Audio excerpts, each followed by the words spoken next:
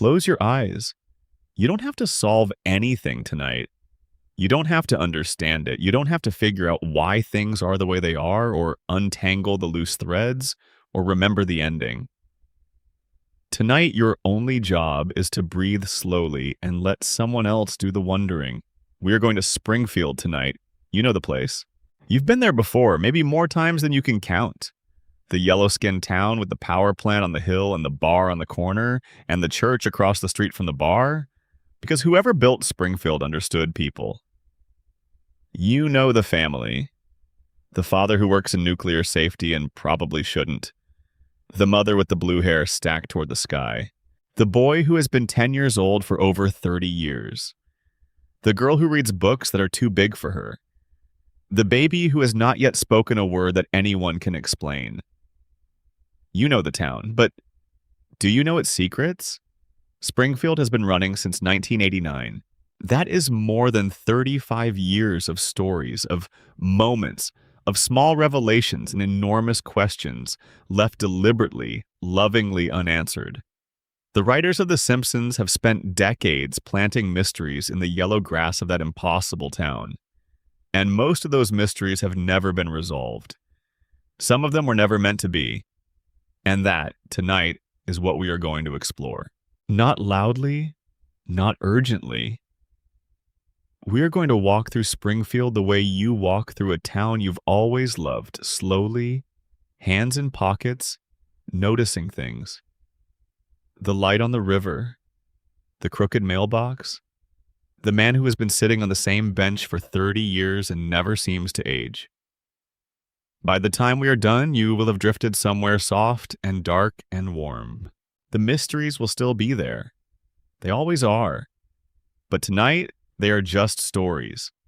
And stories, told slowly enough, are the oldest and most reliable way to fall asleep. Let's begin. Section 1. The Town That Time Forgot. Let's start with the most fundamental mystery in Springfield. The one that underlies every other question. The one that makes all the other impossibilities possible. Springfield does not age. This is the foundation. This is the bedrock. Before we can talk about who shot Mr. Burns, or what Maggie is hiding behind her silence, or where exactly Springfield sits on a map that refuses to locate it, we have to understand the single most impossible thing about this town. The people in it have been living the same decade for more than 30 years, and nobody inside the story seems to notice. Homer Simpson is 38 years old. He was 38 years old when the show began, more or less, or perhaps 36. Or perhaps somewhere in that general territory of late 30s domestic exhaustion. And he is still 38 years old today, in the 21st century, in the era of smartphones and streaming services, and a world that has changed almost beyond recognition from the one the show was born into. Homer has a smartphone now. Homer has referenced things that exist only in the last decade. And yet Homer is still 38. Bart Simpson is 10 years old. He was 10 years old in 1989 when the show began as a series of short animated sketches on The Tracy Ullman Show. He was 10 in 1990 when the first proper episode aired. He was 10 in 2000 when the world was panicking about the millennium. He was 10 in 2010.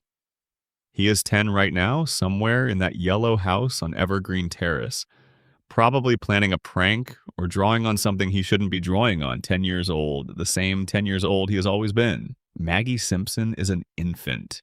She has been an infant since before many of the people watching this video were born. She has been an infant through the entire modern history of the world, as most of us have known it. She has sucked on that pacifier through the fall of the Berlin Wall's afterglow, through the invention of the internet, through September 11th, and the 2008 financial crisis, and a global pandemic, and everything in between. An infant. Still. Now here is where the mystery deepens, because The Simpsons does not pretend that time doesn't exist. It acknowledges time, it references current events. It makes jokes about the specific year, about whatever president is currently in office, about whatever cultural moment is happening right now.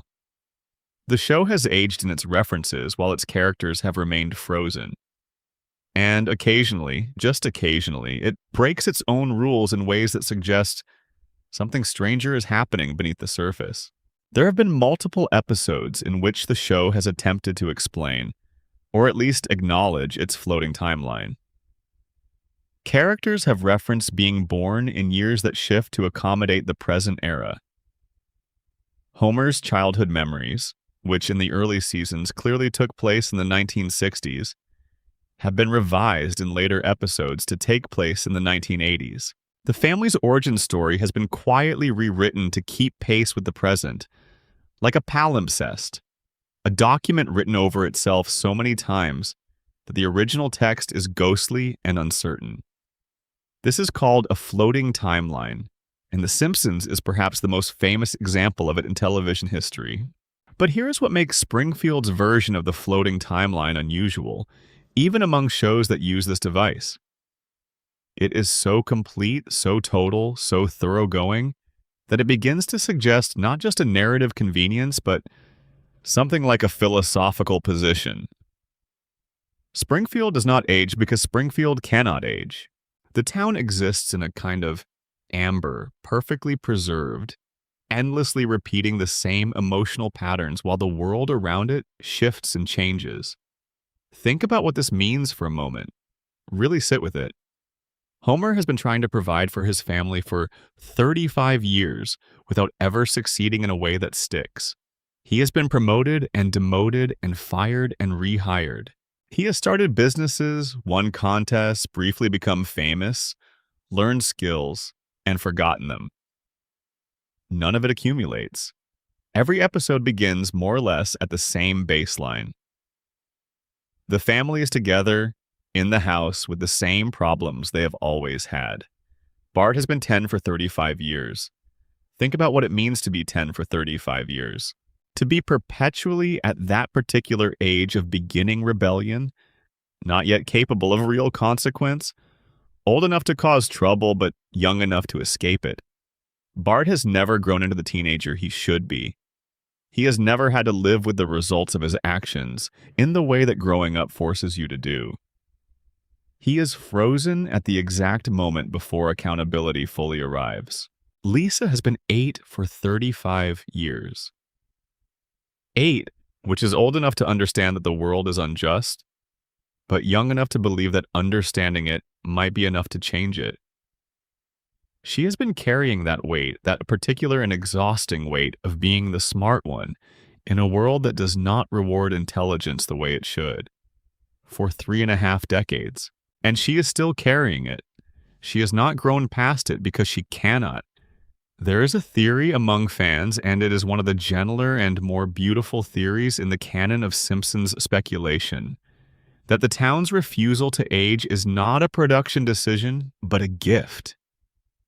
Someone or something froze Springfield in time specifically to protect this family, to keep them together, to prevent the entropy that aging brings, the drift of children away from parents, the loss of parents to time, the dissolution of the family unit that real time always eventually accomplishes.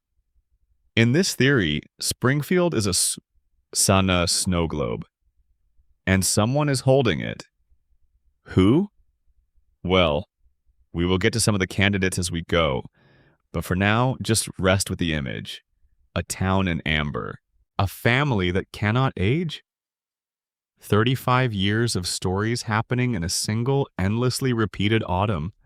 An endless October of yellow light and familiar voices and the same arguments and the same reconciliations and the same love expressed the same imperfect way. There is something deeply comforting about this, if you let it be. The Simpsons endures not despite its refusal to change, but because of it. We return to it because it is always there, always the same. The yellow house always lit from inside. Marge always at the stove, Homer always on the couch. In a world that changes too fast and too much, Springfield is a constant, a fixed point, an anchor in the current. The floating timeline creates other mysteries too, smaller ones nested inside the larger impossibility. If Bart was 10 in 1989 and is still 10 today, then when was he born? The show has given us various answers to this at various times, and none of them are fully consistent. In early episodes, Bart's birthday appears to place him as an early 1980s child. In later episodes, this has been revised. In some episodes, his birth year slides forward to keep him contemporary. The same is true of Homer's backstory. Homer's father, Abe Simpson, is an elderly man, and in the early seasons, his stories of youth placed him in a very specific historical context. World War II, the early post-war years, the 1950s as a time of vivid recent memory. But as the decades have passed, and Homer has remained 38 while Abe has remained ancient, the math has become increasingly peculiar. A man born in the early 1900s would be well over 100 years old. But Abe does not appear to be 100 years old. He appears to be in his 70s or 80s. Time does not work in Springfield, and the show knows it. There have been episodes that play with this directly, episodes that acknowledge the paradox with a kind of cheerful, winking self-awareness. The show has joked about its own mythology, retconned its own history, and occasionally, in quiet moments, seemed to gesture toward the possibility that there is something more than a production decision behind the eternal sameness of its world. One of the most frequently cited examples is a line spoken by a character who briefly addresses the audience directly. The line suggests that asking too many questions about how Springfield works is a category error, that Springfield operates by its own rules, and those rules are not the same as the rules of the world you are sitting in. This is, in its way, a kind of answer, not a satisfying one, not a complete one, but an answer that acknowledges the question, and the question is worth sitting with. Why does it feel the way it does, returning to The Simpsons? Why does it feel like coming home, even to people who have watched it for decades and could recite whole episodes from memory? Part of it is familiarity, obviously. Part of it is the quality of the writing, the depth of the characters, the particular genius of the show's early seasons. But part of it, I think, is something stranger. Part of it is the impossible permanence of the place. Springfield is always there. It is always the same. In a world where everything changes and nothing stays, Springfield refuses. It insists on remaining. And maybe tonight that insistence feels like a kindness. The town that time forgot does not forget you. You can always go back. The lights are always on. The family is always there. Whatever you're going through out here in the world that does change, the world that does age, the world that does sometimes hurt, Springfield will be exactly as you left it. Homer will be on the couch. Marge will be in the kitchen. Bart will be up to something. Lisa will be thinking too hard about something that deserves to be thought about. Maggie will be listening to everything and saying nothing. They will be waiting. They're always waiting. And as you breathe slowly and let the weight of your body settle into whatever surface is holding you right now, let that be the first thing you carry into sleep. The town that cannot age, the family that cannot be lost, the yellow house on Evergreen Terrace with the lights always on. You know the address. You can always go back. If you're enjoying this journey through Springfield secrets, please take a moment before we continue. Leave a comment below with your favorite Simpsons mystery, the one that has stayed with you, the question the show planted that you've never quite been able to let go. And if you'd like to keep drifting through stories like this one, subscribe so you never miss a new sleep video. We make these for you. Now let's keep going. There's something else the floating timeline reveals when you look at it from the right angle. Something about the relationship between a television show and the people who watch it across decades. Most shows age with their audience. A sitcom that began in the 1990s, if it ran long enough, would show its characters aging too. Children becoming teenagers, teenagers becoming adults, the original parents growing gray, the family expanding outward into marriages and grandchildren. The show would track time because that is what shows do. They unfold in sequence. They build on what came before. They move. The Simpsons does not move.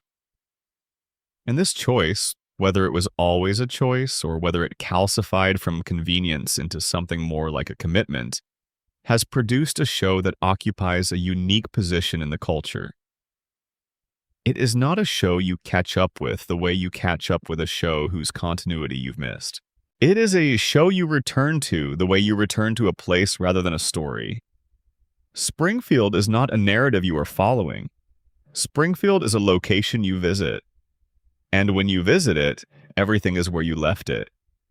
This is enormously important to understand if you want to understand why the show has lasted as long as it has. The Simpsons is not popular because each new season delivers what the previous seasons promised. It is popular because each new season delivers what every previous season delivered. The same house, the same family, the same specific emotional register of a domestic life that is hard and funny and occasionally beautiful and always, always persisting. The persistence is the point. Homer Simpson does not grow as a person in the sense that other television protagonists grow. He does not accumulate wisdom in ways that change him. He does not arc. Every season ends at approximately the same place it began, with Homer in a position of love and imperfection and continuation. And the show has been told repeatedly by critics who believe in character arcs that this is a failure, that Homer's stasis is a weakness, that a character who does not grow is a character who has no interior life worth tracking. But the counter-argument, and it is, I think, the stronger argument, is that Homer's stasis is not absence of growth. It is something else entirely. It is the show's commitment to representing the kind of life that most people actually live, which is not a life of continuous transformation, but a life of continuous repetition, in which the same struggles return, the same resolutions are made and unmade, the same love is expressed badly and then expressed again. And the question is not whether you are becoming someone new, but whether you are showing up to be who you already are. Homer shows up. Every week, every episode, Homer shows up. He fails, he recovers, he loves his family, he makes it worse, he makes it better, he falls asleep, he gets up, he goes back to the plant, to the couch, to the dinner table, to Marge. He shows up. For 35 years, he has been showing up. And the floating timeline is the mechanism that makes it possible for the showing up to never end. The timeline floats so that Homer can always show up one more time, so that there is always another episode, another chance, another morning when the alarm goes off, and Homer groans and swings his legs over the side of the bed and prepares to try again.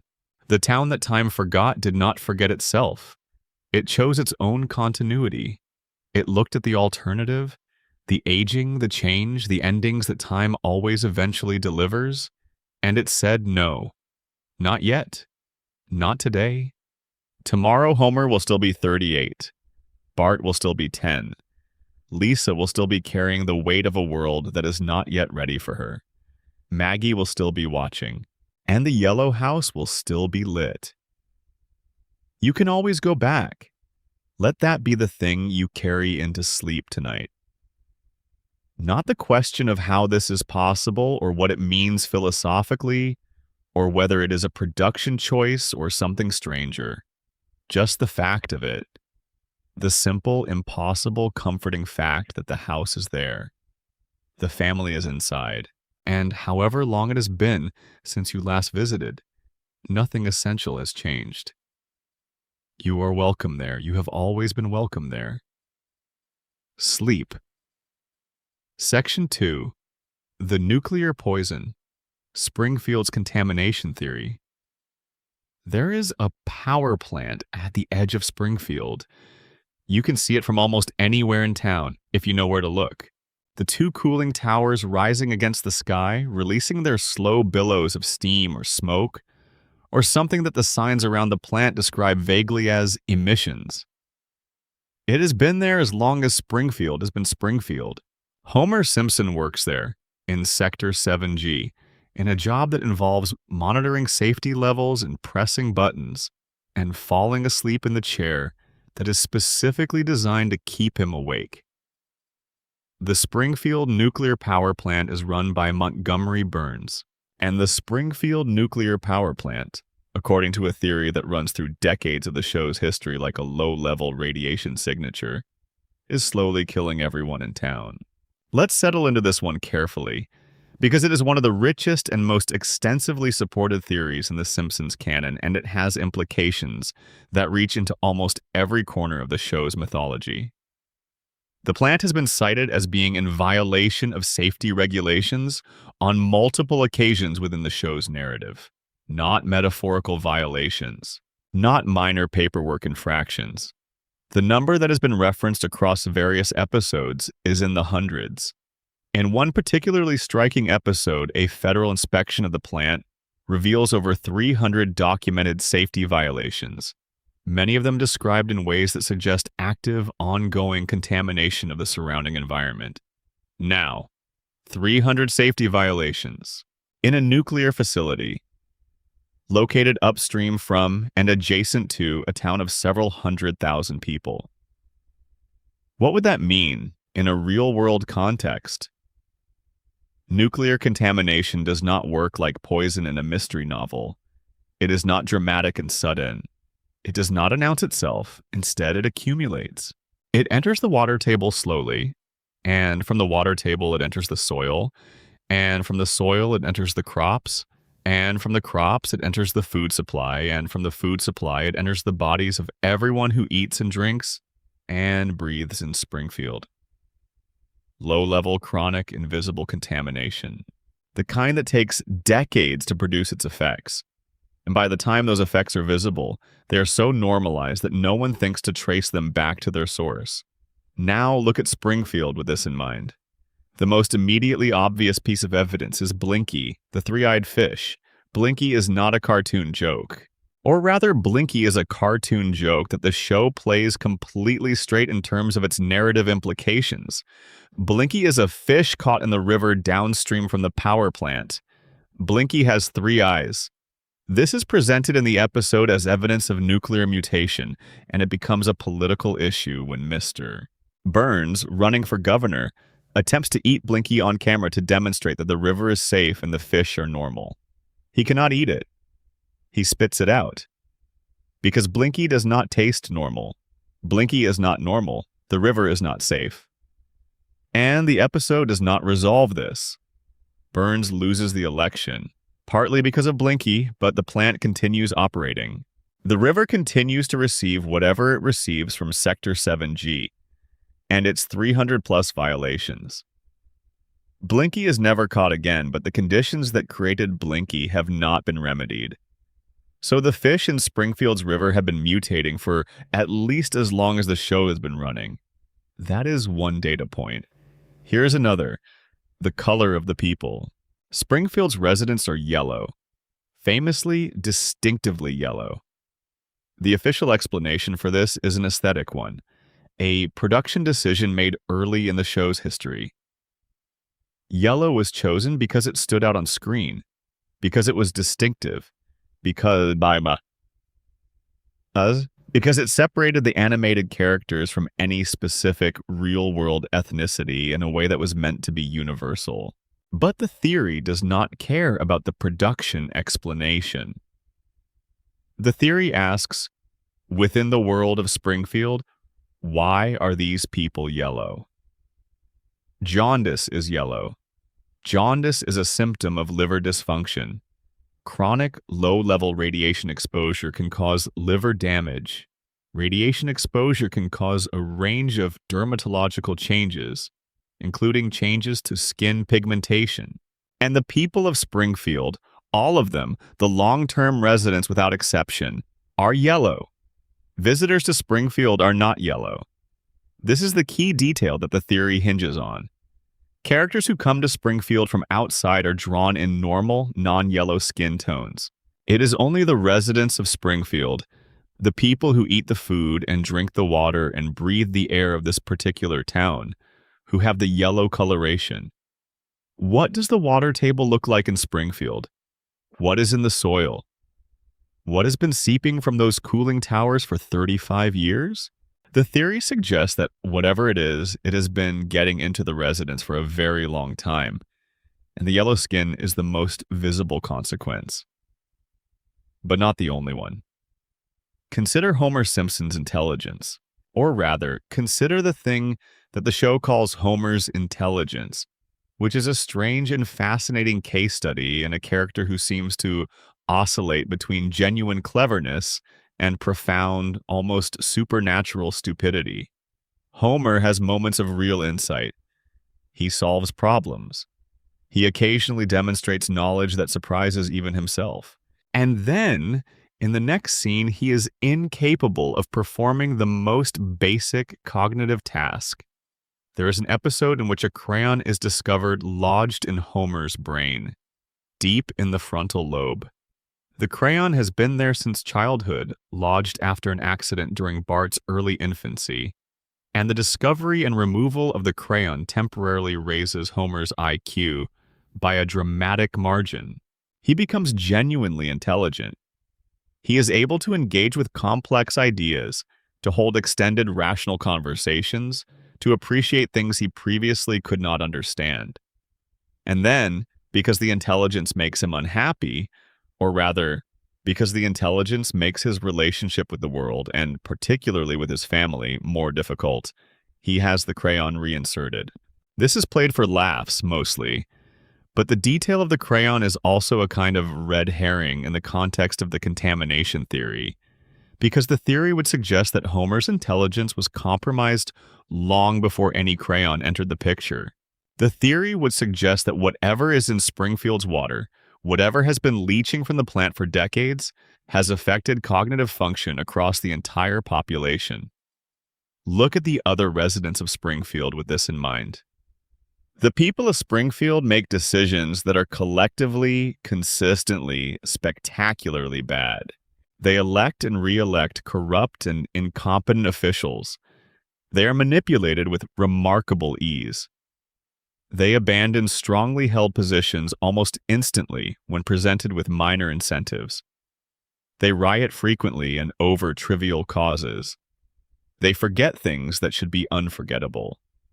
They are, as a collective, deeply and reliably irrational in ways that go beyond ordinary human irrationality. Is this just satire? Is the show simply exaggerating human cognitive biases for comic effect? Perhaps. Almost certainly, in part. That is what The Simpsons does. But the contamination theory would say, look at the pattern. Look at the specific nature of the irrationality. It is not random. It is not evenly distributed across all types of cognitive failure. The people of Springfield are particularly bad at long-term thinking, at recognizing patterns of harm, at holding powerful people accountable. These are exactly the cognitive deficits you would expect from a population experiencing chronic, low-level neurological damage. And then there is Mr. Burns himself. Montgomery Burns, the owner and operator of the Springfield nuclear power plant, is himself a kind of evidence for the contamination theory, though in a direction opposite to everyone else. Burns has been receiving radiation for even longer than the residents of Springfield. He has been inside the plant, in close proximity to its systems, for longer than most living people have been alive, and the effect on him appears to be not slow death, but a kind of terrible, monstrous, persistent survival. Burns is very old. The show has never given a precise age, but various references place him somewhere between 100 and 120 years old, perhaps older. He should be dead by any normal biological calculation. He is not dead. He is frail, deeply frail, a figure of papery skin and hollow bones who can barely lift a glass. But he is alive, he persists, he endures. There's a scene in the show where Burns undergoes a medical examination and the doctors find that he has every disease known to medicine simultaneously, every single one. And the conclusion of the examination is that the diseases are in perfect balance. each one canceling out the others, creating a kind of equilibrium that makes it impossible for any single disease to overcome the body's defenses. Burns is, by this logic, immortal not despite his diseases, but because of them. A walking, wheezing, barely animated paradox of terrible health. Could this be radiation? Could decades of exposure to the plant he operates have produced, in Burns specifically, something like what it produces in Blinky the fish? A mutation, not of the body's shape, but of its persistence? A three-eyed fish is a fish that should not be able to survive, and yet it does. Burns is a man who should not be able to survive, and yet he does.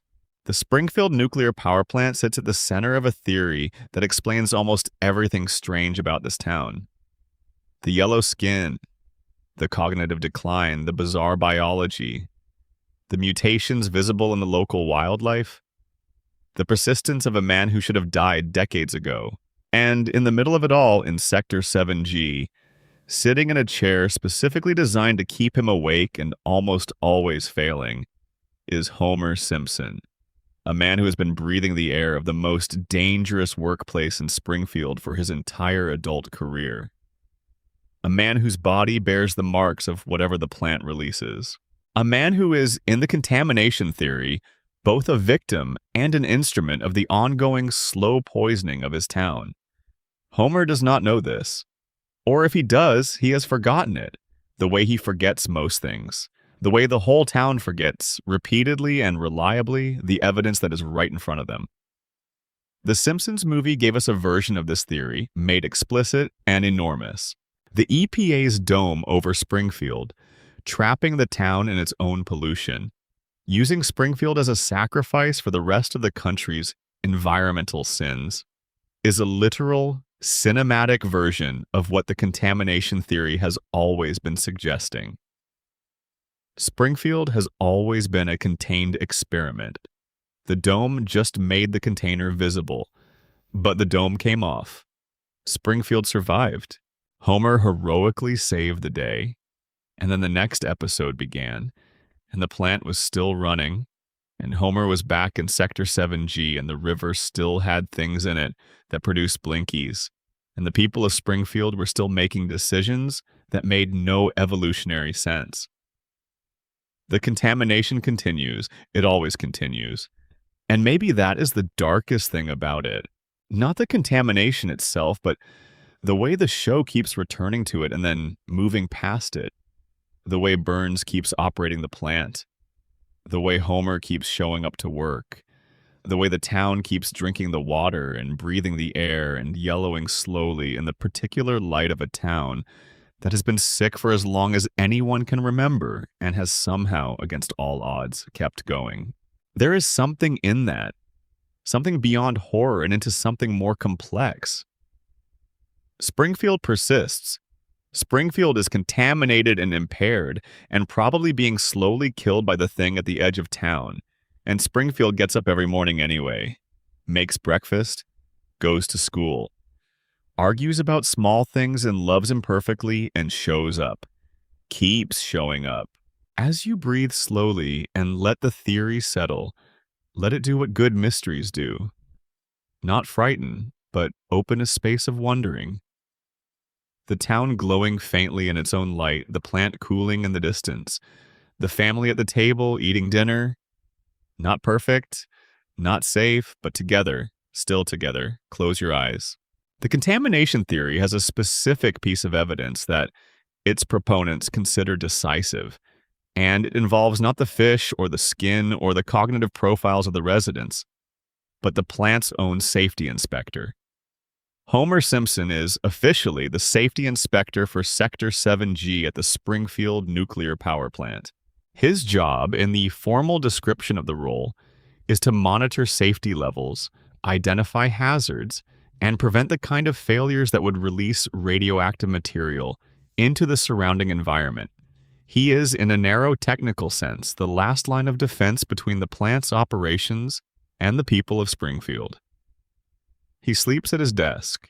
He has caused incidents by throwing objects into the reactor core to see what would happen. He once caused a partial meltdown because he was distracted by a butterfly. He has the highest documented rate of workplace incidents in the plant's history by a margin that is not close. Now, why does Burns keep Homer in this role? This is the question the contamination theory asks and answers. The obvious reading is that Burns keeps Homer because Burns is negligent, because his contempt for the people who work for him extends to the question of who occupies safety roles, because he cannot be bothered to make better appointments. But the contamination theory proposes a different answer. Burns keeps Homer in the safety inspector role because Homer is the ideal safety inspector from Burns's perspective, which is to say he is the ideal person to ensure that no safety inspection ever produces a result that requires action. A competent safety inspector would document violations. A competent safety inspector would escalate concerns through regulatory channels. A competent safety inspector would eventually produce a record that could not be ignored and that would require either remediation or shutdown. Homer does none of these things. Not because he is consciously complicit, but because he is constitutionally incapable of sustained regulatory attention. He produces no meaningful documentation. He escalates nothing. His presence in the role generates the appearance of compliance. There is a safety inspector. The position is filled. The box is checked. While ensuring that the substance of compliance, the actual monitoring and reporting that would constrain Burns's operations, never occurs. Homer is not negligent despite his role. Homer is perfect for Burns's purposes because of it. And the contamination theory would add Homer's cognitive profile, which makes him the ideal person for this role from Burns's perspective, is partly a product of the very contamination he is meant to monitor. The plant that benefits from Homer's inattention has contributed, through years of Homer's proximity to its operations, to the inattention itself. Burns has created, through the contamination of the town, and specifically through Homer's exposure at the plant, the conditions that make Homer's continued deployment in the safety inspector role sustainable. It is a closed system, a loop. The contamination impairs Homer's cognition. The impaired Homer fails to monitor the contamination. The unmonitored contamination continues to impair Homer and everyone else downstream. Burns stands outside the loop. Burns manages his own contamination through private medical infrastructure that the general population of Springfield cannot access. Burns knows what the plant is doing. Burns has always known. The 300 safety violations are not accidents. They are the product. There is a deeper reading of the contamination theory that connects it to the show's broader social observation. Springfield is a company town. Its economy runs through the plant. Its politics are shaped by Burns's influence. Its residents are dependent on a single employer who has made himself indispensable by ensuring that no alternative economic structure can take root. The contamination in this reading is not only physical, it is systemic. Burns has poisoned not just the water, but the possibility of the water being examined, the possibility of alternatives, the possibility of a Springfield that does not require his plant to function. The yellow skin is visible. The cognitive impairment is measurable in the way that cognitive impairment across a population always shows up in the quality of its collective decisions. The economic dependency is structural. The political capture is documented across dozens of episodes in which Burns deploys his wealth to purchase outcomes. All of it is contamination. All of it flows from the same cracked cooling towers. And the people of Springfield drink the water and breathe the air and vote in the elections and make the decisions that the contamination has shaped. And they do it with the specific confidence of people who have never been given a reason to question whether the water is clean. It tastes the same as water always has. The sky is the same color it always was. Everything is normal here. Everything has always been normal here. As you let your muscles relax and your breathing deepen, let the contamination theory do what good theories do in the dark. not frighten, but illuminate. Something that was hidden becomes visible. You see the mechanism. You see how the system works. And then, because there is nothing you can do about it tonight, because it is a cartoon town and you are here safe in your own clean air and your own clear water, you let the illumination soften. The plant hums in the distance. The river runs. The town glows faintly, warmly in its own particular light. Sleep. Section 3. Homer's Coma. The Dream That Never Ended. This one requires your most relaxed attention. It is the theory that changes everything if you let it. It is the theory that, once you have heard it and really considered it, makes every other theory look like a piece of furniture in a room whose floor you are suddenly unsure of. It is quiet and patient and devastating in the gentlest possible way. And it goes like this. Homer Simpson has been in a coma since 1993.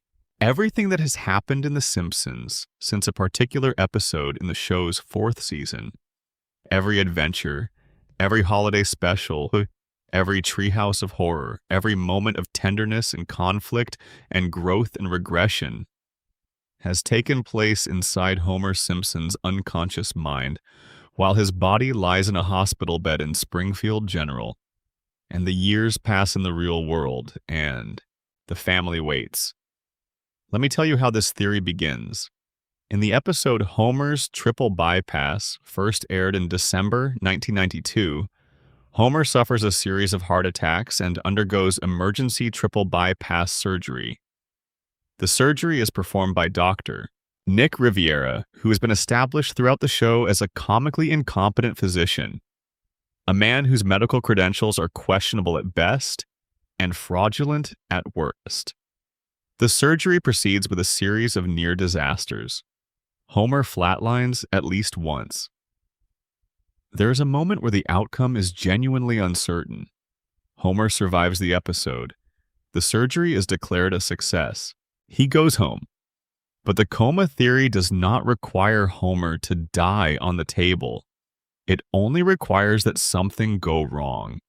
That the blood flow to Homer's brain is interrupted long enough or irregularly enough to cause neurological damage of a specific kind, not death, something more interesting than death, something more. The persistent vegetative state that neurologists call, with a kind of poetry that medicine rarely allows itself, the unresponsive wakefulness syndrome, the coma, the state between. And in that state, Homer's mind, which has always been a complex and vivid place, despite what his behavior might suggest, begins to dream. Now here is where the theory becomes genuinely interesting, because it doesn't just say Homer is dreaming and leave it at that. The theory makes a specific argument about the nature of what Homer would dream. Homer's deepest desire, stated and restated throughout the show, is uncomplicated by any irony. He wants his family to be together, happy, and safe. That is it. That is the whole architecture of his heart. Every mistake he makes is a mistake made in service of this desire. Every failed scheme, every impulsive decision, every moment of selfishness that is almost immediately followed by genuine remorse, it all flows from this one source. Homer loves his family with a completeness that embarrasses him sometimes, but never diminishes. If Homer's brain were constructing a dream world designed to keep him there, to keep him experiencing something worth staying for, it would construct exactly what The Simpsons has given us. A world in which the family is always together. A world in which the disasters are always recoverable, the losses are always temporary, the separations always lead to reunions. A world in which Bart is always 10 and Lisa is always 8, and Maggie is always a baby and Marge is always there. Always in the kitchen or by the window or calling his name in that particular voice. The coma theory explains the floating timeline not as a production decision, but as a feature of dream logic. Dreams do not age. The people in dreams do not grow old. They persist in the form in which the dreaming mind needs them most. Homer's dream needs his children to be children because the loss of childhood, the growing up in a way that real time accomplishes, is something Homer's dreaming mind cannot bear to process. So Bart stays 10, Lisa stays 8, Maggie stays an infant, frozen at the age she was when her father went under. The coma theory explains the increasing implausibility of the show's later seasons. Dreams, particularly long dreams, tend to become more internally inconsistent over time. The logic that held the early stages of the dream together begins to relax. Impossible things start happening. The rules of the dream world bend and flex in ways that would not be acceptable in waking reality. Homer goes to space. Homer meets celebrities who behave in strange and uncharacteristic ways. Springfield becomes the setting for events of world historical importance. The Simpsons in its later seasons becomes stranger and more surreal and less internally consistent, and the coma theory would say, yes, of course. Because a dream that has been running for 20, 25, 30 years would do exactly that. It would lose coherence. It would start to dissolve at the edges. But the center would hold. The center always holds in Homer's dream. The center is the family, the yellow house on Evergreen Terrace, the dinner table, the couch. That specific arrangement of 5 people, the arrangement that Homer's mind will do anything to preserve. There is a particular detail that the coma theory's proponents return to again and again. An episode from the 3rd season, before the surgery, before the coma, in which Homer has a conversation with God. Homer in this episode misses church, and he justifies his absence through a prayer that becomes a conversation. And in that conversation, God speaks to Homer with unusual directness. The exchange is warm and somewhat miraculous. God seems to know Homer, seems to regard him with something like affection. And God tells Homer something that could be read in retrospect as a kind of preparation, a gentle preview of what is coming. The coma theory would say Homer was being told in the language of divine comfort that what was about to happen to him was going to be all right, that the dream was going to be a good one, that he would be taken care of. 6 months later, in narrative time, Homer has his heart attack. 6 months later, the coma begins. And everything that follows, every holiday, every adventure, every argument and reconciliation, every moment in which Homer looks at his family with that specific expression, the one that is half pride and half disbelief that he gets to have them, all of it is the dream. All of it is the construction of a mind that loves too much to let go. There's a scene in a later episode, one of those scenes that the show produces occasionally, without warning, in the middle of an otherwise unremarkable episode, that the coma theory has adopted as its quiet centerpiece. In the scene, Homer and Marge are lying together, and Homer says something about wanting to stay like this forever, and Marge says something about how that is not how things work, and Homer is quiet for a moment and then says something about how it could be, if you wanted it badly enough. The coma theory would say Homer is describing his own condition. He is, in the dream, at the edge of awareness, at the surface, close enough to the truth to feel it, even if he cannot name it. He has found a way to stay like this forever. He has wanted it badly enough. And the dream continues. It is still continuing. Right now, in a hospital room in Springfield, in the real Springfield, the one that exists underneath, or behind, or alongside the one we watch, Homer Simpson is lying very still. His heartbeat is slow and steady. His hands are folded. His face is peaceful in the particular way of someone who is somewhere else entirely, somewhere warm and yellow and full of voices he loves. Marge visits every day. She has been visiting every day for 30 years. She brings flowers and sits by the bed and talks to him in a low voice about small things, the kind of small things she talks about in the dream. The grocery list and the neighbor's hedge and what the kids did today. She talks to him because she believes, she has always believed, without being able to say why, that he can hear her. And maybe in the dream, he can. Maybe in the dream, Marge's voice is the sound that grounds the whole thing, the anchor in the current. The reason the dream does not dissolve even as it stretches and frays at the edges. The reason the family is always together, no matter what, no matter how far out the plot goes or how impossible the situation becomes. Because Marge is talking to him. Marge is still there. Homer, in the dream, is chasing that voice. Has always been chasing it, will always be chasing it.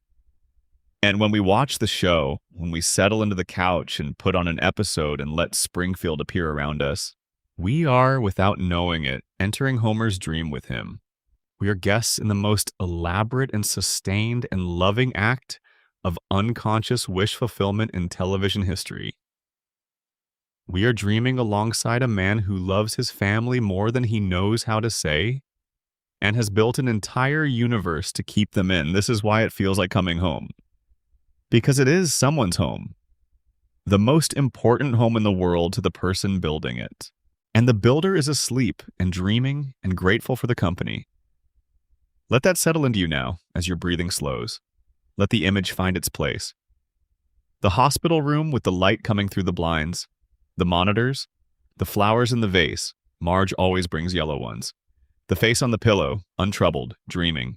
And somewhere in the dream, Homer is laughing at something Bart did. Somewhere in the dream, Lisa is explaining something to him with great patience, and he is almost understanding it. Somewhere in the dream, Maggie is looking at him with those enormous eyes that understand everything. Somewhere in the dream, Marge says his name. Homer. And he smiles. There is a structural argument for the coma theory that goes beyond the content of individual episodes and addresses the shape of the show as a whole. In the show's first 3 seasons, before the coma episode, before the cardiac event that the theory identifies as the threshold moment, The Simpsons is a grounded show. Not realistic exactly. It was always a cartoon, always operating in the heightened register of satire, always willing to exaggerate for comic effect.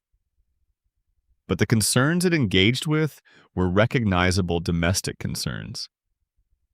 Homer and Marge argued about money.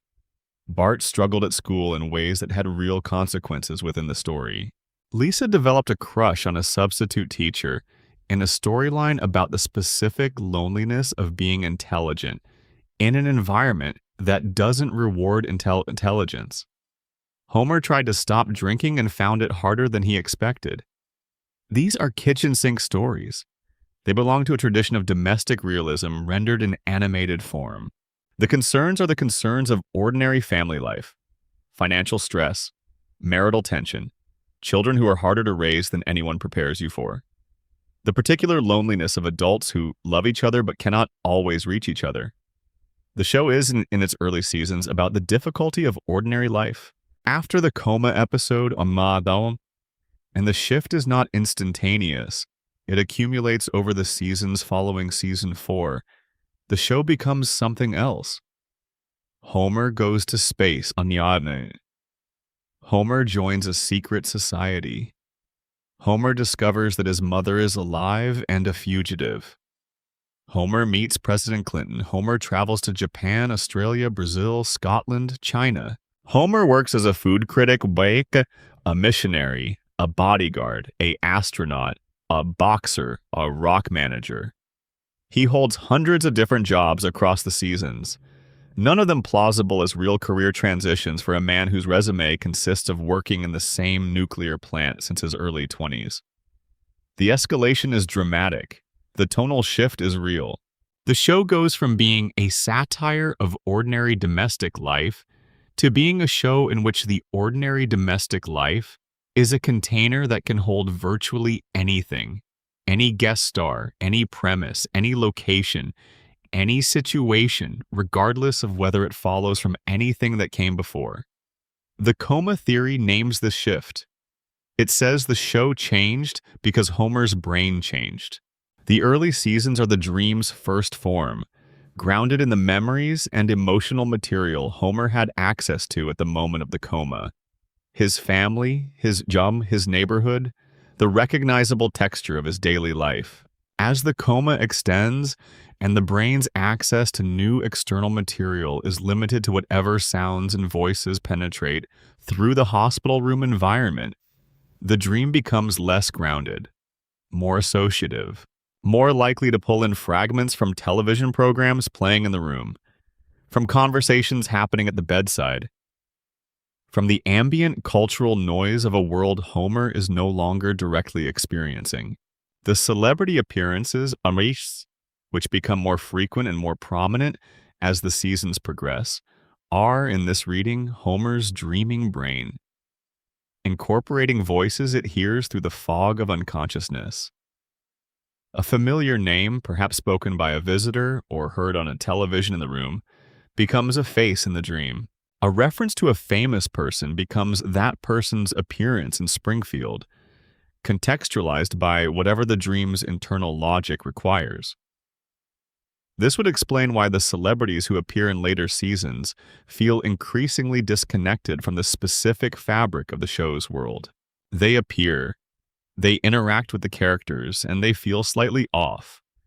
Present but not fully integrated, like guests in someone else's house who haven't quite figured out the layout. Because they are, in a sense, exactly that. Fragments of external reality that the dreaming mind has pulled in and placed into the dream without fully processing them. There is something very tender in the coma theory's final implication, which is about why the dream persists. Dreams dissolve. The longer you sleep, the more the dream's internal logic strains, the more the edges fray, the more the impossible accumulates until the weight of it pulls you back toward waking. Most dreams do not last. The brain eventually surfaces and the dream is over. Homer's dream has been running since 1993. Why hasn't it ended? The coma theory's most generous answer is this: because Homer will not let it.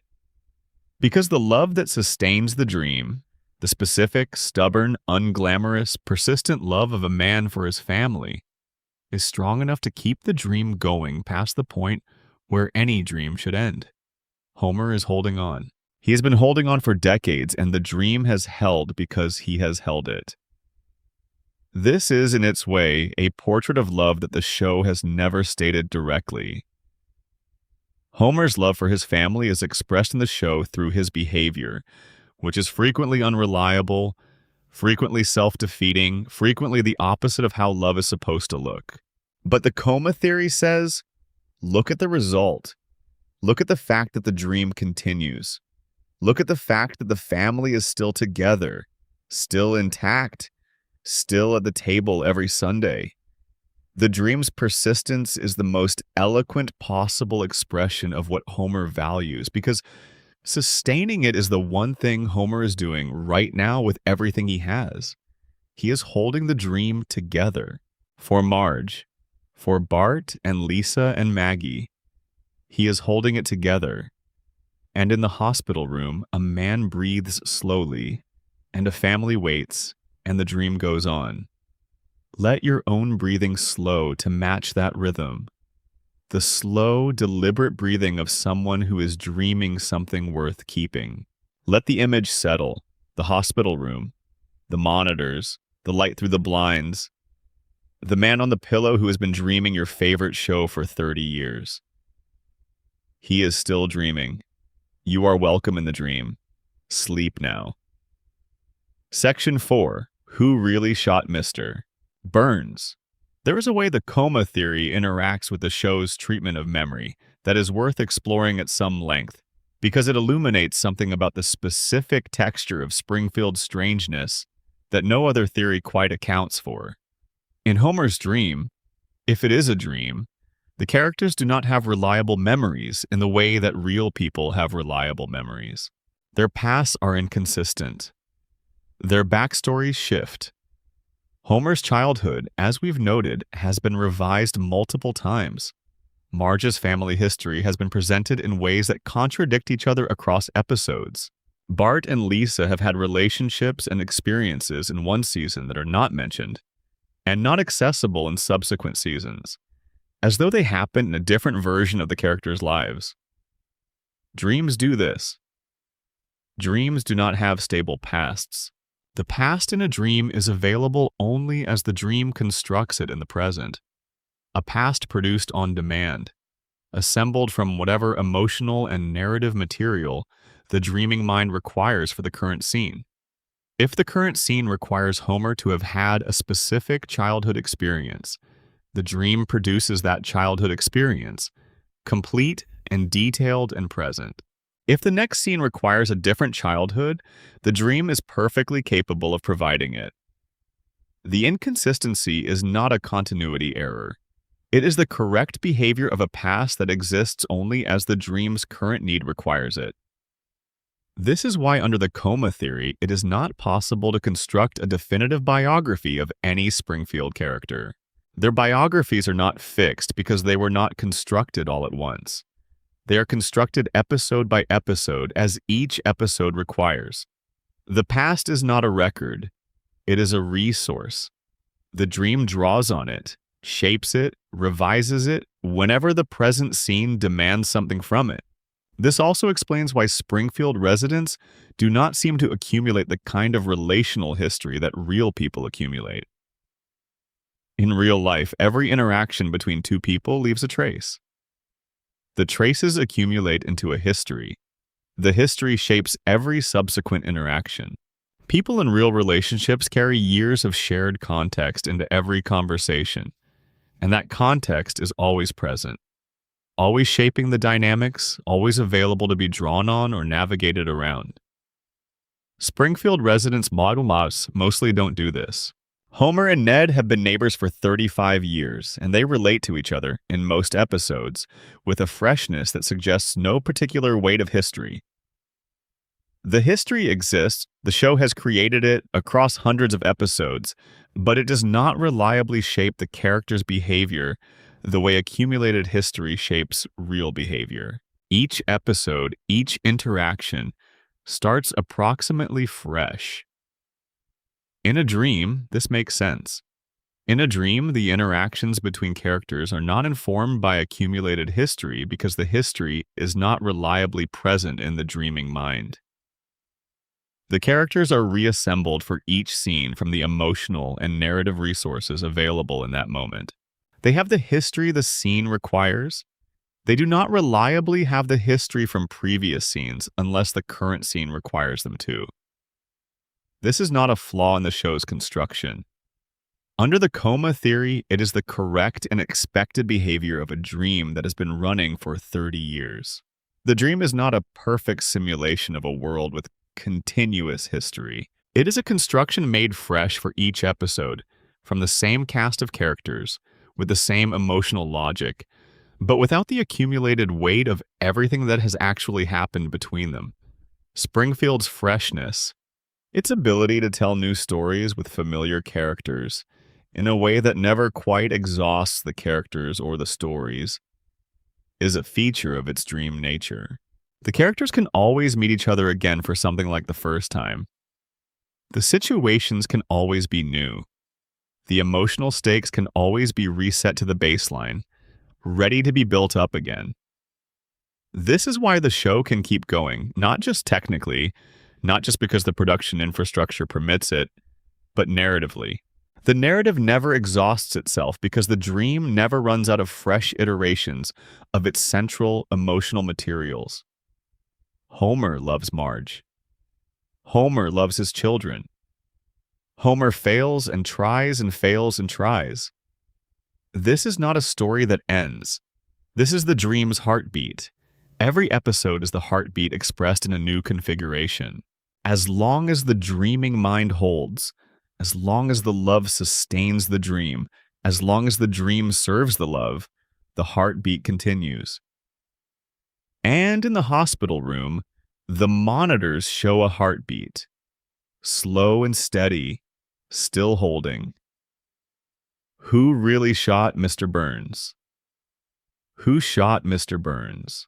The show asked this question in the summer of 1995, at the end of a two-part episode that was constructed explicitly as a mystery, a yellow animated version of the great whodunit tradition, complete with suspects and motives and physical evidence, and a final reveal that the show deliberately withheld across an entire summer break. It was a cultural event. Newspaper columnists speculated. Competitions were held. A $10,000 prize was offered to any viewer who could correctly identify the shooter before the answer was revealed.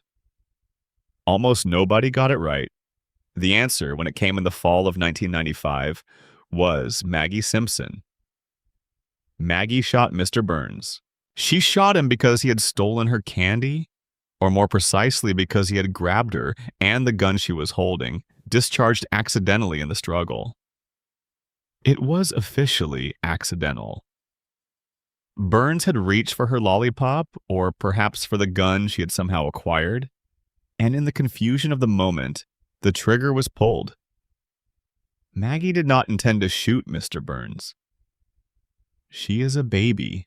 This is the official answer, and a significant portion of the Simpsons fandom has never fully accepted it. Not because the reveal was bad television. It was, in fact, brilliant television, a perfect subversion of the mystery genre's expectations. But because the official answer leaves too many questions unanswered. Because the physical and narrative evidence, when examined carefully, points in directions the show does not fully explore. Let us go through the evidence.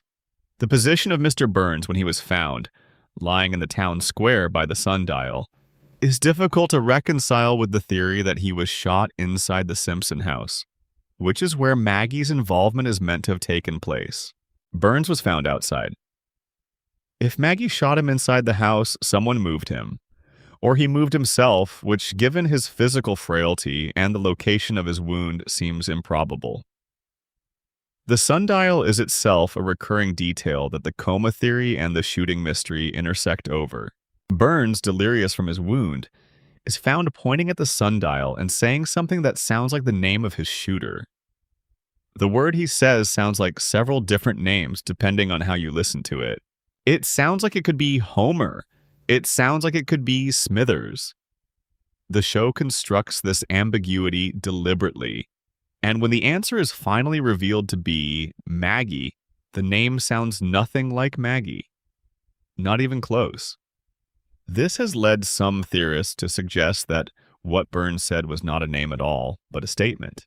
That he was pointing at the sundial not to indicate a name, but to indicate something else. A time. A place, a piece of information that, in his delirium, he was trying to communicate and that nobody present was equipped to receive. Then there's the matter of the gun. A baby cannot reliably acquire and fire a handgun. This is not a statement about Maggie's unusual intelligence, which is its own mystery we will address later. This is a statement about the basic physics of an infant's hands and the mechanical requirements of a firearm. For Maggie to have fired that gun, a series of things had to happen that the show gestures toward but does not fully explain. Someone had to put a gun where Maggie could access it.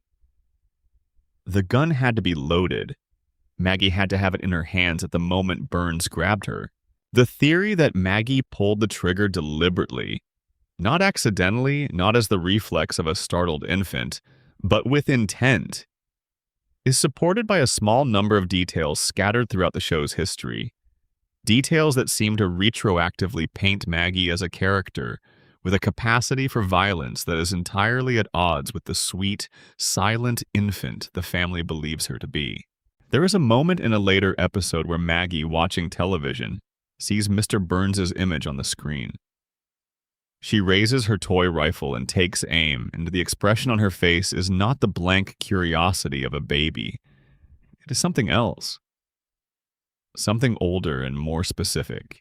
There is the sequence in which Maggie, left alone in the house, uses a series of infant toys as weapons to repel a gang of thieves, in a scene that plays like an infant's version of a John Wick movie. The weapons are elaborate. The tactics are sophisticated. The execution is precise. Maggie is, in these moments, clearly not a typical infant. There is the running gag across many seasons in which Maggie shoots something with alarming accuracy, firing pacifiers or small objects with the precision of someone who has practiced. Taken individually, these moments are jokes. Taken together, they form a portrait of an infant who has a demonstrated willingness and ability to use projectile weapons, who has demonstrated specific animus toward Mr. Burns on multiple occasions, and who was in the vicinity of the plant owner at the moment of the shooting. The official answer says it was accidental. The subtext, the accumulated weight of the show's ongoing characterization of Maggie, says something more complicated. But let's go further. Because there are other suspects, and some of them have better documented motives than a baby with a candy grievance. Waylon Smithers, Burns's devoted assistant and closest companion, is perhaps the most compelling alternative suspect. Smithers spent decades in absolute devotion to Burns, managing his life, protecting his interests, absorbing his cruelty with the patient suffering of a man who has decided that proximity to a monster is preferable to distance from the only person he has ever truly cared about. And then, in the episode preceding the shooting, Burns fires him. Burns fires Smithers. After everything, after decades, Burns dismisses Smithers with the careless cruelty that is his defining characteristic, and Smithers is left alone for the first time in his professional life. The episode shows us Smithers in his moment of liberation, the initial relief of being free from Burns's demands, and then the creeping realization of what the freedom actually means, which is the loss of the only structure that has given his life meaning. Smithers has motive. Smithers has access. Smithers has, somewhere under the extraordinary self-control he has maintained for decades, a reservoir of legitimate rage. And there's a moment in the investigation sequence where Smithers is ruled out as a suspect because he is found to have been somewhere else when the shooting took place. But the alibi he provides is narrow, and the investigation's methods are not what you might call rigorous. There is also the theory that never gets full screen time but is implied by several small details, that Homer Simpson shot Mr. Burns. Homer's motive is explicit and enormous. Mr. Burns, in the events leading up to the shooting, has effectively destroyed Homer's life in a series of escalating cruelties, culminating in the theft of something specific and personal. Homer's rage toward Burns in the episodes leading up to the shooting is not cartoon anger. It is something more genuine and frightening. Homer confronts Burns directly, and Burns, with the specific cruelty of the truly wealthy toward people they consider beneath notice, does not even remember who Homer is. Homer Simpson, who has worked for this man for years, who has risked his life at the plant repeatedly, who has, through sheer irresponsible luck, prevented nuclear disasters that would have exposed Burns to enormous liability. Burns does not know his name. Homer's rage in this moment is, by the standards of The Simpsons, unusually pure. It is not the exaggerated cartoon rage that dissipates in seconds. It is quiet and cold and specific. And then Burns is shot.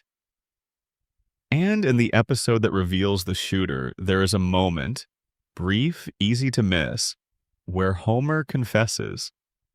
Where Homer says to a therapist or a priest or some listening ear that he shot Mr. Burns. He says it clearly and specifically. And then the moment passes and the show moves on, and the official answer remains Maggie. Fans have spent 30 years arguing about that moment. Was Homer confessing? Was Homer fantasizing? Was Homer in the grip of some psychological process the show doesn't have the airtime to fully explore, claiming an act that he believed himself to have committed, even if the evidence suggests otherwise? Or did Homer shoot Burns? And does everyone in Springfield simply choose to maintain the fiction of Maggie's guilt because the alternative, holding Homer accountable for an act of violence against the town's most powerful resident, is too socially, legally, and narratively disruptive to acknowledge? Springfield has a habit, as we will discuss in a later section, of collectively choosing convenient fictions over difficult truths. This would not be the first or the last time the town looked at evidence and decided to see something else. The official answer is Maggie. The evidence suggests a more complicated truth.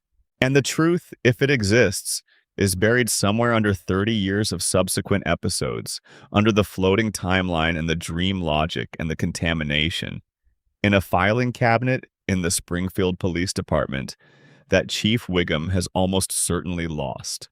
The case is officially closed. It has never truly been solved. Breathe slowly. Let the mystery sit where mysteries belong, in the quiet space between questions and answers. The gun is somewhere in Springfield. The bullet is somewhere in Burns's frail and endlessly persisting body. Or it was removed long ago and placed in the same evidence room where nothing is properly organized, and everything gets lost. Mr. Burns is still alive. Maggie is still a baby. And Homer, on the couch, watching television, does not look like a man who shot anyone. But then, he never does. There is one more dimension to the shooting mystery that is worth sitting with as you drift. The question of what the mystery itself tells us about the show's relationship with its audience. The Who Shot Mr. Burns event was unprecedented in American animation. The show constructed a genuine mystery, promoted it as a genuine contest, and invited the audience to participate in solving it. This was not a gimmick attached to an otherwise ordinary episode. The episode itself was engineered as a mystery, with its clues placed carefully, its red herrings deployed with the precision of a thriller writer. Its suspects developed across the two-part arc, with enough depth that any of them could plausibly have been the answer. And essentially nobody got it right. The show's creators, in their commentary on the episode, have acknowledged this. Of the thousands of entries submitted to the national contest, the correct answer, Maggie, was not identified in any of the randomly sampled entries. One person, posting to an early internet news group, on the night of the first episode, correctly identified Maggie, but that person could not be located when the contest concluded. Their answer existed in the digital archive, correct and unclaimed, while the official prize went to a randomly selected entrant who had guessed wrong. What does it mean that nobody figured it out? One reading, the mystery was constructed so skillfully that the red herrings were too effective. The evidence pointed in multiple directions simultaneously, and the true answer was buried under so many layers of misdirection that the legitimate inference from the available clues did not reliably lead there. Maggie is the answer, but she is not where the clues point. At least not clearly enough that a large number of people could find her. Another reading. The answer doesn't logically follow from the evidence, and the show's writers, who had multiple different shooters in development at various stages of the process, including Barney Gumble, Smithers, and others, chose the Maggie answer late in the production process and adjusted the evidence to support it after the fact rather than building the mystery from the answer outward. This would explain why essentially nobody could solve it, because the mystery was not, in the end, fully solvable.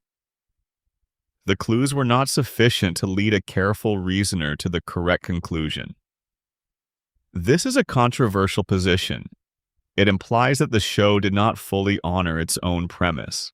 It implies that the contest, in which the winner would be animated into an episode, was not quite fair in the sense that a mystery contest should be fair, because the mystery was not quite fully constructed from its solution outward. The show's writers have pushed back on this interpretation. They maintain that Maggie was always the answer, and that the clues, properly read, point to her. But the fact that the one person who correctly identified Maggie posted their answer online and then disappeared, unclaimed, unreachable, the correct answer floating in the early internet's archive without anyone collecting it, feels, in the context of the mystery, weirdly appropriate. The one true answer to who shot Mr. Burns exists somewhere, has always existed, cannot be found. Just like everything else in Springfield that matters most. There is a kind of peace in unsolved mysteries when you allow yourself to sit with them long enough. The need to know, the urgent, restless, turning over all the evidence need to know is exhausting. It is the waking mind's mode. It is the mode of the day, of productivity, of problem solving. This is not that time. This is the time for the mystery to simply be a mystery. For the gun to be somewhere in Springfield, quiet in its evidence bag, and for the case to be officially closed, even if it is not truly solved, and for you to let that be enough. The case is closed. You can put it down. Sleep. Section 5. The Immortality of Charles Montgomery Burns. Let us talk about a man who should not be alive. Charles Montgomery Burns is the richest man in Springfield. He is the owner of the nuclear power plant, the employer of Homer Simpson, and the closest thing the show has to a consistent villain. Though villain is too simple a word for what Burns is. He is, more precisely, a monument to the particular human capacity for accumulating power in ways that outlast any individual human life. Burns is not powerful because he is smart or strong or charming. He is powerful because he has been accumulating power for longer than anyone else in the room, in any room he enters. He is very, very old. The precise age of Montgomery Burns is one of the show's most carefully maintained ambiguities. Over the course of the show's run, various details have been dropped about Burns's biography that place his birth at different points in the late 19th century. Some details suggest he was born in the 1880s. Others place him in the early 1890s. A few details are consistent with a birth year as late as 1900. If we take the earliest possible date and apply it to the current airing year, Burns is somewhere between 120 and 140 years old. He does not look that old exactly, though he does look like something that has survived past its expected end date. He is described in the show as being extraordinarily frail. His bones are compared to glass. His skin is described as paper thin. He has a grip like a dead fish, according to one character. He requires assistance walking. He requires assistance with almost everything. Smithers, before his termination, served as a kind of living life support system, managing Burns's pharmaceutical needs, his dietary requirements, his physical schedule, all the machinery of a body that has far exceeded its design specifications. And yet he persists, he endures. He not only endures, but remains active, engaged, and in control. Burns makes decisions, runs his business, manipulates Springfield's political and economic structures, and pursues personal grudges with the patient precision of a man who knows that time is on his side because time has always been on his side, because time has somehow never managed to finish what it started with him. The medical examination scene, which we touched on briefly in the contamination section, deserves a fuller examination here because it is the show's most explicit engagement with the mystery of Burns's survival. In this scene, Burns undergoes a thorough physical examination, and the results are read out by the examining doctors with increasing alarm. He has every disease. The list is read partly for comic effect, but it is comprehensive and specific. Diabetes, hypertension, hypotension, coronary artery disease, several forms of cancer, various autoimmune disorders, neurological conditions, conditions that haven't even been named yet. The doctors keep adding to the list, and the list keeps growing, and eventually the examination concludes with the doctors delivering what they call the Three Stooges diagnosis. Burns has so many things wrong with him that they cancel each other out. He is in a state of pathological equilibrium. The diseases are holding each other at bay, each one too busy competing with the others to actually progress to the point of killing him.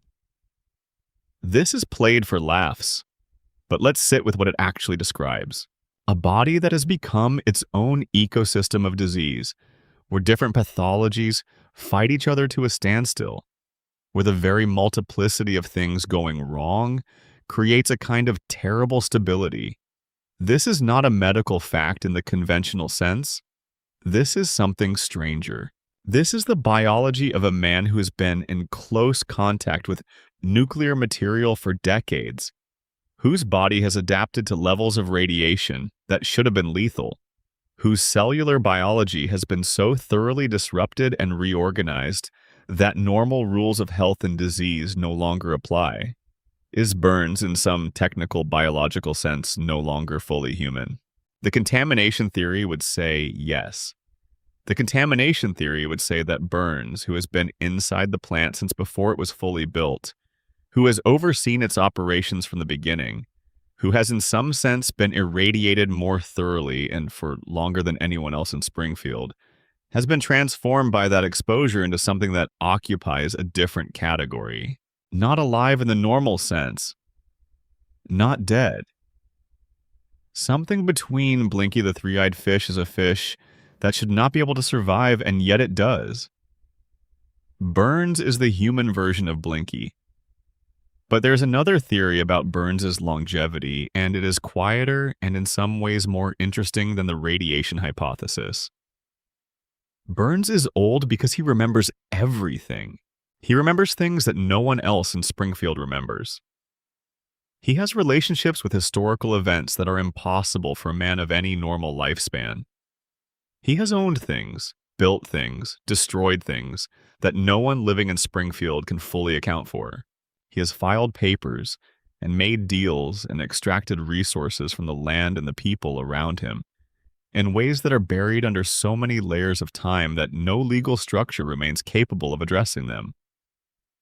Burns is old because wealth, in the show's moral universe, is a form of life extension. Not metaphorically, literally. Money in Burns's hands is years of life. It is the ability to purchase the medical interventions that ordinary people cannot access.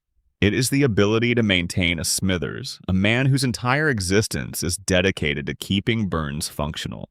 It is the ability to insulate yourself from the physical consequences of the world, to live in an environment calibrated to your specific fragility, to never experience cold or hunger, or the ordinary physical shocks that wear down a normal body.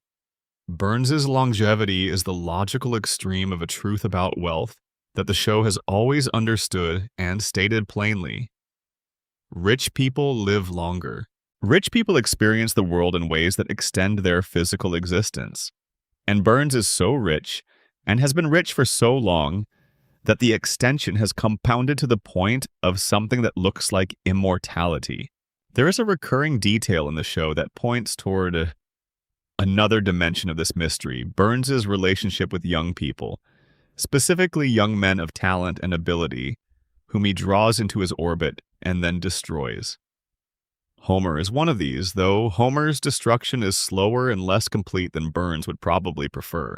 But throughout the show's history, Burns has collected talented young men. Interns, assistants, protégés. And the pattern of what happens to them is consistent. They come to him with ambition and capability. They serve him. And gradually, almost imperceptibly, their ambition and capability are absorbed into Burns's service until those qualities no longer exist independently. They become extensions of Burns, and Burns, fed by their energy and talent and time, keeps going. Smithers is the clearest example. Smithers was, presumably, once a person with his own dreams and directions. He is now almost entirely defined by his relationship to Burns. His psychology, his daily life, his emotional landscape, it all centers on Burns. And Burns, fed by this devotion, continues. Is Burns, in some symbolic sense, feeding on the people around him? Using their time and energy and attachment as a kind of supplement to whatever biological mechanism keeps him going? The show does not answer this, but it keeps staging the same dynamic, the same pattern of attraction and absorption, often enough that it seems deliberate. Burns has always needed people around him. Burns has always drawn capable people into his orbit. And Burns has always outlasted them, if not in actual duration, then in effective dominance. The people around Burns age and change and eventually leave or are dismissed or simply fade. Burns remains. There's a small detail from one of the early seasons, easy to miss. that the immortality theorists return to frequently. In this detail, Burns makes reference to a specific transaction involving his own mortality, a deal, a promise, something that was traded in exchange for something else. The detail is too brief to be definitive. It is possibly a joke that was not meant to be taken literally. But in the context of everything else about Burns, the impossible age, the surviving of every disease, the persisting beyond all reasonable biological expectation, the detail lands differently than a simple joke. What did Burns give away, or what was given to him, in exchange for the extraordinary span of his life? The show, as is its custom, does not say. Burns walks slowly through Springfield, tapping his cane on the pavement, and the town parts for him the way water parts for something very old that has been moving through it for a very long time. He does not rush. He has never needed to rush. Time, which pursues everyone else in Springfield, circles Burns at a respectful distance, the way animals sometimes circle a thing that they recognize as dangerous. He has survived everything. He will survive everything.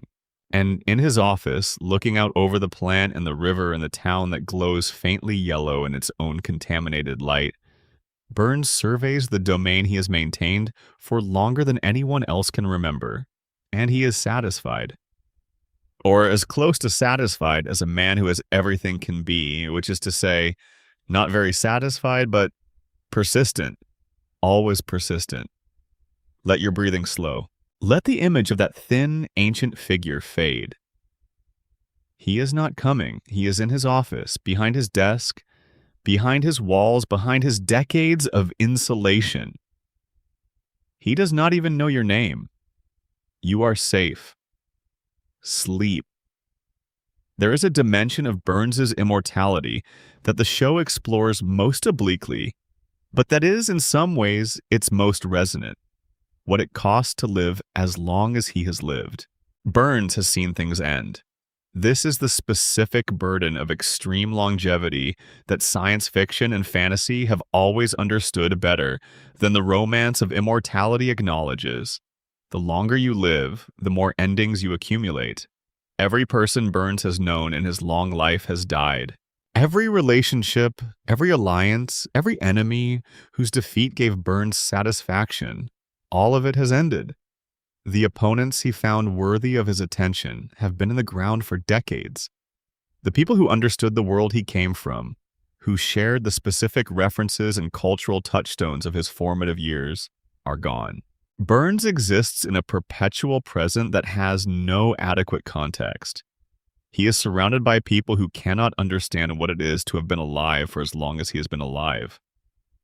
He moves through Springfield as through a landscape that has changed so completely from the one he arrived in that it is essentially a different place. The same coordinates, a different world. And yet he stays. He has always stayed.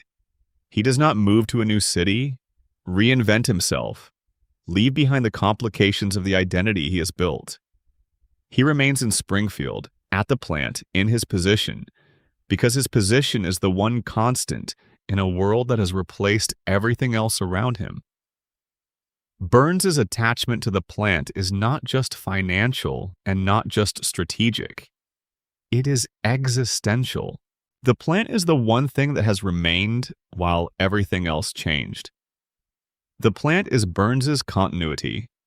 Without it, he would have no fixed point, no anchor, no reason to call any particular place home. This makes him, in a strange way, as trapped as the rest of Springfield.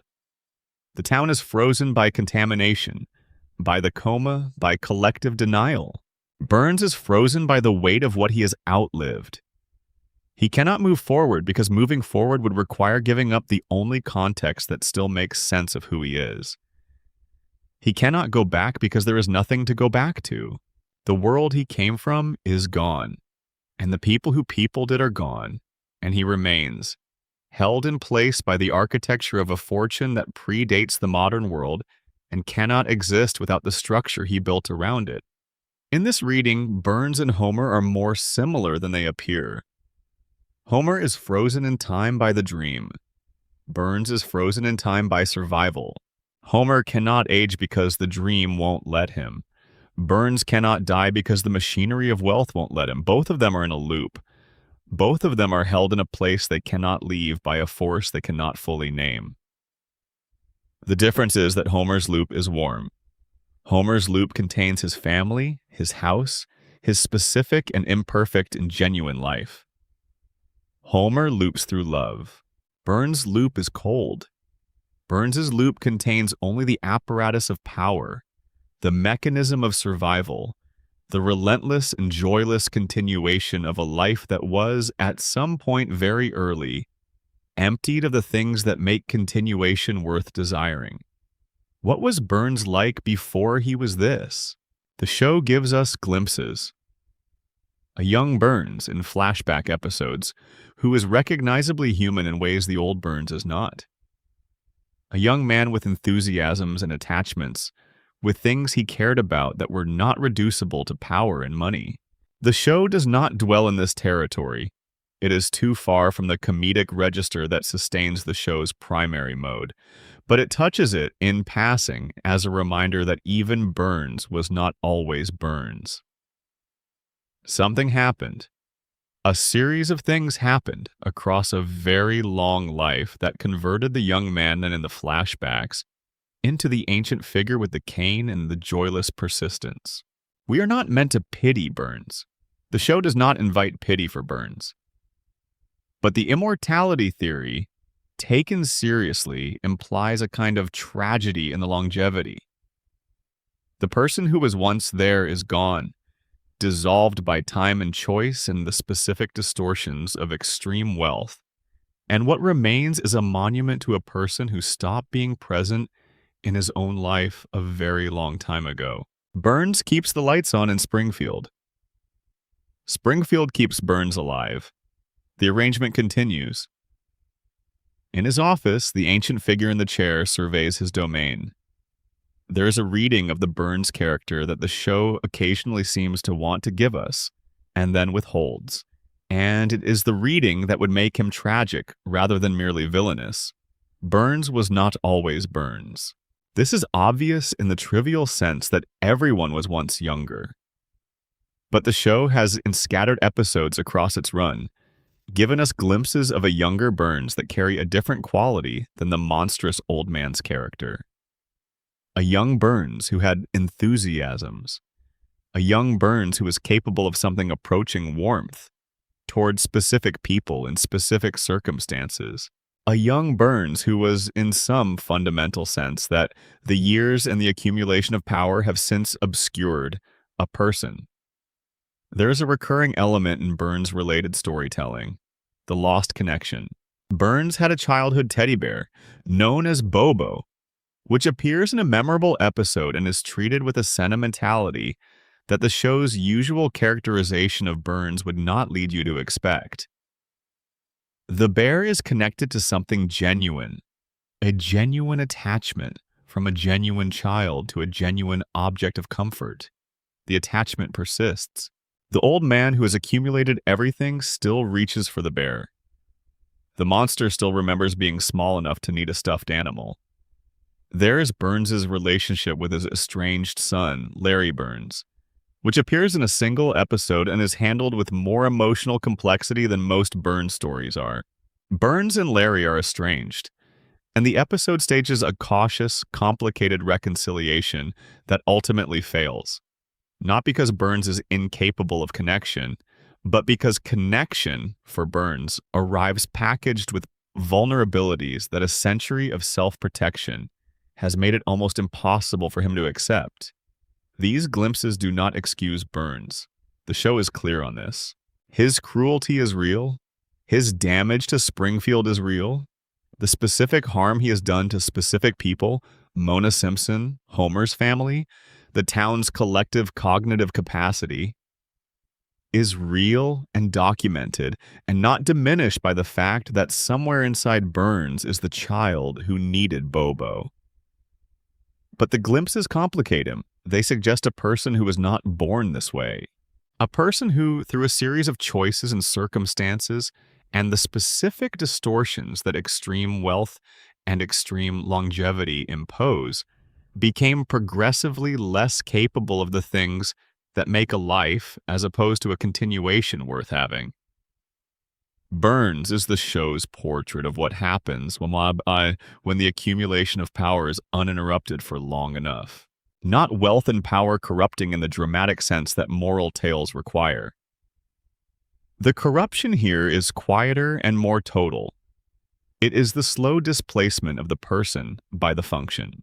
The gradual hollowing of everything that made connection possible, until what remains is the mechanism, the accumulation, the control, the maintenance of the position, functioning in place of the man who built it, long after the man himself has been consumed by the building. The immortality theory suggests that Burns may never have to face this consumption fully. He will not die of old age. He will not be forced by the approach of death into the kind of reckoning that mortality usually imposes. The accounting that comes at the end of a life, the summing up, the assessment of what was worth doing and what wasn't, the final evaluation of what the life amounted to, is indefinitely deferred for Burns. He never has to add it up. He just continues. This might be the cruelest thing about his longevity. He is denied the ending that would give his life a shape. He just continues. The plant hums, the river runs, the town glows in the distance. He has seen this view for 100 years. It is the same view it always was, from this angle, at this height. He adjusts something on his desk, continues. Let Burns's cold persistence fade now as your own warmth deepens and spreads. You are nothing like Burns. Your life is warmer than that and more connected and more present. You have people. You have the specific texture of your particular life, which is not perfect and not permanent, but is yours and is happening now in real time with real consequence. You are alive in the way that Burns has forgotten how to be. Feel that. Briefly as you drift, feel the warmth of it. Then let it go into sleep. Section 6. Maggie Simpson. The silence of the smartest person in the room. There is one more aspect of Burns's existence that the show circles around without quite committing to, and it is the one that connects his immortality to the contamination theory in the most direct way. Burns's private medical infrastructure is extraordinary. The show has depicted across various episodes elements of a personal healthcare apparatus that goes far beyond anything available to ordinary Springfield residents. Private physicians, private laboratories, a pharmaceutical operation capable of synthesizing compounds that are not commercially available, a medical staff whose loyalty and confidentiality appear to be absolute, maintained by the same combination of compensation and dependency that maintains every other element of Burns's operation. What is being synthesized in those private labs? The weekly treatment that keeps Burns alive, the treatment documented in the Springfield Files episode, the one that causes his body to emit a visible green glow, the one that must be administered on a precise schedule or Burns dies, is not described with the specificity that would allow a viewer to identify it. The show is deliberately vague about the treatment's nature. We know it involves radiation. We know it is extreme. We know it produces effects that would be considered pathological in any normal clinical context. The contamination theory would say Burns's private medical operation is, in its essential function, the controlled administration of what the plant releases uncontrolled into Springfield's environment. The difference between Burns and the rest of Springfield is not that Burns is protected from radiation while Springfield is exposed to it. The difference is that Burns's radiation exposure is managed, titrated, timed, balanced against the specific needs of his specific biology, while Springfield's radiation exposure is random and uncontrolled and accumulates without management. Burns is not immune to the contamination. He is the contamination's most sophisticated user. He has taken what the plant produces and turned it into a medical protocol that extends his life indefinitely. He has weaponized, in the most personal possible sense, The same material that is slowly and invisibly harming everyone else in town. He has taken the thing that is making Springfield sick and made it for himself the thing that keeps him well. This is the complete moral picture of Burns in the contamination theory. A man who profits from the contamination, who maintains the contamination because it sustains his power, who is personally dependent on the contamination for his continued existence, and who has ensured that the contamination's effects on the general population render that population too cognitively impaired to demand its cessation. The plant provides Burns's electricity revenue. The plant provides the radiation that keeps him alive. The plant provides the contamination that impairs the population's ability to challenge him. The plant provides Homer with a job that gives Burns a compliant safety inspector who will never generate the documentation that would require remediation. Everything flows from the plant. Everything serves Burns. The town that cannot locate itself is also the town that cannot locate the source of what is wrong with it, because the source has been made so central to the town's functioning that removing it would require dismantling Springfield entirely. Burns and the plant in Springfield are not three separate things. They are one system, and the system has been running for over 100 years. Maggie Simpson, the silence of the smartest person in the room. Maggie Simpson does not talk. This is, on the surface, explicable. She is an infant. Infants do not talk. The show has made a choice, a deliberate and sustained narrative choice maintained across 35 years, to keep Maggie's speech limited to her pacifier, her eyes, and the occasional extraordinary moment when she produces a word or a sentence that stops everyone in the room. But here's the thing about Maggie's extraordinary moments. They are too consistent to be accidents. When Maggie speaks, she says things that matter. She says things that are too advanced for her developmental stage. She says things that suggest she has been listening to everything, processing everything, understanding everything, and choosing with remarkable discipline for an entity that cannot control its own bladder, not to reveal the extent of what she knows. Maggie Simpson is, according to a theory that has been building in the fandom since roughly the mid-1990s, the most intelligent member of the Simpson family. Possibly the most intelligent person in Springfield. Possibly one of the most intelligent people in the world. And she is keeping it a secret. Let's build the case. The most explicit piece of evidence is a 2012 animated short called The Longest Daycare, which was released as a companion piece to the Pixar film Ice Age. Continental Drift, and which received an Academy Award nomination for Best Animated Short Film. The short is set in a daycare that Maggie attends, and it follows Maggie as she navigates a complex social and moral situation involving a butterfly that is being threatened by a bully, and a series of increasingly elaborate attempts to protect it. In The Longest Daycare, Maggie is revealed to be a strategic thinker of remarkable sophistication.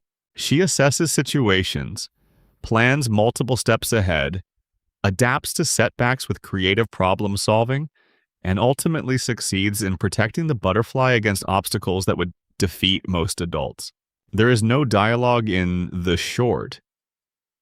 Maggie does not speak, but her intelligence is communicated entirely through action and expression. And what those actions and expressions reveal is genuinely striking. This is not an infant navigating the world by instinct. This is a thinker, but the short is far from the only evidence. There is the episode in which Maggie undergoes an intelligence test at her daycare and scores so far above the norm that the testing device literally breaks. The woman administering the test looks at the result and then looks at Maggie and then looks at the result again, and the result is too high to be printed. Maggie watches this with the placid, enormous-eyed expression she always wears. The expression that has been consistently misread by everyone around her as blankness. It is not blankness, it is patience. There is the episode in which Maggie, left alone at home while the family scrambles to deal with a crisis, manages the household with quiet efficiency. She feeds herself. She organizes things. She solves problems that arise. She does all of this without drawing attention to herself, without prompting any conversation with the family about what she has done, without revealing the extent of her competence. And then the family returns and Maggie is sitting in her playpen, sucking her pacifier, looking at nothing in particular. The performance of infancy is so good that it is almost impossible to notice as a performance. The shooting of Mr. Burns, which we discussed in the previous section, takes on a new dimension when viewed through the lens of Maggie's intelligence. The official account that Maggie accidentally discharged a gun while being grabbed by Burns requires us to believe that Maggie happened to be holding a loaded gun at the exact moment Burns made his grab, and that the discharge was accidental. But if Maggie is as intelligent as the evidence suggests, then accidental becomes a word that requires more scrutiny. Maggie had motive. Burns had been threatening her father's livelihood, her family's security, and the well-being of the town in which she lives. Maggie, if she is as capable as the evidence suggests, would understand what Burns represents. She would understand the threat. Was the gun accidental? Was being in the right place at the right moment accidental? Or did Maggie Simpson, infant, the most intelligent member of a family that regularly underestimates her, arrange a situation in which the town's primary source of harm could be neutralized while she maintained complete deniability? You cannot prosecute a baby. You cannot even seriously question one. If Maggie shot Mr. Burns with intent, it was the perfect crime, committed by the most unlikely suspect, hidden behind the most impenetrable cover in Springfield, her own infancy. Now let's consider why Maggie might be the way she is. The contamination theory offers one explanation.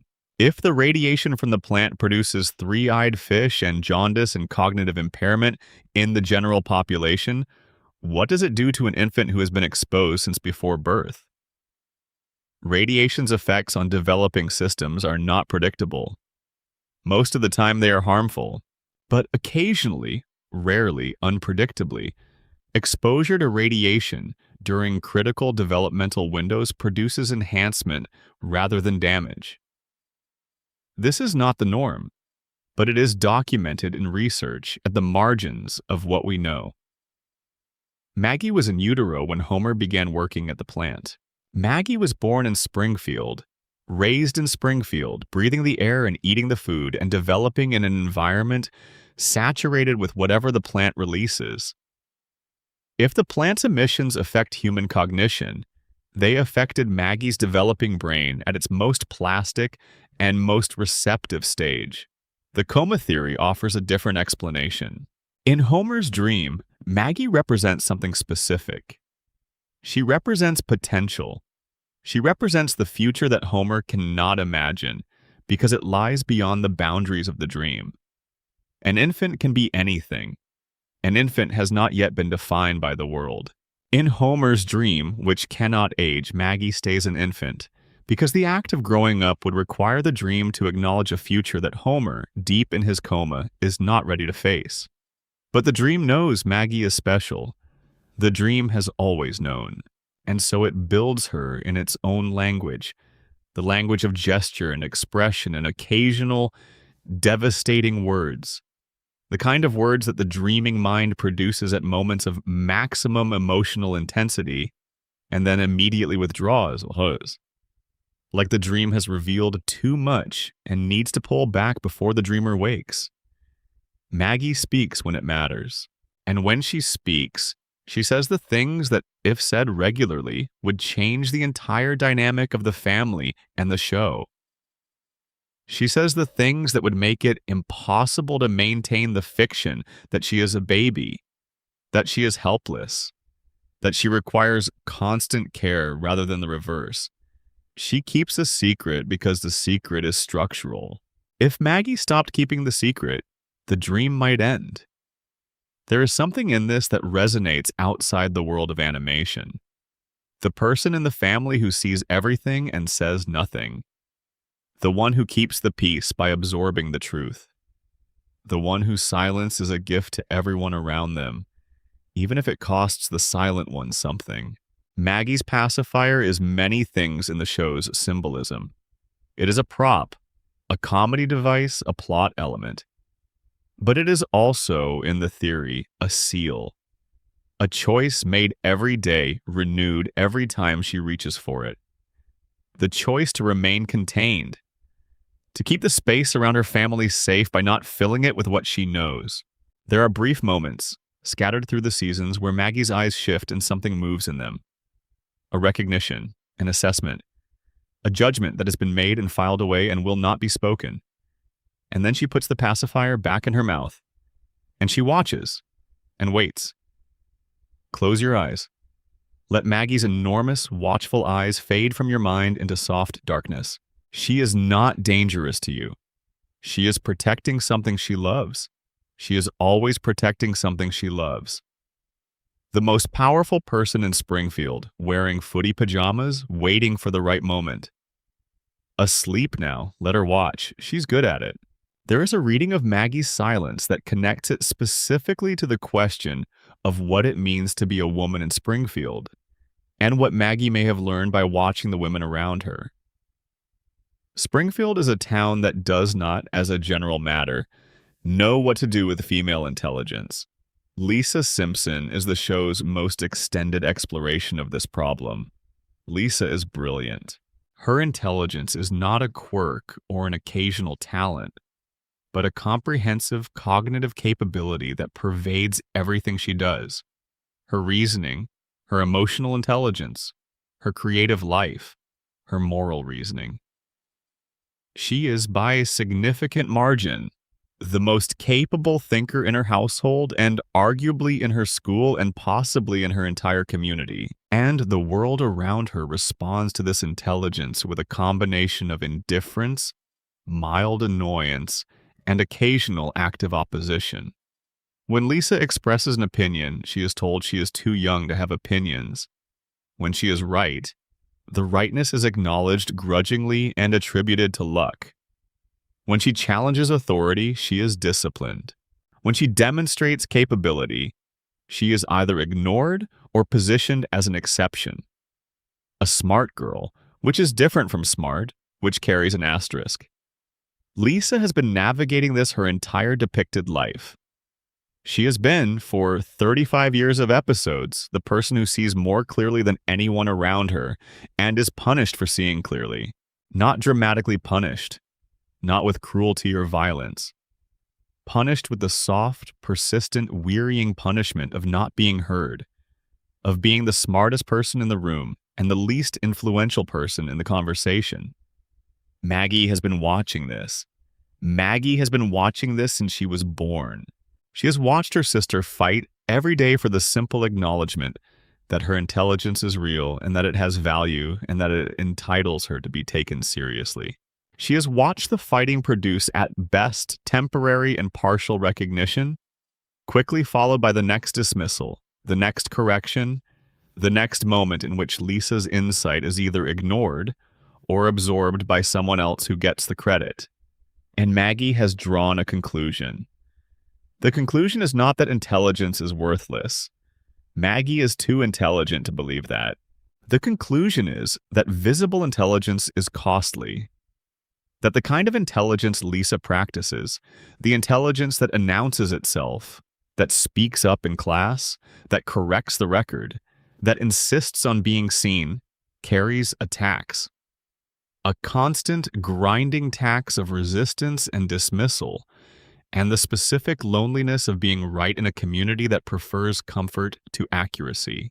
Maggie has decided not to pay that tax. This is the theory in its most specific form. Maggie is not silent because she cannot speak. She is silent because she has made a sophisticated strategic assessment of the value of visibility in her particular environment and concluded that invisibility serves her interests better. She has looked at Lisa's path and chosen a different one. Not because Lisa's path is wrong.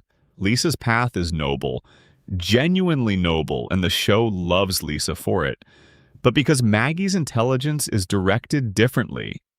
Lisa's intelligence is expressive. It needs to be heard. Maggie's intelligence is operational. It needs to be effective. And effectiveness in Springfield does not require being heard. It requires being underestimated. Consider the range of things Maggie has accomplished within the show's history specifically because nobody was watching her closely enough to stop her. She organized an infant uprising in a daycare, coordinating a group of pre-verbal children in collective action against an authority figure who had made their environment into a regime. The uprising was successful. The authority figure was removed. The infant celebrated. And then everyone went home, and the adults around them went back to thinking of them as babies who needed to be managed. Because the adults had not been watching closely enough to see what the babies had done. She navigated a complex moral and tactical situation to protect a vulnerable creature, as documented in the longest daycare short, in an environment explicitly designed to contain and surveil children. She found the gaps in the surveillance. She exploited them. She succeeded. And then she went back to being a baby in a playpen, because being a baby in a playpen was the most effective cover available. She has protected her family in situations that required capabilities far beyond anything her family or the show's other characters fully attribute to her.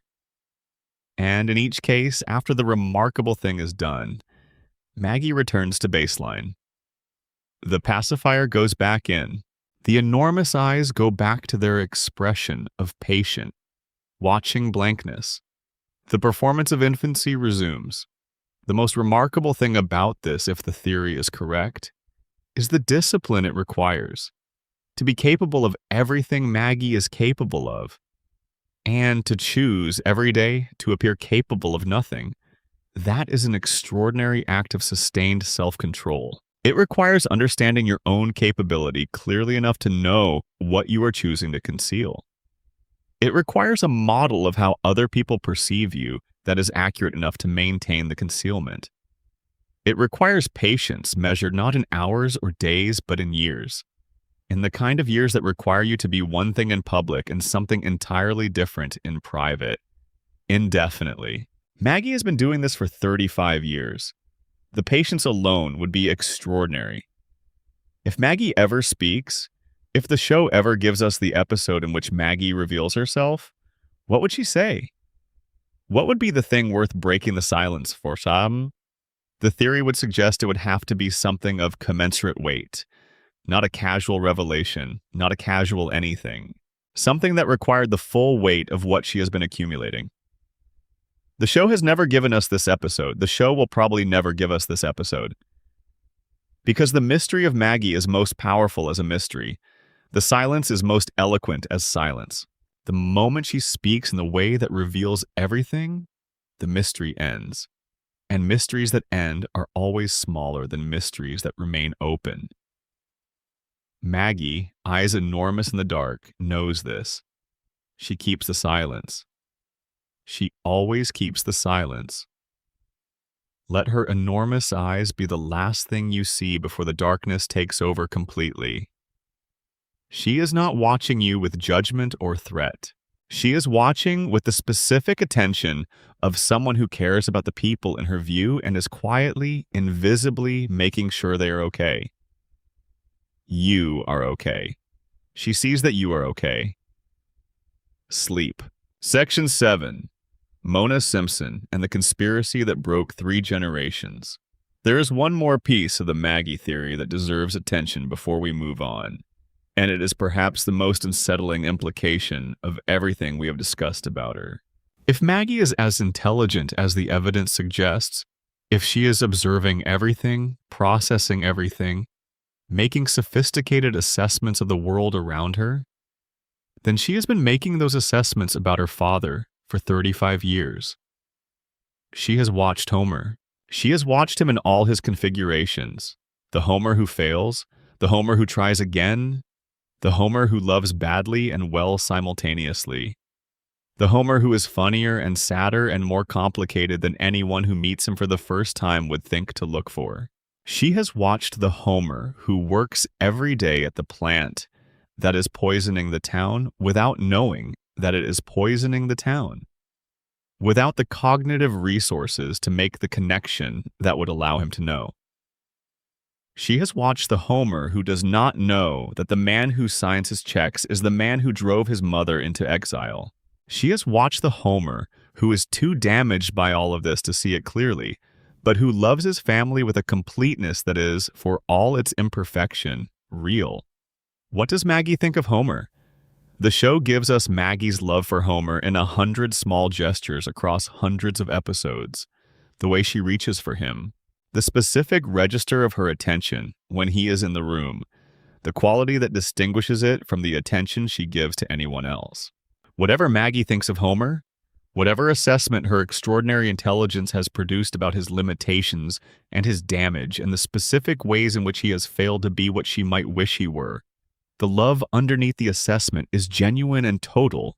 She loves him the way you love someone you see clearly, not despite seeing him clearly, with full sight, with the complete knowledge of what he is and what he is not, with the understanding that the full picture is more complicated and more sad and more real than any simplified version would be. This is what Maggie has been doing in her silence, building the fullest possible understanding of the people she loves, so that the love can be real rather than convenient. So that when she finally acts, when the moment comes that justifies breaking the silence, she acts from a place of complete knowledge. Not just instinct, not just reflex, understanding. She has been building towards something for 35 years. Whatever it is, she is ready for it. Whatever it is, it will matter. The silence holds. And in the yellow house on Evergreen Terrace, in the room with the mobile over the crib and the nightlight in the corner, the baby who is not a baby watches the ceiling with her enormous eyes and thinks thoughts that no one has yet asked her to share. The ceiling does not answer. The night deepens. Maggie closes her eyes. Mona Simpson and the conspiracy that broke 3 generations. There is a woman who left. She left in the night, or something like the night, in the particular darkness of sudden, necessary departure, when staying would have meant something worse than going. She left a husband. She left a child. She left a house in Springfield that would stand empty of her for decades, and the child she left would spend those decades navigating the absence she created with the specific, permanent damage that maternal abandonment inflicts. Her name is Mona Simpson. She is Homer's mother, and her story is perhaps the most politically explicit, the most historically grounded, the most genuinely tragic arc in The Simpsons' long history. Mona Simpson was a 1960s activist, not in the vague, soft sense of the word, not in the sense of someone who attended rallies and felt strongly about things. She was a woman who took specific, direct, illegal action against a specific named target, and the target was Charles Montgomery Burns. Burns, in the story the show tells about Mona's past, was operating a biological weapons laboratory. The details are specific enough to be disturbing in a show that typically operates in the register of gentle satire. A research facility where weapons designed to kill large numbers of people were being developed and tested, operated under the Burns corporate umbrella, funded by private capital, existing outside the normal channels of government oversight. Mona and her activist group broke into this facility. Their intention was sabotage, to destroy the weapons research and prevent whatever Burns was developing from ever being used. They succeeded. In the narrow sense, the facility was destroyed. The research was disrupted. But in the process, Mona was seen. Burns recognized her. Or someone who worked for Burns did. Or the information found its way to the FBI, which in the late 1960s was deeply invested in surveilling and disrupting left-wing activist networks. Either way, the result was the same. Mona Simpson became a fugitive. She went underground. She spent the next 2+ decades in hiding, moving from place to place, maintaining a series of identities, staying alive and free by being constantly in motion. She could not return to Springfield. She could not return to Abe. She could not return to Homer, who was a small child when she left, and who would grow up in the absence she created. There is a moment in the episode that reveals this history, one of the show's finest episodes, a genuinely moving piece of television that achieves something rare in animation or in any medium, where Mona explains to a grown Homer why she left. And Homer, who has spent his whole life constructing a narrative in which his mother simply abandoned him, simply did not love him enough to stay, has to sit with the more complicated truth. She left to protect him. She stayed away to protect him. The love that he interpreted as absence was, in a different register, a form of profound sacrifice. Homer is not initially comforted by this. Why would he be? The knowledge that your mother loved you but left anyway does not fill the hole that her leaving created. It just makes the hole more complicated. It adds the specific anguish of knowing that the absence was not indifference, but something more sophisticated, a choice made with intention, a choice that the person making it did not want to make but made anyway. Homer's character, across 35 years of storytelling, is largely built around this wound. The impulsiveness, the need for approval, the specific vulnerability to father figures, real ones, symbolic ones. Burns himself in a peculiar way. The desperate desire to be seen and known and remembered. All of it flows from a childhood defined by the departure of the person who is supposed to be most certainly there. Abe Simpson, Homer's father, carries his own damage from Mona's story. Abe knew or knew enough. He knew that Mona had been involved in something dangerous. He knew enough of Burns's involvement to understand that the situation was not as simple as a wife who left. And somewhere in the history between Mona's departure and the present day of the show, a decision was made, the mechanics of which the show only partially reveals, to keep Homer from the truth. Abe told Homer his mother was dead. Not gone. Not missing. Dead.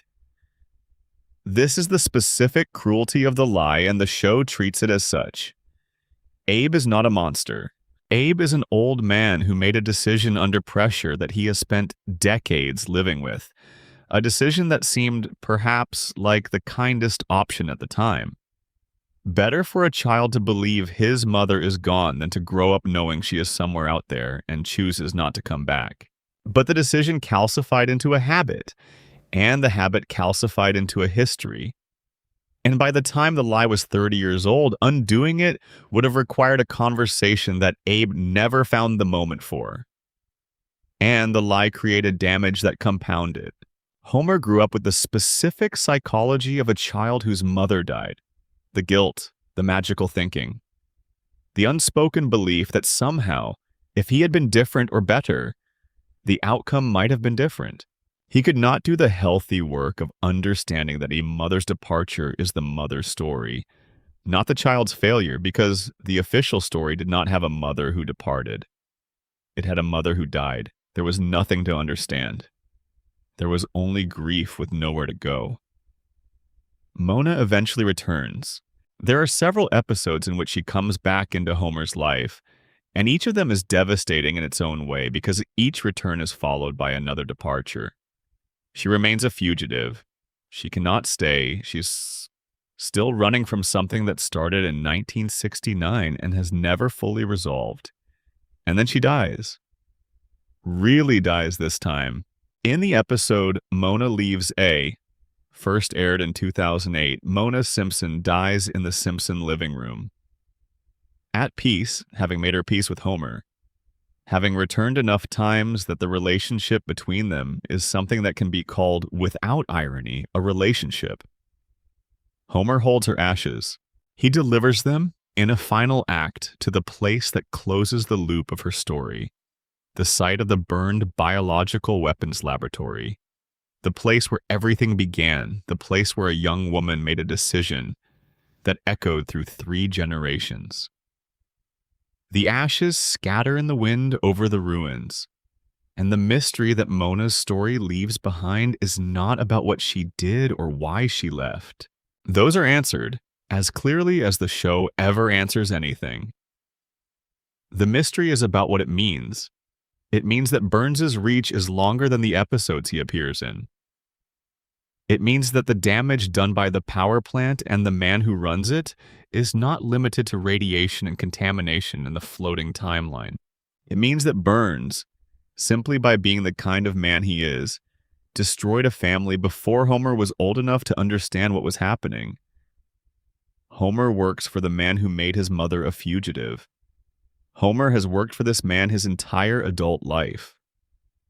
And Burns, with the specific inattention of extreme wealth to ordinary people, does not know Homer's name. The contamination theory says Burns's plant is poisoning Springfield's water and air. The Mona theory adds to this. Burns's existence has been poisoning Springfield's history. The damage goes back further than anyone looking only at the present would suspect. Generational damage is the quietest kind. It does not announce itself. It shows up as a personality trait, a tendency, a wound that the person carrying it cannot name because it predates their ability to name things.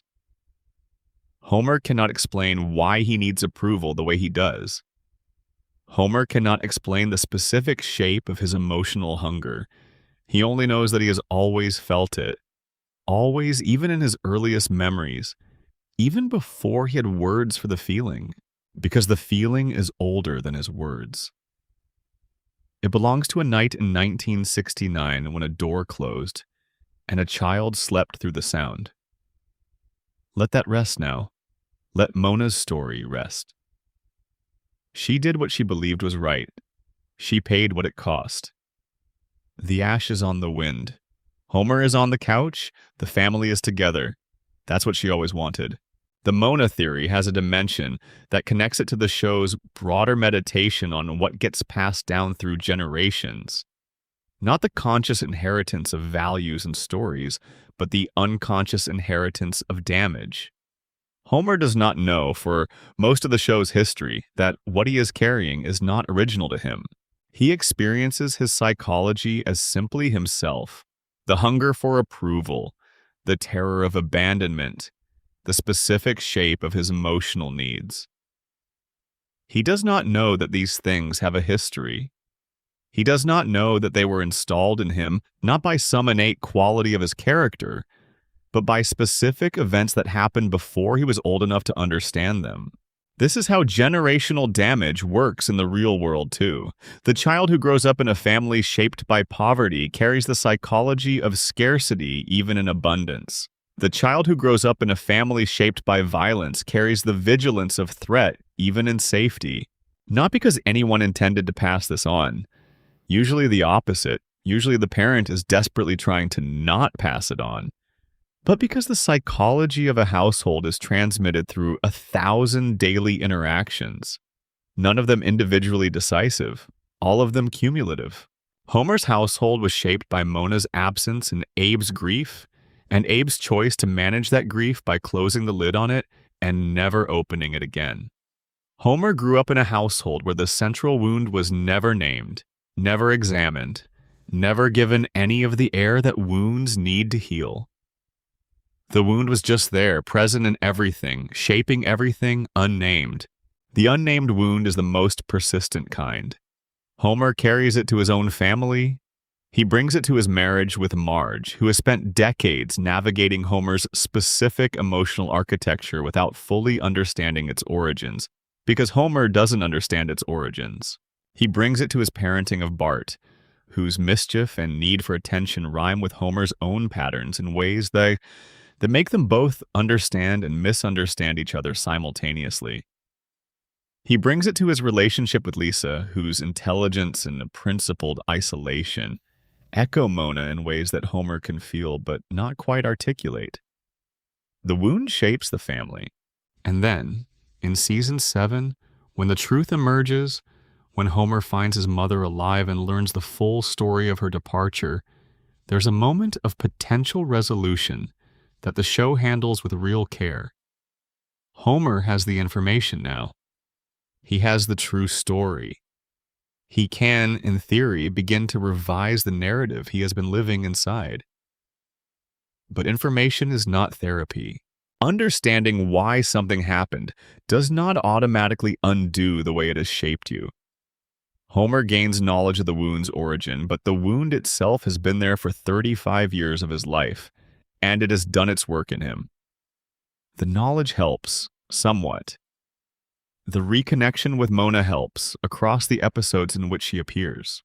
But the fundamental shape of Homer's psychology, built around the absence, is not rewritten by the revelation. He is still himself, the self that the absence made. And this is one of the show's most honest and most mature observations, that knowing the reason for your damage does not make you whole. That revelation is a beginning, not an ending. That Homer, informed and partially reconciled with his mother, still has to go back to his life as Homer, with the specific psychology that life shaped him into, and figure out how to live it as well as he can. Which is what he has always done. Which is what he will always do. The show gives Mona a death that is, by the standards of a program that regularly deals in spectacle and exaggeration, quietly handled. She dies in the living room of the house where Homer has built his life. She dies surrounded by the family she was separated from for decades. She dies knowing that Homer exists, and that he loves her, and that the family that came from her life, however indirect her contribution to it, is real and present and warm. It is not what she would have chosen for her life if choices had been free, but it is not nothing. Homer holds her hand. He is not articulate in this moment, which is true to Homer. He is rarely articulate in the moments that matter most, rarely able to find the words that the situation seems to call for. But he is present. He is entirely present. Whatever Homer's limitations, whatever the cognitive impairment and the damage and the years of misunderstanding, he is there. His hand is holding hers. He is not somewhere else. That is what Mona always wanted for him, that he would be capable of being there. Let the weight of Mona's story settle gently around you, the way things settle when they have found their right place. Not heavy. Resolved. Not in the sense of tidy, but in the sense of completed. The thing was real. The damage was real. The love underneath the damage was also real. All three of these things can be true simultaneously, and they are. You can breathe now. Rest. Section 8. The Principal and the Pauper. The Town That Voted for a Lie. There is an episode of The Simpsons called The Principal and the Pauper. It aired in September 1997 in the show's 9th season. It is, by a significant margin, the most controversial episode in the show's history. Not because it is offensive or cruel or in poor taste, but because of what it does to the audience's relationship with a character they have known for 8 years. The episode reveals that Principal Seymour Skinner is not and has never been Seymour Skinner. Let that settle for a moment.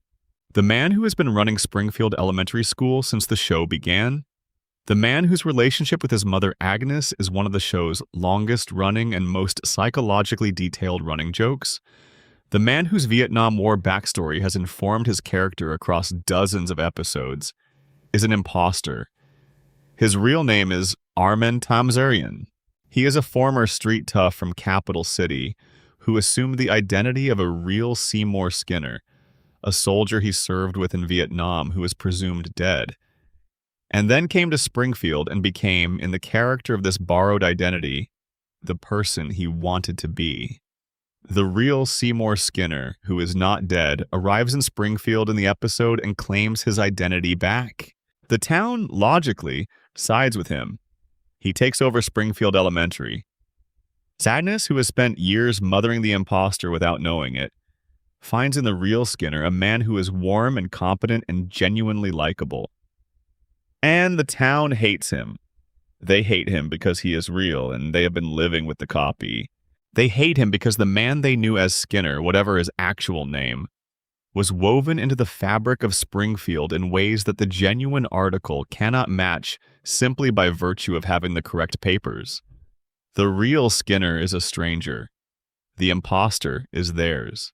The episode resolves this with a legal decree delivered by Judge Snyder that orders everyone in Springfield to forget everything that has happened in the episode, to restore the status quo, to go back to calling Armin Tamzarian by the name Seymour Skinner, to banish the real Seymour Skinner from town, and to never speak of any of this again under penalty of torture. The decree is played for laughs. It is an absurdist joke about the show's own continuity, a winking acknowledgement that the episode's revelation is too destabilizing to actually follow through on. But the laugh covers something darker. The people of Springfield voted for the lie, not in a formal sense. The judge decrees it rather than holds a referendum. But the town's preference is clear before the decree arrives. They prefer the comfortable fiction over the true but disruptive reality. They prefer the man they have known as Seymour Skinner, with all his baggage and history and specific failure modes, over a stranger who has better legal claim to the identity but no emotional one. This is not an unusual human preference. Psychologists who study group behavior will tell you that established stories about identity, personal, communal, national, are remarkably resistant to factual correction. People will defend a narrative they have organized their sense of self around against any amount of contradicting evidence, not because they are stupid or dishonest, but because the narrative is load-bearing. Remove it and things fall. But The Simpsons does something interesting with this. It makes the preference explicit. It gives the preference a legal form. Judge Snyder's decree is Springfield acknowledging, officially through the voice of its judiciary, that it is choosing fiction over fact and would like this choice enforced. This is why the episode disturbs people who think about it carefully. It is not a mystery in the traditional sense. There is no question left unanswered, no loose thread. The mystery it opens is a different kind. What does it mean to live in a town that has formally, legally, institutionally committed to maintaining a false identity? Because Springfield does this. Not just with Skinner, as we have argued throughout this script, but as a general operating principle. The town forgets things it should remember. The town accepts versions of events that do not match the evidence. The town is systemically organized around the management of collective memory in ways that serve the maintenance of comfortable structures over the pursuit of truth. Burns runs the plant that poisons the town, and the town re-elects the officials who allow this. The floating timeline means the town can never accumulate the kind of long-term civic knowledge that would allow it to hold power accountable. The Skinner episode is the most explicit version of a mechanism that runs throughout the show. And here is where the mystery deepens, because the question the episode leaves open is not about Skinner. The question is about everyone else. Armin Tamzarian knew he was not Seymour Skinner.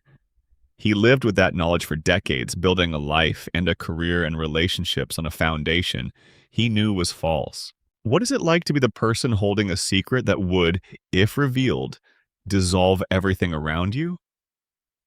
What does it do to the way you inhabit a role, a relationship, an identity, to know that you are there under false pretenses? The show never explores this. The episode does not give us Tamzarian's interior life. It gives us the exterior, the competent administrator, the dutiful son, the veteran. The inside is left blank. But the inside must be full of something, decades of something. The weight of a life built on a borrowed name is not nothing. It leaves marks. And there is a reading of Principal Skinner, the man we have known as Skinner, the imposter, that the episode both invites and then withdraws from. In this reading, Skinner's relationship with his mother Agnes is not just a comedy bit about a man who never grew up. It is the psychology of a man who, because he cannot be authentically known, has found in the role of dutiful son a way to be known at all. Agnes is demanding and critical and frequently cruel, but she sees Skinner. She expects things of him. Her attention, even negative attention, is a form of recognition that the man under the borrowed name cannot get from anyone else, because the anyone else in his life knows only the borrowed name. He needs Agnes to see him because Agnes is the only one who comes close. This is too dark for a mainstream animated comedy, and the show knows it, which is why it cloaks the darkness in the familiar comedy of their dynamic. But the darkness is there. The episode put it there and then told everyone to forget about it.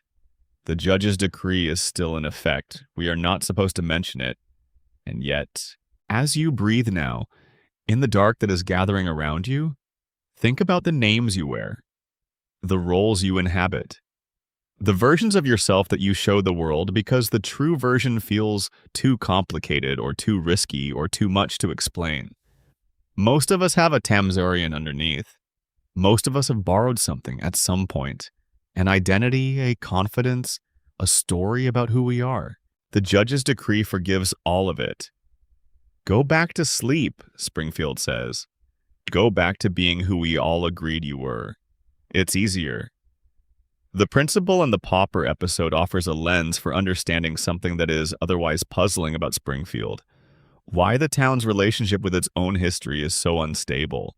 We have already discussed the floating timeline, the way Springfield resets between episodes, the way catastrophic events are forgotten, the way the same disasters recur without the previous disasters informing the response. The standard explanation is a production convenience. The episodic structure of television does not require continuity, and the show has always prioritized the individual episode over the ongoing narrative. But the Skinner episode adds a dimension to this that is not about production convenience. It suggests that Springfield's amnesia is not accidental, but chosen. It suggests that the town has, on at least one documented occasion, made an explicit collective decision to not remember something, to actively suppress a truth that had become inconvenient, and has institutionalized that suppression through legal decree. If this can happen with Skinner's identity, why not with everything else? Why not with the contamination? The town has seen evidence of the contamination. The three-eyed fish, the EPA's intervention, the observable abnormalities in the local wildlife and population. It has had this evidence and has responded to it by returning to normal. The Skinner episode suggests a mechanism for this. The return to normal is not passive forgetting. It is active choosing. The town looks at the evidence and decides not to act on it because acting on it would be more disruptive than continuing to live with what the evidence implies. Why not with the shooting? The official answer to who shot Mr. Burns is, as we discussed, an answer that closes the case without fully accounting for the evidence. The Skinner episode suggests that this is not an aberration but a pattern. Springfield closes cases by choosing the answer that allows life to continue with minimal disruption. The real answer to who shot Mr. Burns may be less important to Springfield than the answer that permits the return to normalcy. Why not with Burns himself? Burns' age, his treatments, his glowing body in the woods? The evidence that something extraordinary is happening to the man who runs the town's primary industry is visible and has been visible for a long time. The Skinner episode suggests that Springfield has the capacity to look at extraordinary evidence and decide, collectively, to file it under the heading of things we don't discuss. The judge's decree in the Skinner episode is the most explicit instance, but the decree's logic runs through the entire show. It is the logic of communities everywhere, the logic that says, we can acknowledge this truth and face its consequences, or we can agree to keep living the way we have been living, and we choose the latter. The consequences of the truth are too disruptive. The current arrangement, whatever its fictions, is working well enough.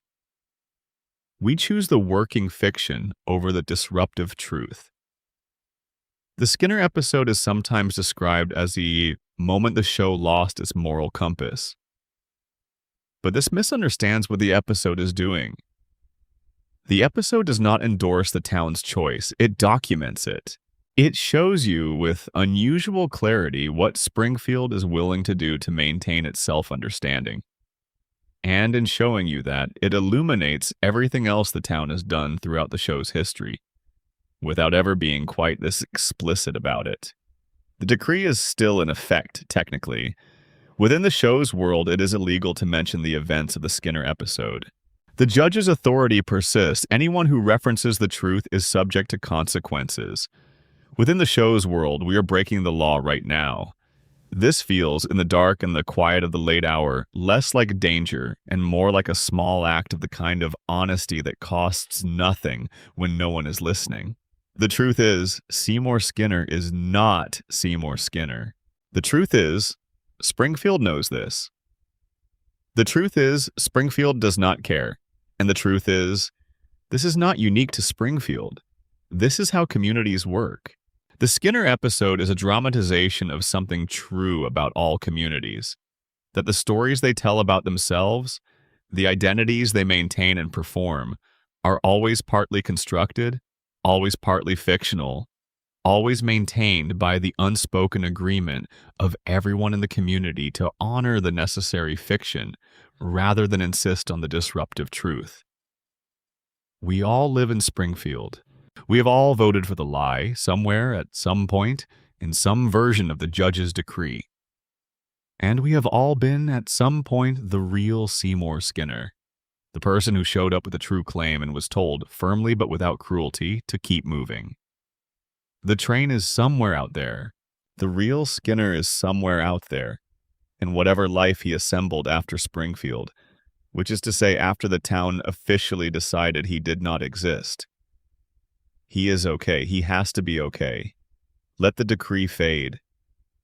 Let the courtroom dissolve. You are out of Springfield's jurisdiction now, here in the dark, here in the quiet of this particular night. No decrees apply here. No fictions are required. You can be exactly who you are. The real version, the full version, the one that the judge would have exiled. You are safe here. Sleep. Section 9. The Simpsons predictions. Prophecy, coincidence, or cultural mirror. Somewhere in the early 2000s, the internet developed a genre. It was a genre built entirely on screenshots and timestamps, on the specific frisson of finding moments in old episodes of The Simpsons that seemed to anticipate events that had not yet happened. The genre has its own vocabulary now. The Simpsons predicted it. It has its own irony, its own fan community, its own dedicated accounts on every social media platform. And it is built on something that is, when you actually look at the evidence, genuinely strange. The Simpsons has predicted the future many times, with a specificity that resists easy dismissal. Let's start with the one everyone knows. In the year 2000, The Simpsons broadcast an episode called Bart to the Future, set in the far future of 2030, in which Lisa Simpson has become President of the United States. In the episode, Lisa, upon taking office, makes reference to the budget surplus left to her by her predecessor. Her predecessor, in the episode, is Donald Trump. In the year 2000, Donald Trump was a real estate developer and television personality who had flirted with presidential ambitions, but had not yet seriously pursued them. He was not a political figure in any meaningful sense. The joke in the episode was absurdist, a riff on the then-existing cultural currency of Trump as a symbol of gaudy, gold-plated excess, not a prediction that he would actually run for and win the presidency. In 2015, Donald Trump descended a golden escalator in Trump Tower and announced his candidacy for President of the United States. In 2016, he won. In January 2017, he was inaugurated. The Simpsons had shown this in cartoon form 16 years earlier, The response from the show's writers when pressed about this has been consistent. The show has been running for 35 years, and over that time, it has told thousands of stories involving a very wide range of scenarios. Given enough stories and enough years, some of them will happen to correspond to real events. The correspondence is not prophecy, it is volume. This explanation is mathematically sound. It is probably correct as a general account of the phenomenon. The Simpsons make so many jokes about so many things that it is statistically inevitable that some of them will rhyme with reality. But it does not fully account for certain cases. The Trump escalator moment is one case where the specificity goes beyond volume. The episode does not just depict Trump as president, it depicts a Trump presidency arising from a context of cultural excess and spectacle in a way that rhymes uncomfortably well with how the actual Trump campaign was experienced. This is not just The Simpsons predicted Trump. This is The Simpsons predicted what a Trump presidency would feel like. Then there is a Disney acquisition of Fox. In a 1998 episode, there is a visual joke that shows a logo of a fictional company combining what appears to be the Fox and Disney brands into a single entity. The joke was a satire of media consolidation, pointing at a hypothetical future in which the increasingly concentrated media landscape would produce mergers of this magnitude. In 2019, the Walt Disney Company acquired 21st Century Fox, including the television division that produces The Simpsons. The Simpsons is now a Disney property. The joke is now its own reality. There is a 1998 Treehouse of Horror segment that uses a video game scenario to predict several specific details of augmented reality gaming. The concept of overlaying game elements on real-world environments, more than 15 years before Pokemon Go made this mainstream in 2016. There is the 2010 episode that contains mathematical equation written on a blackboard in the background of a scene that, according to a 2012 academic paper, correctly predicts the mass as of the Higgs boson particle, 14 months before the particle's existence was confirmed by CERN. This last one is particularly striking because it is not a cultural prediction. It is not a guess about human behavior or political trends. It is a specific mathematical value written in the background of a cartoon that corresponds to a real physical constant that the scientific community was still in the process of confirming. How did that get there? The show employs, and has always employed, writers with advanced academic backgrounds. Several of the show's writers have PhDs in mathematics, physics, and related fields. The Higgs boson prediction, investigated by the academic who noticed it, was traced to a specific writer who was working from theoretical physics discussions that were circulating in academic literature at the time. It was not magic. It was a deeply educated guess made by someone who understood the field well enough to put a plausible number on the board. But a deeply educated guess that turns out to be correct about a physical constant is still, in its own way, remarkable. The pandemic episode is perhaps the most frequently cited and emotionally resonant of the show's apparent predictions. In a 1993 episode, Springfield is menaced by a disease originating in another country that spreads rapidly, overwhelms public health infrastructure, and requires the population to remain indoors. The episode plays this for comedy, as the show plays everything, but the structure of what it depicts, the initial dismissal, the rapid spread, the failure of institutional response, the eventual adaptation, rhymes with the experience of COVID-19 in ways that people who lived through that period found both uncanny and, in a strange way, comforting. There is comfort, sometimes, in the idea that something saw it coming. There is comfort in the idea that the thing that is happening to you now was somewhere, somehow anticipated. Even if the anticipation was a cartoon. Even if the predictor was a show about a yellow family in an impossible town. This points toward the theory that takes the prediction phenomenon most seriously, and it is not a theory about prophecy. It is a theory about culture. The Simpsons, over its 35-year run, has been one of the most widely watched cultural products in the world. It has been broadcast in dozens of languages in dozens of countries. It has been watched, in some cases, by essentially the entire population of certain nations for certain decades.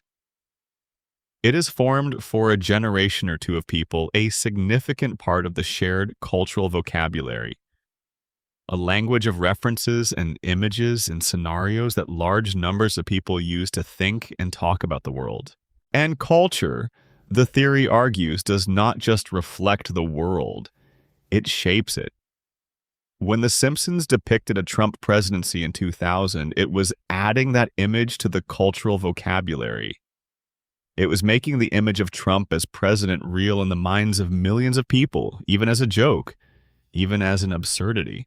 And ideas that are present in the shared cultural vocabulary, even as jokes, are ideas that can later be reached for. They are available. They have been rehearsed. The show did not predict the Trump presidency. The show participated, in some small and impossible to quantify way, in making the Trump presidency imaginable. This is a strange and uncomfortable theory. It suggests that art is not just a mirror, but a mold. That the stories we tell about the future have some participatory role in producing the futures they describe.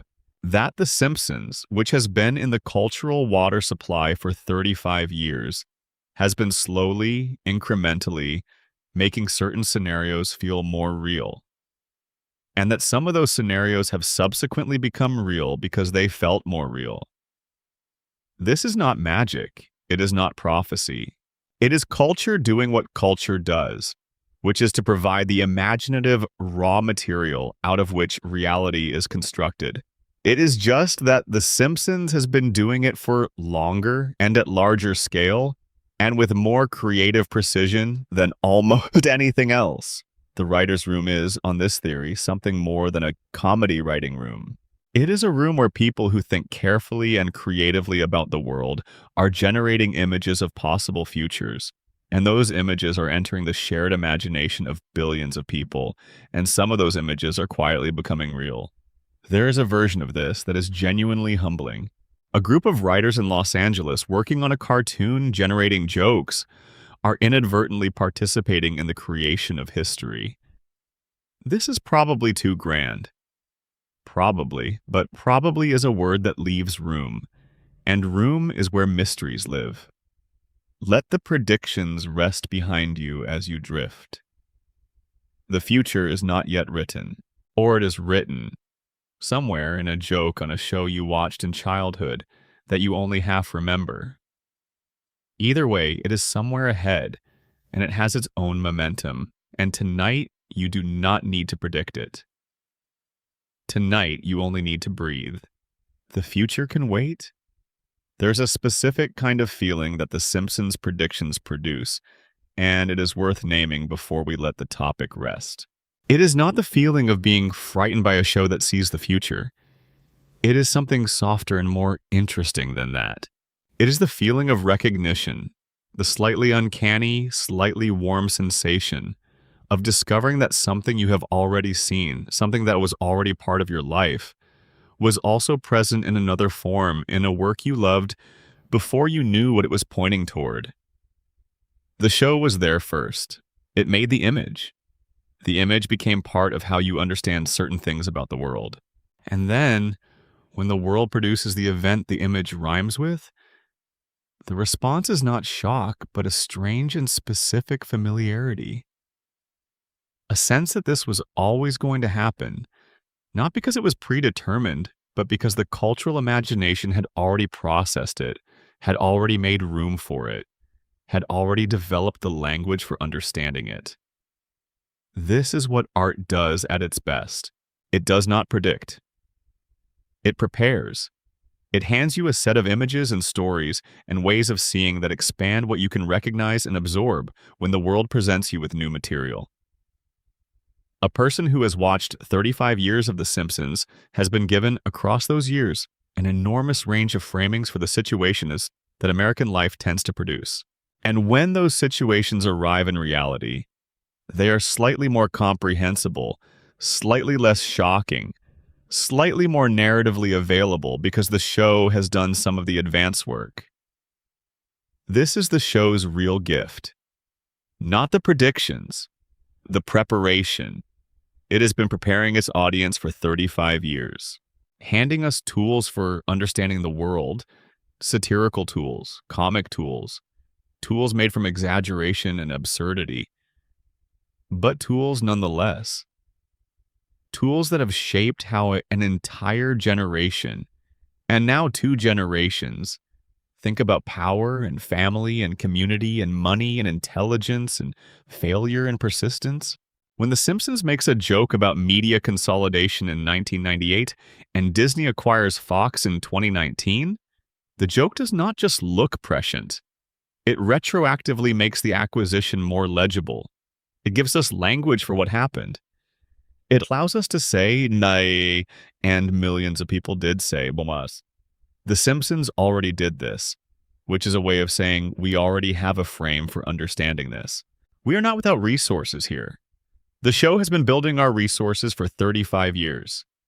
That is what 35 years of excellent satirical observation about American life accumulates into not prophecy, but literacy.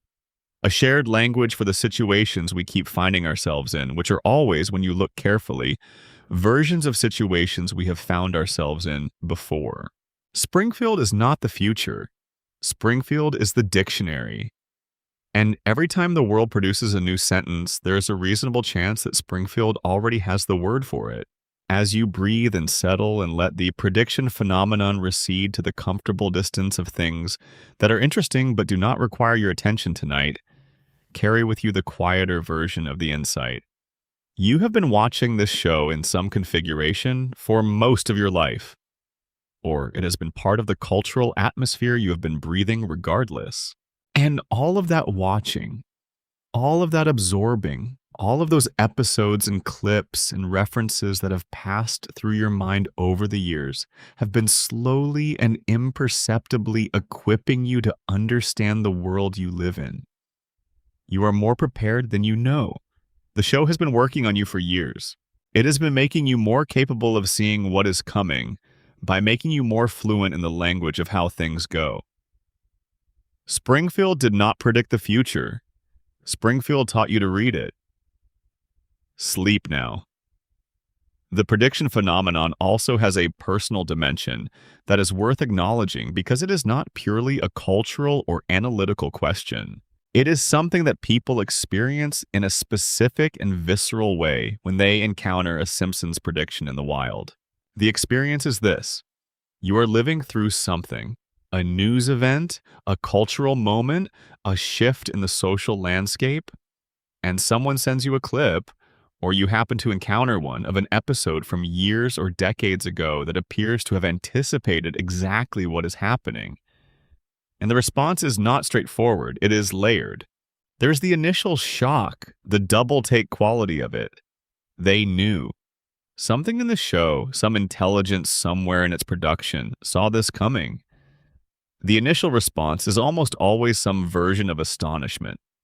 And then there's the second response, which comes quickly and sits on top of the first. Of course they did. Of course the Simpsons saw this coming. Because the Simpsons has always seen everything coming. Because that is what the show does.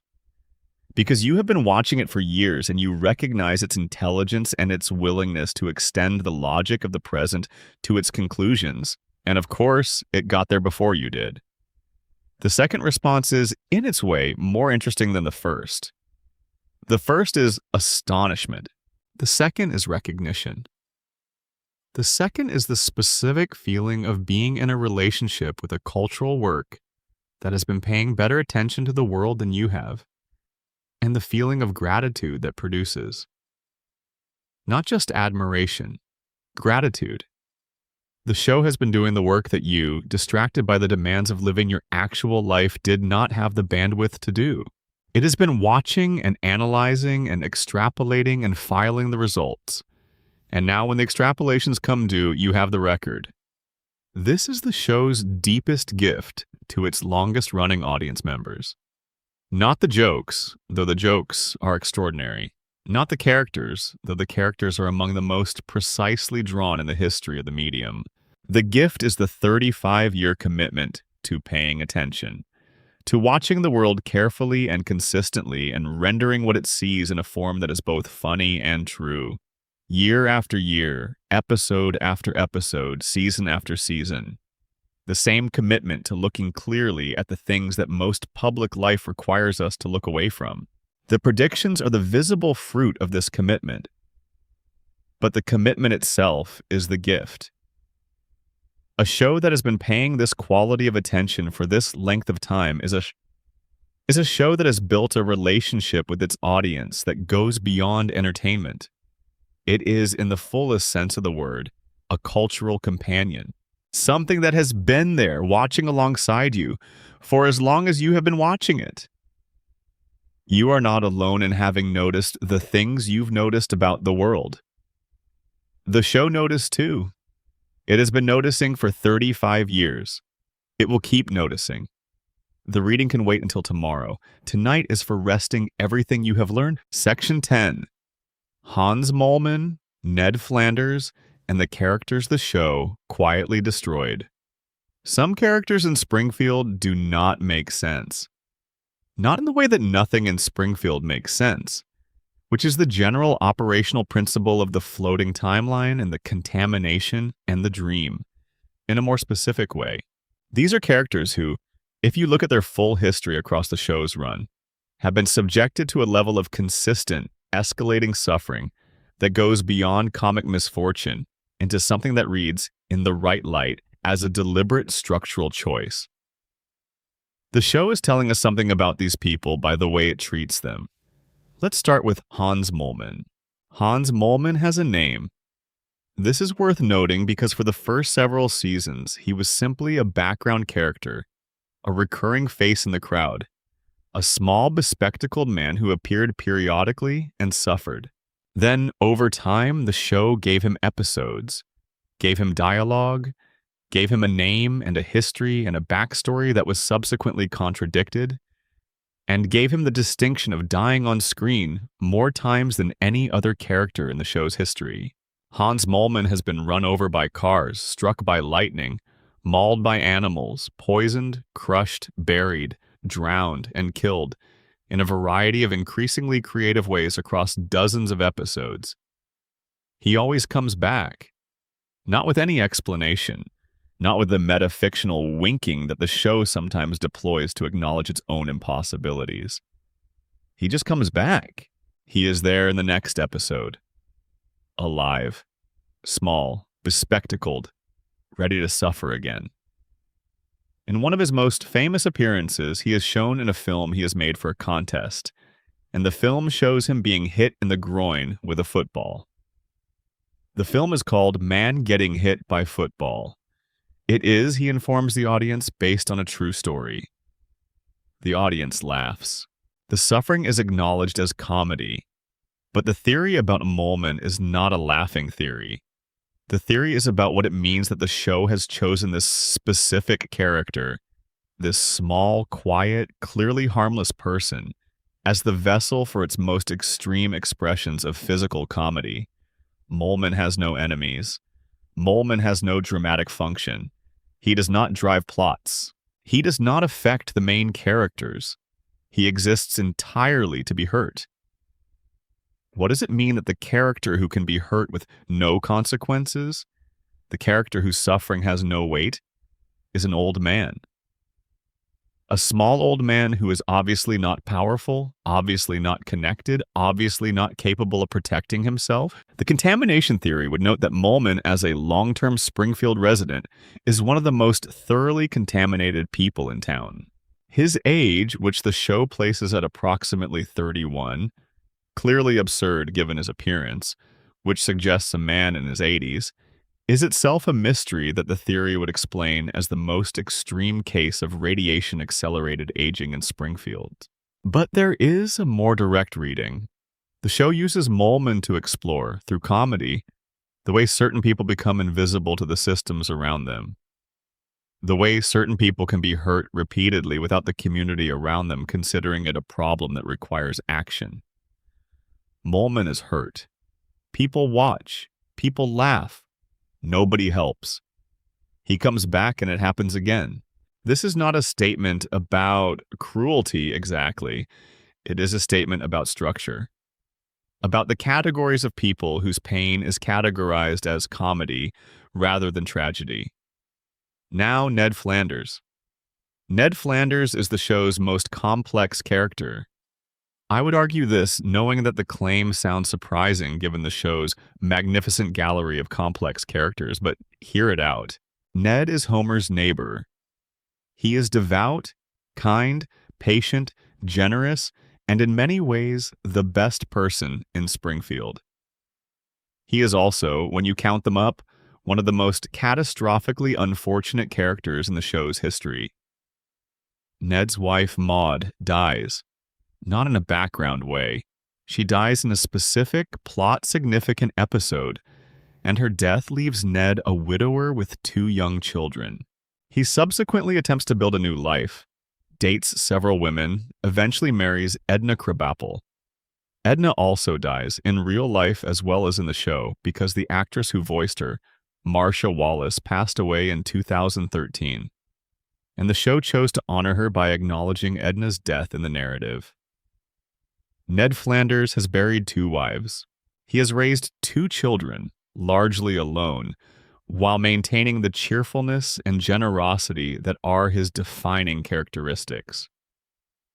He has been a good neighbor to Homer Simpson, a man who has repeatedly stolen from him, damaged his property, exploited his generosity, and treated his patience as a resource to be consumed.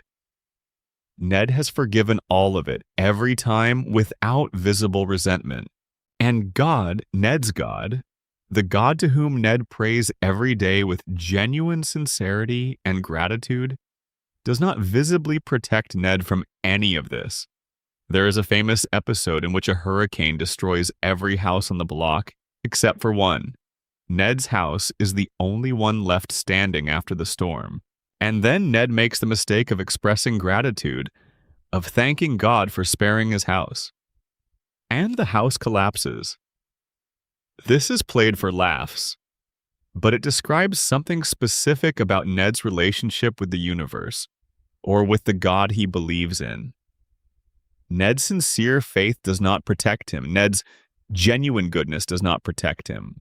The rewards that his belief system promises, the sense that right behavior leads to positive outcomes, that faith and practice and generosity are honored by the world, are consistently and spectacularly withheld.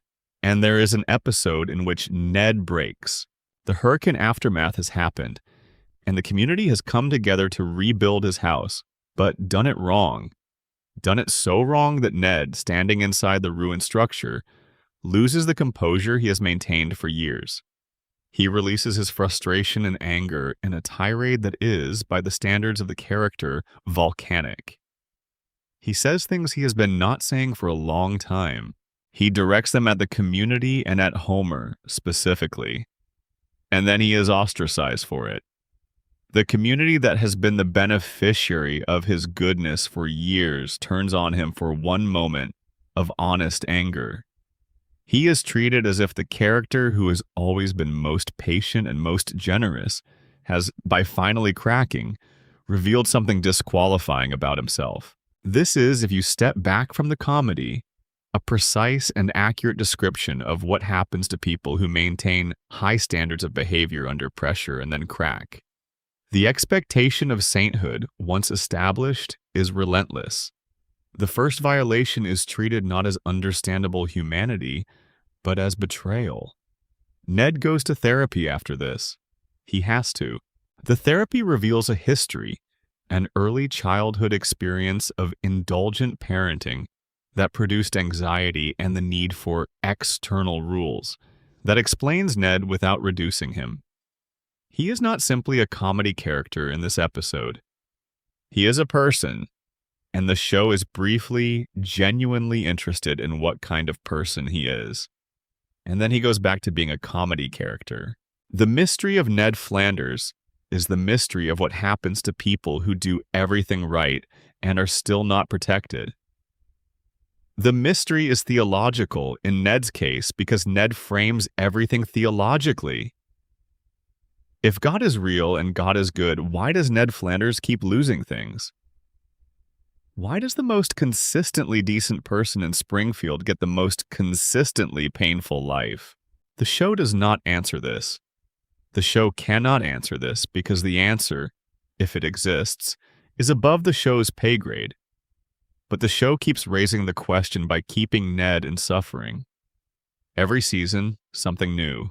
Every season, another loss, another grief, another occasion where Ned's fundamental goodness is not enough to protect him from the random cruelty of a world that does not, in fact, reliably reward goodness. God speaks to Homer. God has spoken to Homer directly, multiple times in the show's history. God does favors for Homer. God fixes things for Homer. God does not speak to Ned. Why?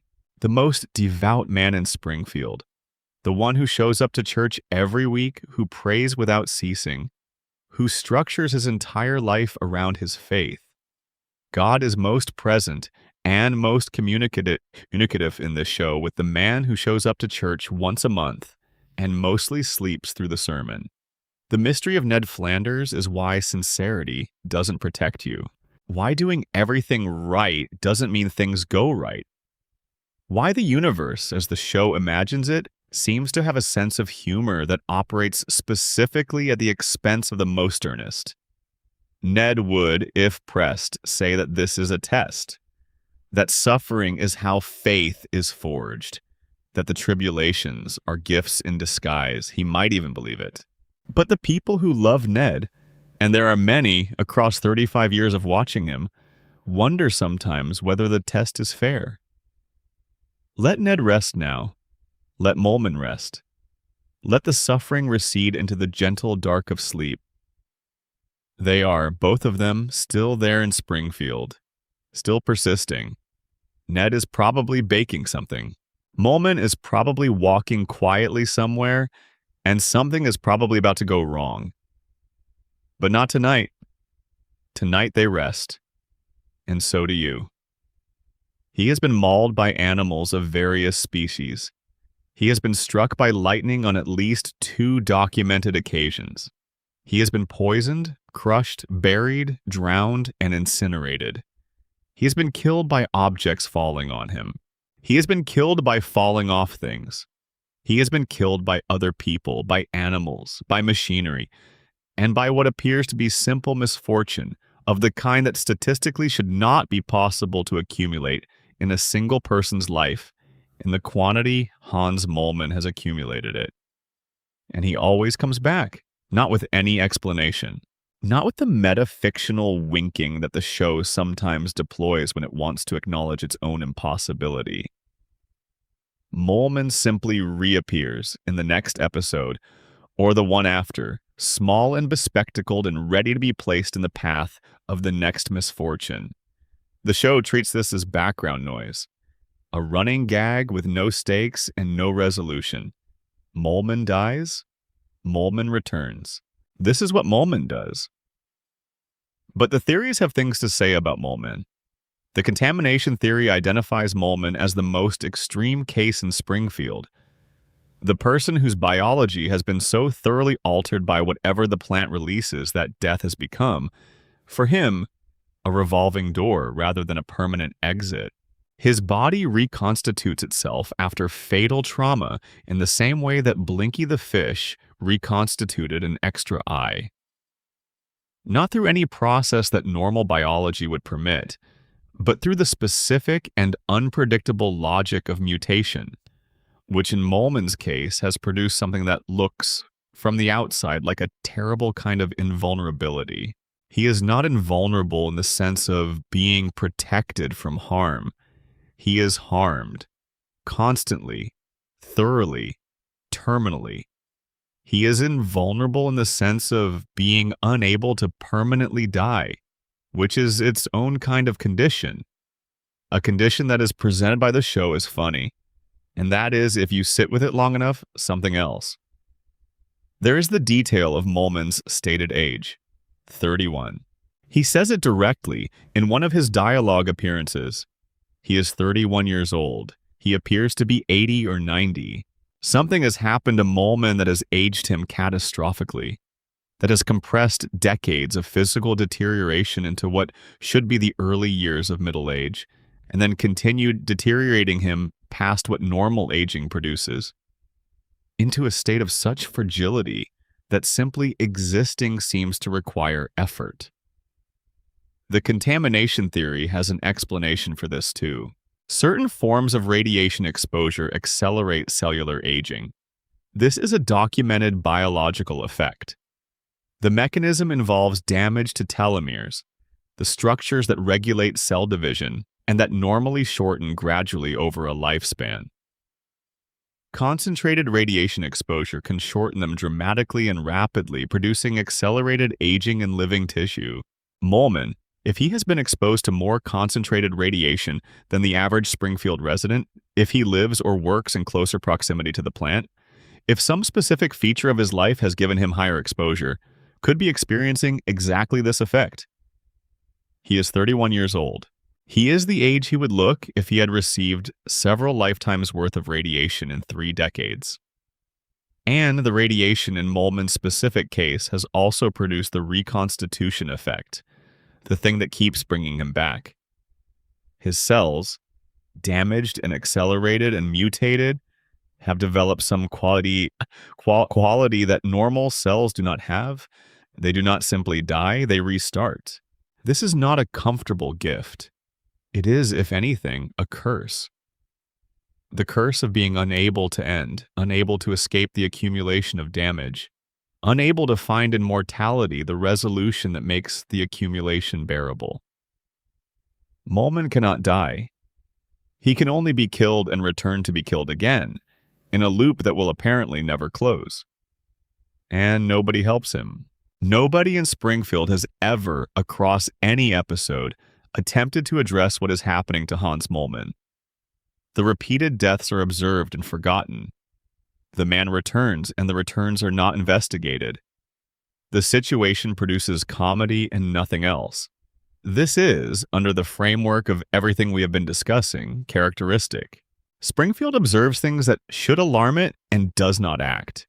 Springfield normalizes what would, in any environment operating on different terms, require intervention. Hans Molman is the most visible and most repeated example of Springfield's specific and practiced capacity for looking at something terrible and deciding, each time, that it does not require a response. Now, Ned Flanders. Ned Flanders is devout. He is kind. He is patient in the way that requires daily work. He is generous with a consistency that is not natural to him. We know from the episode that reveals his psychological history that Ned's patience was not innate but was conditioned into him as a child, beaten therapeutically, behaviorally, but thoroughly, into a boy who was originally something very different. The kindness is real now. It is not performed. It has become genuinely who Ned is. But it was not born in him. It was built deliberately through a process that removed something else. Ned's wife Maud is dead. This is not a gag or a background detail. Maud Flanders died in a specific, plotted episode, and her death left Ned a widower with 2 young sons, and the show engaged with this loss in ways that went beyond the usual reset button. Ned grieved. He attempted to rebuild his life. He eventually remarried Edna Crabapple, and then Edna also died. In real life first, when the actress Marcia Wallace passed away, and the show chose to honor her by acknowledging Edna's death in the narrative rather than quietly recasting or retiring the character. Ned Flanders has buried 2 wives. He has raised Rod and Todd largely alone, through the particular exhaustion of single parenting, while maintaining the smile and the cheerfulness and the neighborino and all the other markers of his performed contentment.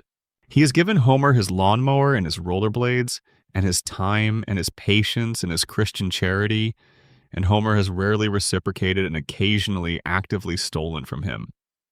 And Ned has forgiven this every single time because Ned's conditioning does not give him an alternative.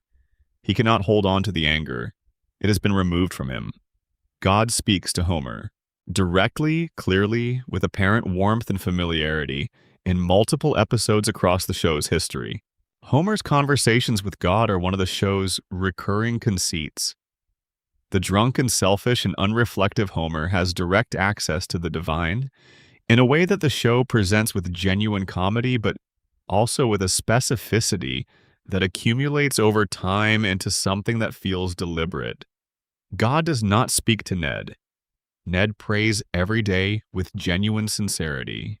He structures his entire life around his relationship with his faith. His worldview, his ethics, his daily practice, his emotional regulation, all of it is organized around a theology that is specific and demanding, and that Ned honors in ways that are, by the show's own accounting, real and thorough. He is not hypocritical. He does not say he believes things and then live otherwise. He believes things and lives exactly as those things require. And God is silent. God talks to Homer and ignores Ned, and the show presents this as comedy, as the show presents almost everything as comedy. But the comedy has a point, and the point is dark. The point is that goodness does not purchase divine attention. That sincerity does not produce reward. That the man who shows up to church and genuinely listens is not more connected to whatever transcendence is available than the man who shows up occasionally and sleeps through the sermon.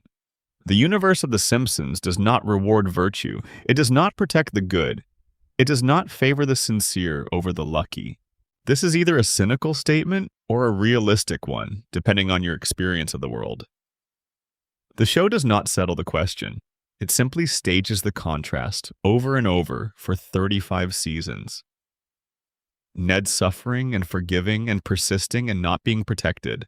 Homer stumbling and failing and not being held accountable and persisting. And occasionally, almost accidentally, landing on grace. The gap between them does not close. It is never closed. Ned accepts this. Or he performs acceptance, which is the closest his conditioning allows him to get to the feeling of acceptance. He smiles. He bakes. He waves to Homer across the fence. He trusts that it makes sense in a framework he cannot fully see. Maybe it does. Maybe there is a framework in which Ned's patience is earning something that Homer's luck is costing, in currencies the show does not have the vocabulary to track. Maybe the kindness is going somewhere, building towards something, accumulating into a form of grace that the show's episodic structure cannot contain. Or maybe Ned Flanders is simply the most honest answer in Springfield to the question of what happens when you do everything right in a system that isn't oriented around rewarding rightness. He keeps going anyway. That is not nothing. Let Ned's quiet persistence be the thing you carry from this section into sleep. Not his suffering. That has been suffered and continues to be suffered and does not require your witness tonight. His persistence. The fact of his showing up day after day to be who he has decided to be, regardless of what the universe seems to think of that decision. Ned keeps going anyway. Homer keeps going anyway. There is a quality in Ned Flanders that is easy to miss because the show wraps it so thoroughly in comedy, and it is this. Ned is the only character in Springfield who has made a deliberate and sustained choice about who he wants to be. Everyone else in Springfield is largely the product of their circumstances. Homer is who he is because of the contamination and the crayon, and Mona's absence and Abe's grief, and 35 years of trying and failing and trying again without quite enough cognitive resource to do it differently. Lisa is who she is because she was born with extraordinary intelligence into an environment that cannot accommodate it and has spent her whole life navigating the friction. Burns is who he is because of a century of choices, each one building on the last, each one narrowing what was possible until what remained was the mechanism. Ned chose, he was told by the therapist who treated him as a child, that his aggression could be conditioned away. And the conditioning worked. The aggression is gone or suppressed so thoroughly that it functions as gone. But what replaced it was not simply the absence of aggression. What replaced it was a character, a specific, sustained, chosen character. The kindness that replaced the rage is not passive, it is active. It is a position taken and maintained every day in the face of everything that happens to Ned, which is a great deal. Ned's patience with Homer is not the patience of someone who doesn't notice how Homer treats him. He notices. His occasional breakdowns make this clear. The noticing has been accumulating for years, and when the accumulation becomes too heavy, it all comes out at once, the way a dam fails. Ned notices every slight, every imposition, every casual theft and easy forgiveness. He notices and he chooses every day to continue. This is not programming, or rather, the programming created the capacity, but the daily choice is Ned's. The conditioning removed the option of immediate reactive aggression, but Ned's sustained kindness, the choice to be generous, to forgive, to give the benefit of the doubt one more time, that is a decision made in the face of evidence, made without the reassurance of reciprocation, made apparently because Ned has decided that this is who he wants to be, regardless of what the universe has decided about whether people like that get protected. The universe, as we have noted, has not protected Ned. Maud is gone. Edna is gone. The house has been destroyed. The prayers have been answered with silence. And Ned continues to choose what he chooses. This is not naivety. It is not the behavior of someone who does not understand that goodness is not rewarded. It is the behavior of someone who has understood this and decided that goodness is worth pursuing regardless. Because the alternative, becoming someone who does not bother to be good, because goodness is not rewarded, is a different kind of loss. A loss of the self that Ned has built. A loss that would leave him with nothing. If Ned stops being kind, who is he? He is our Mentemzarian. He is the street punk before the conditioning. He is the person the therapy worked so hard to prevent. And that person, the unmodified Tamzarian, has no home and no story and no Ned Flanders who makes sense of everything that came after.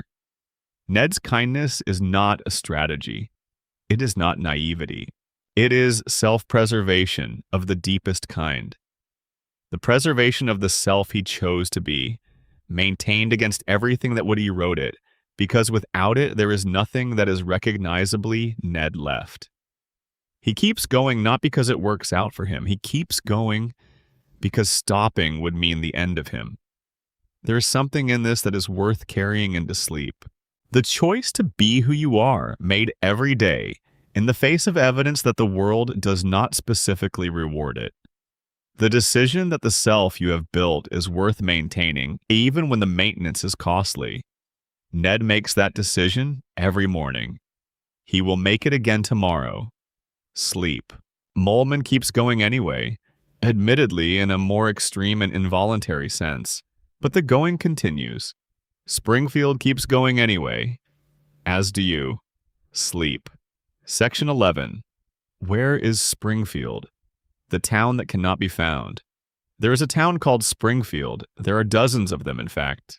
There are Springfields in Alabama and Alaska and Arkansas and California and Colorado and Connecticut and Florida and Georgia and Idaho and Illinois and Indiana and Iowa and Kansas and Kentucky and Louisiana and Maine and Maryland and Massachusetts and Michigan and Minnesota and Mississippi and Missouri and Montana and Nebraska and Nevada and New Hampshire and New Jersey and New Mexico and New York and North Carolina, and North Dakota and Ohio and Oklahoma and Oregon and Pennsylvania, and South Carolina and South Dakota and Tennessee, and Texas and Utah and Vermont and Virginia and Washington, and West Virginia and Wisconsin and Wyoming. There are more Springfields in the United States than there are episodes in the first 10 seasons of The Simpsons. And the Springfield in The Simpsons is none of them. Or it is all of them. This is the final mystery, the one that closes the circle, the one that turns out to be the key to everything else. Springfield cannot be located because it was designed not to be located. The show's creators made a deliberate choice, early and sustained, to ensure that Springfield's geography would resist any attempt to pin it down. Matt Groening, who created The Simpsons, has addressed this question repeatedly over the years. He has given different answers at different times, which is itself part of the mystery. He has said that Springfield is named after the Springfield in Springfield, Oregon, where he grew up, which would seem to identify the town definitively.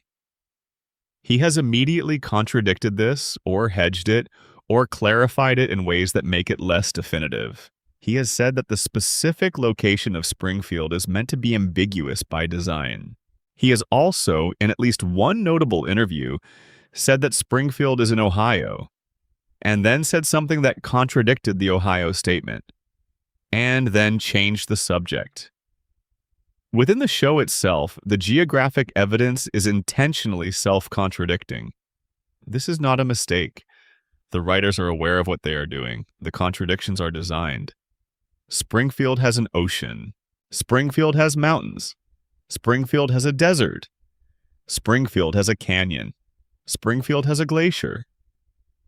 No single location in the continental United States has all of these geographic features. Springfield is geographically impossible, a town that contains within its borders every American landscape, as if someone took the entire country and folded it down to the size of a modest Midwestern city. When characters travel from Springfield, the direction of travel and the destinations they reach are inconsistent from episode to episode. Springfield is north of something in one episode and south of the same thing in another. It is a 4-hour drive from one city in one episode and a day's drive from the same city in another. The interstate highway that runs past Springfield exits to places that are geographically incompatible with each other. One running gag across many seasons involves the state abbreviation. Springfield exists in a state, and the state has an abbreviation, and the abbreviation is sometimes visible on signs and documents. The abbreviation is NT. No U.S. state has the abbreviation NT. NT is, in fact, the abbreviation for the Northwest Territories in Canada. Springfield is, by this logic, either in Canada or in a state that does not exist. The mystery is not an oversight. The mystery is structural, and several theories have been proposed about what the structural mystery means. The most straightforward theory is legal and commercial. The creators of The Simpsons deliberately refused to locate Springfield, specifically because a specific location would create legal and liability issues. If Springfield is Springfield, Illinois, and the show depicts something satirical about Illinois, that raises different questions than if Springfield is everywhere and nowhere. A fictional Springfield that cannot be placed is legally protected in ways that a specifically located Springfield is not. This is sensible and probably partially correct, but it does not satisfy the fan theorists who want something more interesting than a legal defense. The contamination theory would say Springfield cannot be located because its geography has been distorted by whatever the plant releases. The radiation has affected not just the bodies and minds of Springfield's residents, but the space itself. The town exists in a bubble of contaminated physics, where north is not reliably north, and the ocean can be on both sides simultaneously. This is not metaphor. This is the physical consequence of what the plant does to the space around it. The coma theory would say Springfield cannot be located because it exists in Homer's dream, and dreams are not located anywhere. Dream spaces have their own geography, which is the geography of emotional logic rather than physical logic. The ocean is there because Homer loves the ocean. The mountains are there because the mountains appear in a memory that matters. The geography of the dream is the geography of Homer's mind, and Homer's mind has room for all of it. There is a theory that takes a more mystical approach. Springfield cannot be located because it is meant to represent every American town simultaneously. The show was designed from its earliest conception as a satire of American life in general, not of any specific place. The floating geography is the visual representation of this ambition. When you watch The Simpsons, you are not watching a show set in Oregon or Ohio or anywhere in particular. You are watching a show set in America, all of it, at once. This is why the Springfields in all those states feel like they might be the one. Because they might all be, in their way. Because the show is drawing from all of them, pulling the threads of American life from every direction and weaving them into a single impossible town that contains multitudes. There is something both dizzying and comforting about this. Dizzying because it means there is no ground under Springfield, there is no bedrock. The town is built on a question mark, floating above the specific place it refuses to be. Comforting because it means Springfield is yours. Wherever you are, whatever Springfield looks like from where you're sitting, the one you know from your own life, the streets and the diner and the power plant on the edge of town, that Springfield is real too. The show is about your town, your family, the specific and improbable arrangement of people you love and exasperate and cannot imagine existing without. Homer is your father, or the father you had, or the father you wanted, or the father you are becoming. Marge is someone you know. You know exactly who. Bart is everyone's younger self, everyone's. Lisa is the one who understood too much too early and is still figuring out what to do with that. Maggie is the mystery. Maggie is always the mystery. The one watching, the one who sees everything, the one who knows.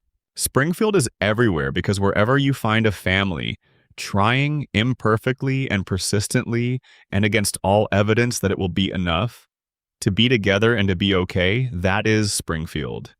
The town cannot be found on a map because the town is not on a map. The town is in you. It has been in you since the first time you heard that theme, since the first time the couch gag surprised you, since the first time you laughed at something Homer said and felt slightly guilty about it because you recognized it. The town cannot be found because you cannot find what you're already inside. And you have been inside it for as long as you've been watching. Springfield is not a place.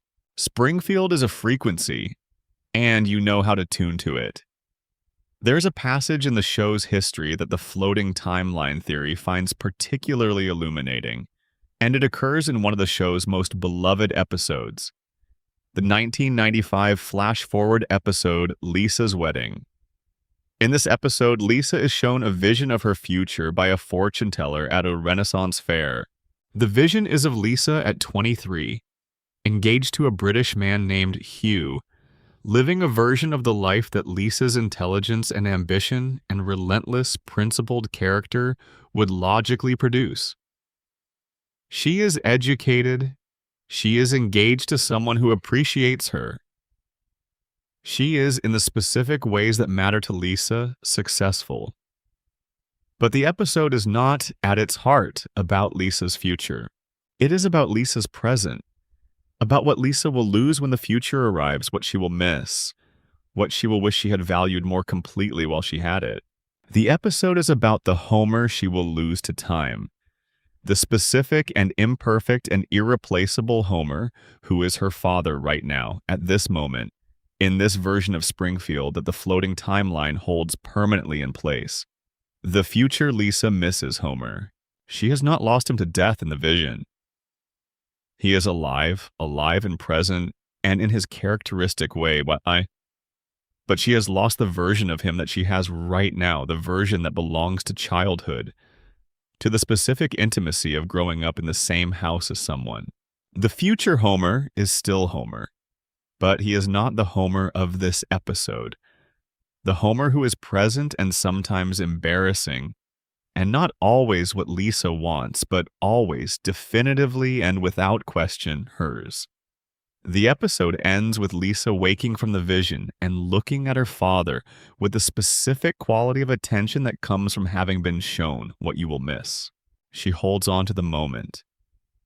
She looks at Homer, at her Homer, the present one, the imperfect one, and she holds on. The floating timeline is, in this reading, the show doing what Lisa does in that moment.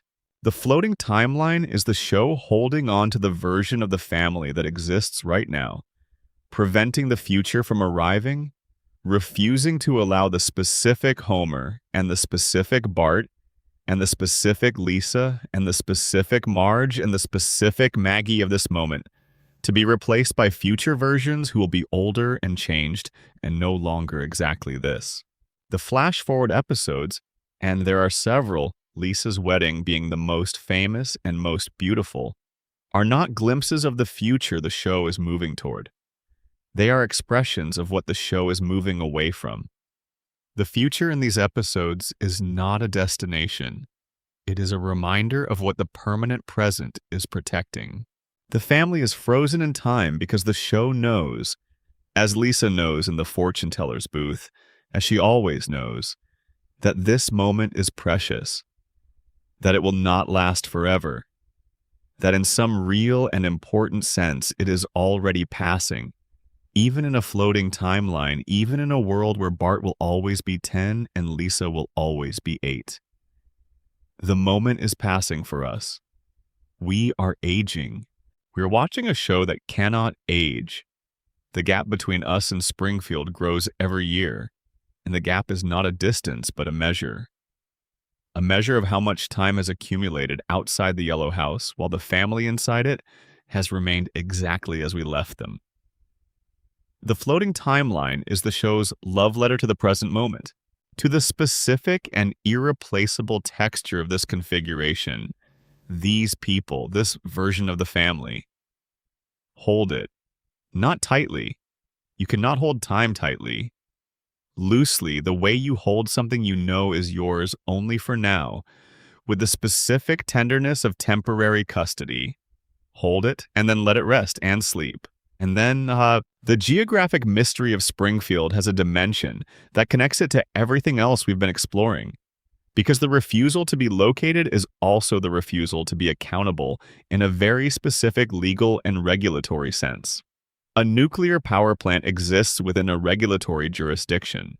The state in which it operates has an environmental protection agency, a public utilities commission, a governor's office, a set of legal structures designed to hold industrial facilities to standards of environmental and safety compliance. The federal government has the Nuclear Regulatory Commission.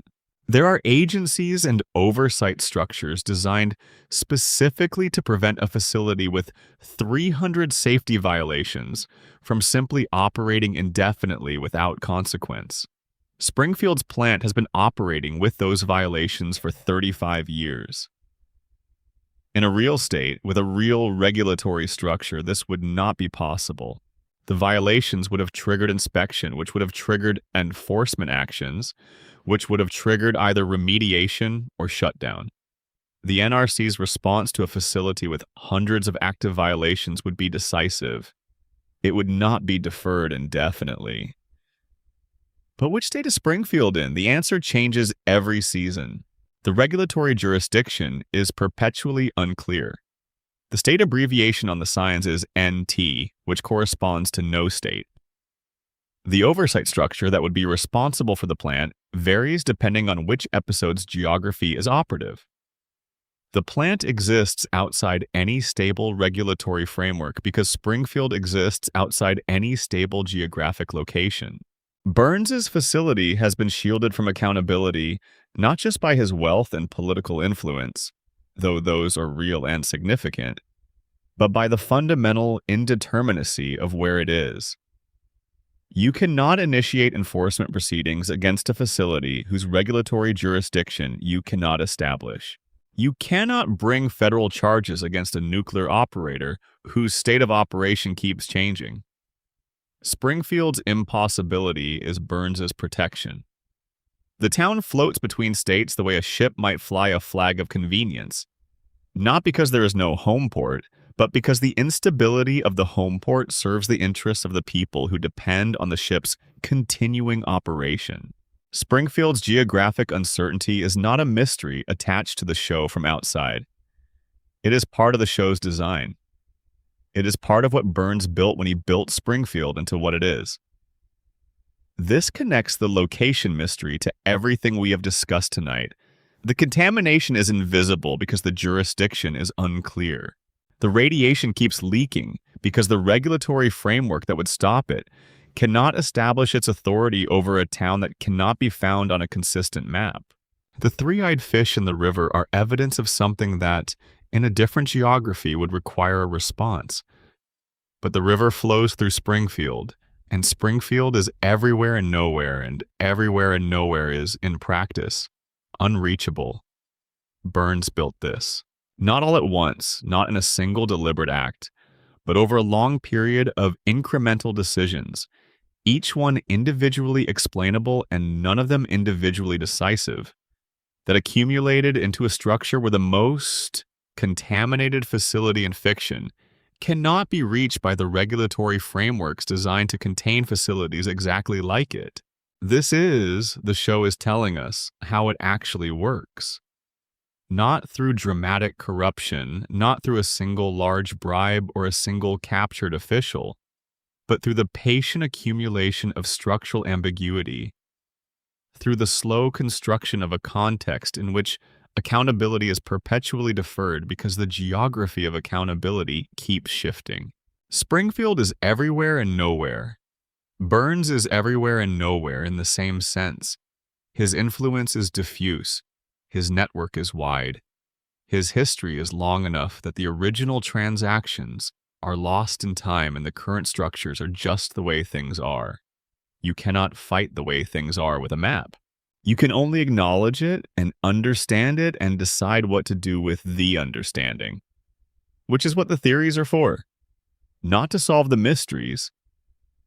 The mysteries are not solvable, not definitively, not in the way that satisfies the urge toward resolution, but to make the mysteries visible, to trace the outlines of the things that are usually invisible because they are too large or too diffuse or too well defended by their own indeterminacy to be seen directly.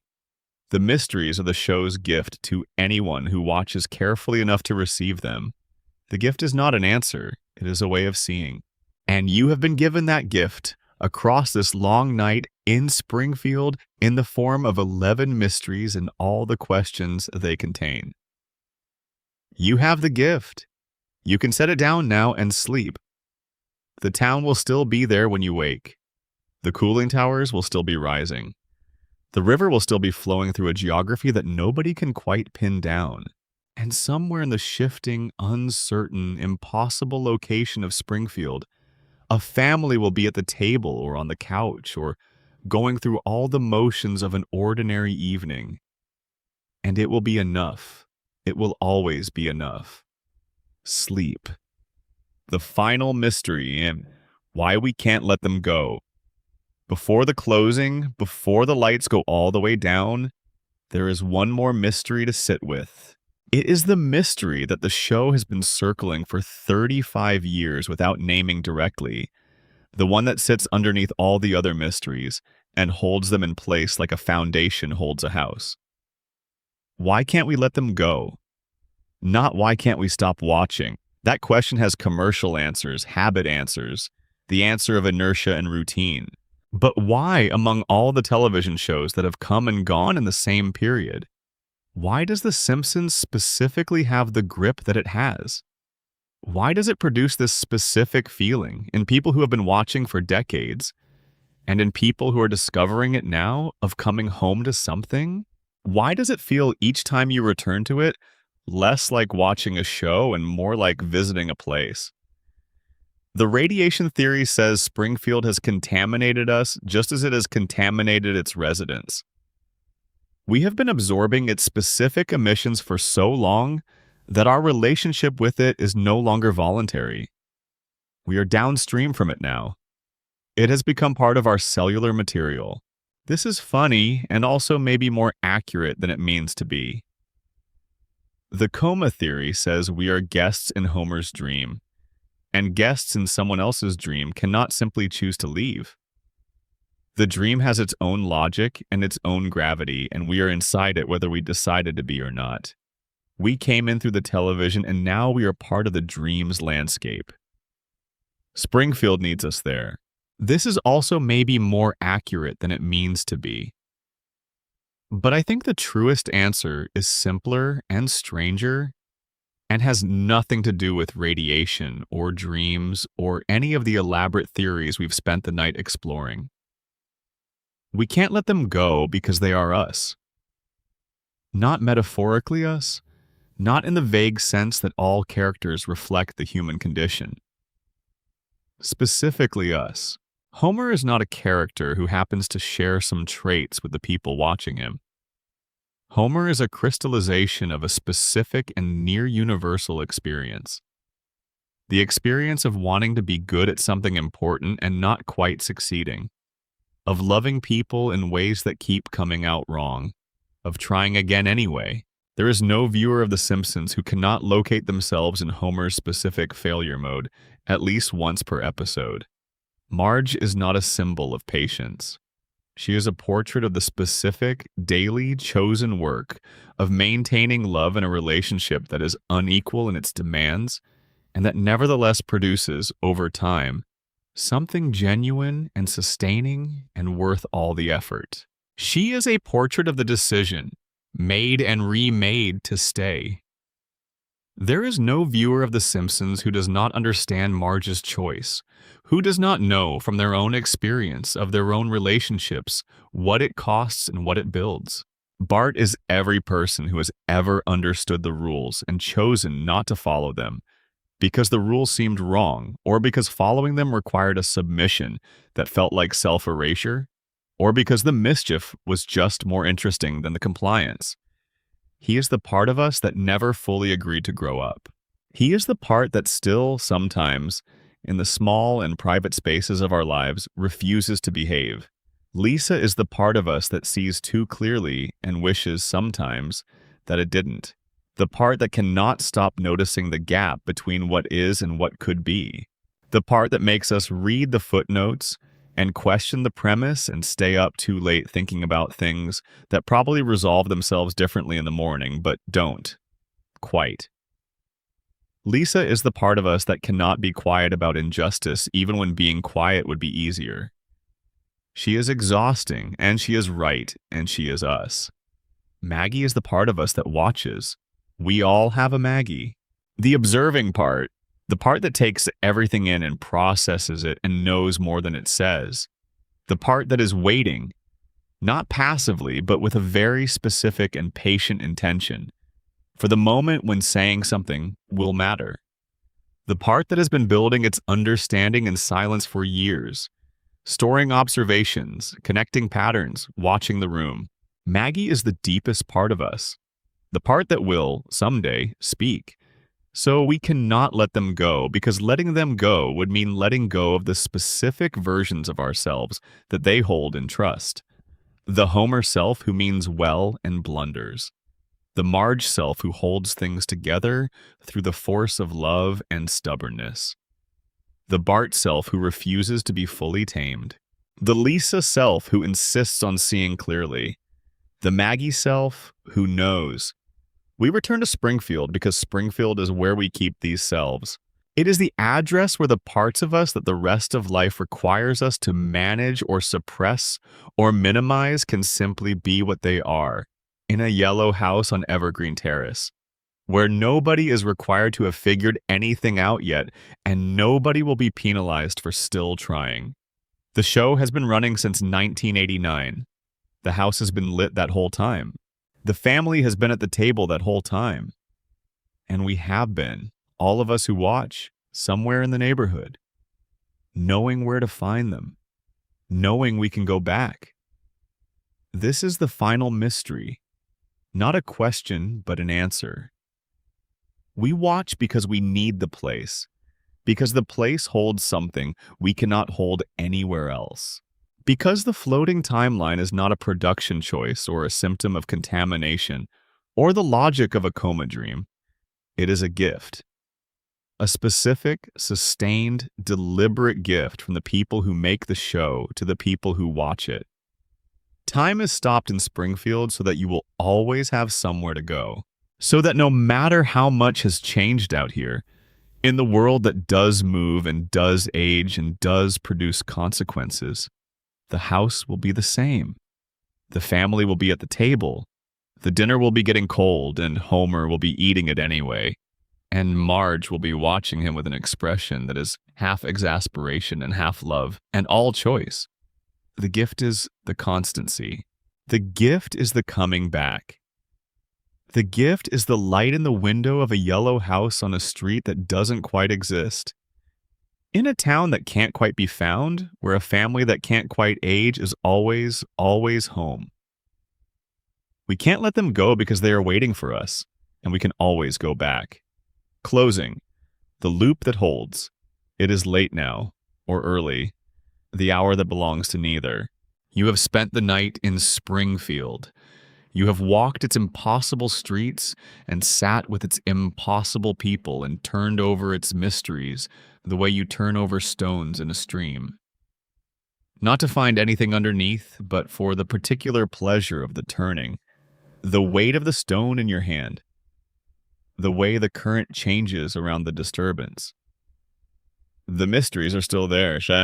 They will still be there tomorrow. Patient as they have always been. Waiting in the yellow light of a town that time forgot. They are not going anywhere. They were built to last. Who shot Mr. Burns? Whether Homer is dreaming. What Maggie knows and is not saying. Where on any map that could actually be used to navigate to it Springfield sits. Why Burns has not died when he should have died decades ago. Why Mona's story matters so much. Why it lands so differently than most of the show's storylines. Why the image of a woman leaving in the night to protect her child while it costs her everything has weight that the show's comedy format cannot fully contain. Why Ned Flanders keeps going with a faith that the universe seems never to reward. Why Hans Moleman keeps returning to suffer again. Why the town voted to maintain the lie about Skinner's identity, and what that vote reveals about every other vote Springfield has ever taken. Why we cannot let any of them go. These questions will not be answered tonight. Some of them will not be answered ever, and that is not a failure. It is the shape of the relationship between this show and the people who love it. The Simpsons gives us not resolutions, but continuations. Not endings, but the next episode. Not answers, but the company of the questions. And questions, held gently in the dark, without the urgency of needing them resolved, are one of the most reliable paths into sleep that exists. They give the mind something to do that is neither productive nor distressing. Something in between waking and dreaming, the slow circling of things that matter without the pressure of arriving anywhere. The questions become a rhythm. The rhythm becomes a current. The current carries you. Let the questions go now. Not away. They don't go away. They just stop requiring effort. Let them become part of the background noise of this particular night. The way the plants hum is part of the background noise of Springfield. Always present, not threatening, simply there. The yellow house on Evergreen Terrace is lit from inside. Homer is on the couch. He fell asleep watching television 3 hours ago, the remote somewhere in the cushions, the volume low enough that it has become ambient, part of the texture of the house. His breathing is slow and deep, and he is dreaming something. What exactly is between him and whatever part of him does the dreaming? But it is probably warm. It is probably familiar. It is probably the sound of his family moving around in the rooms nearby, which is the sound Homer's sleeping mind most reliably finds its way toward.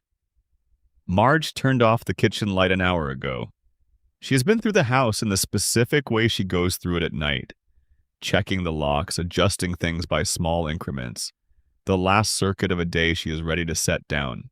She paused in the living room doorway, saw Homer asleep, considered waking him, decided against it.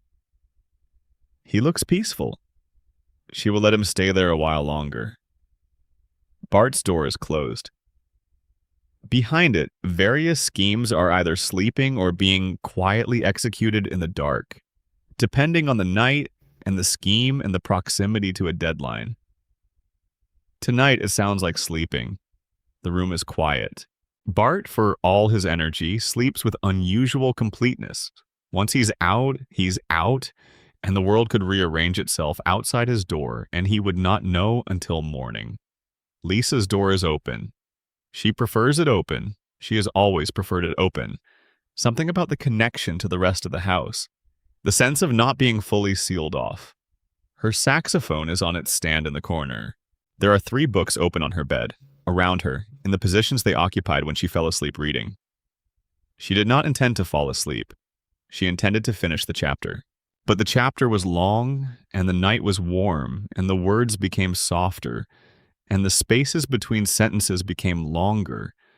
And then there was just the weight of the book against her chest, and the sound of the house and the slow departure into sleep of someone who is actually more tired than she had admitted.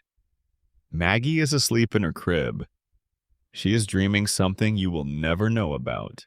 Her pacifier is on the mattress beside her, which means she is more deeply asleep than usual.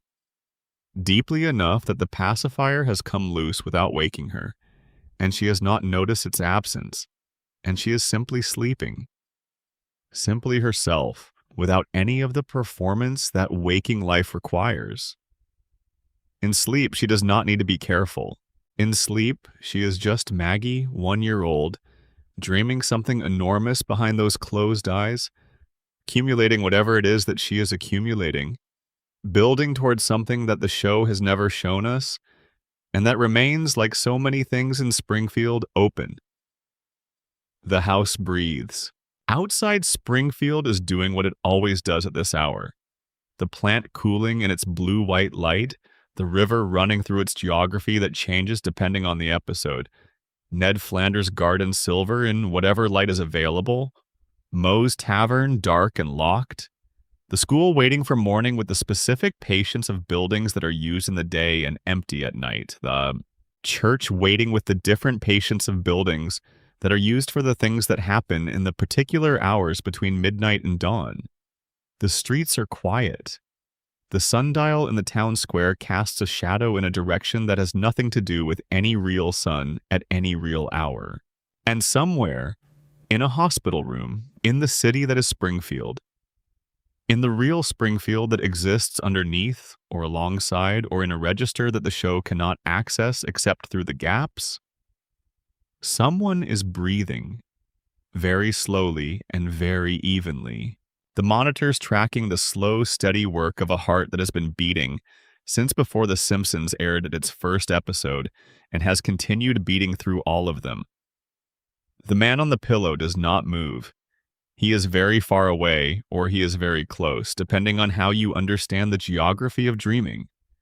He is holding on. He has always been holding on. And the dream that he is holding, the enormous, warm, implausible 30-year dream of a family and a house and a street and a town and all the people in it, continues. It continues because he will not stop holding it.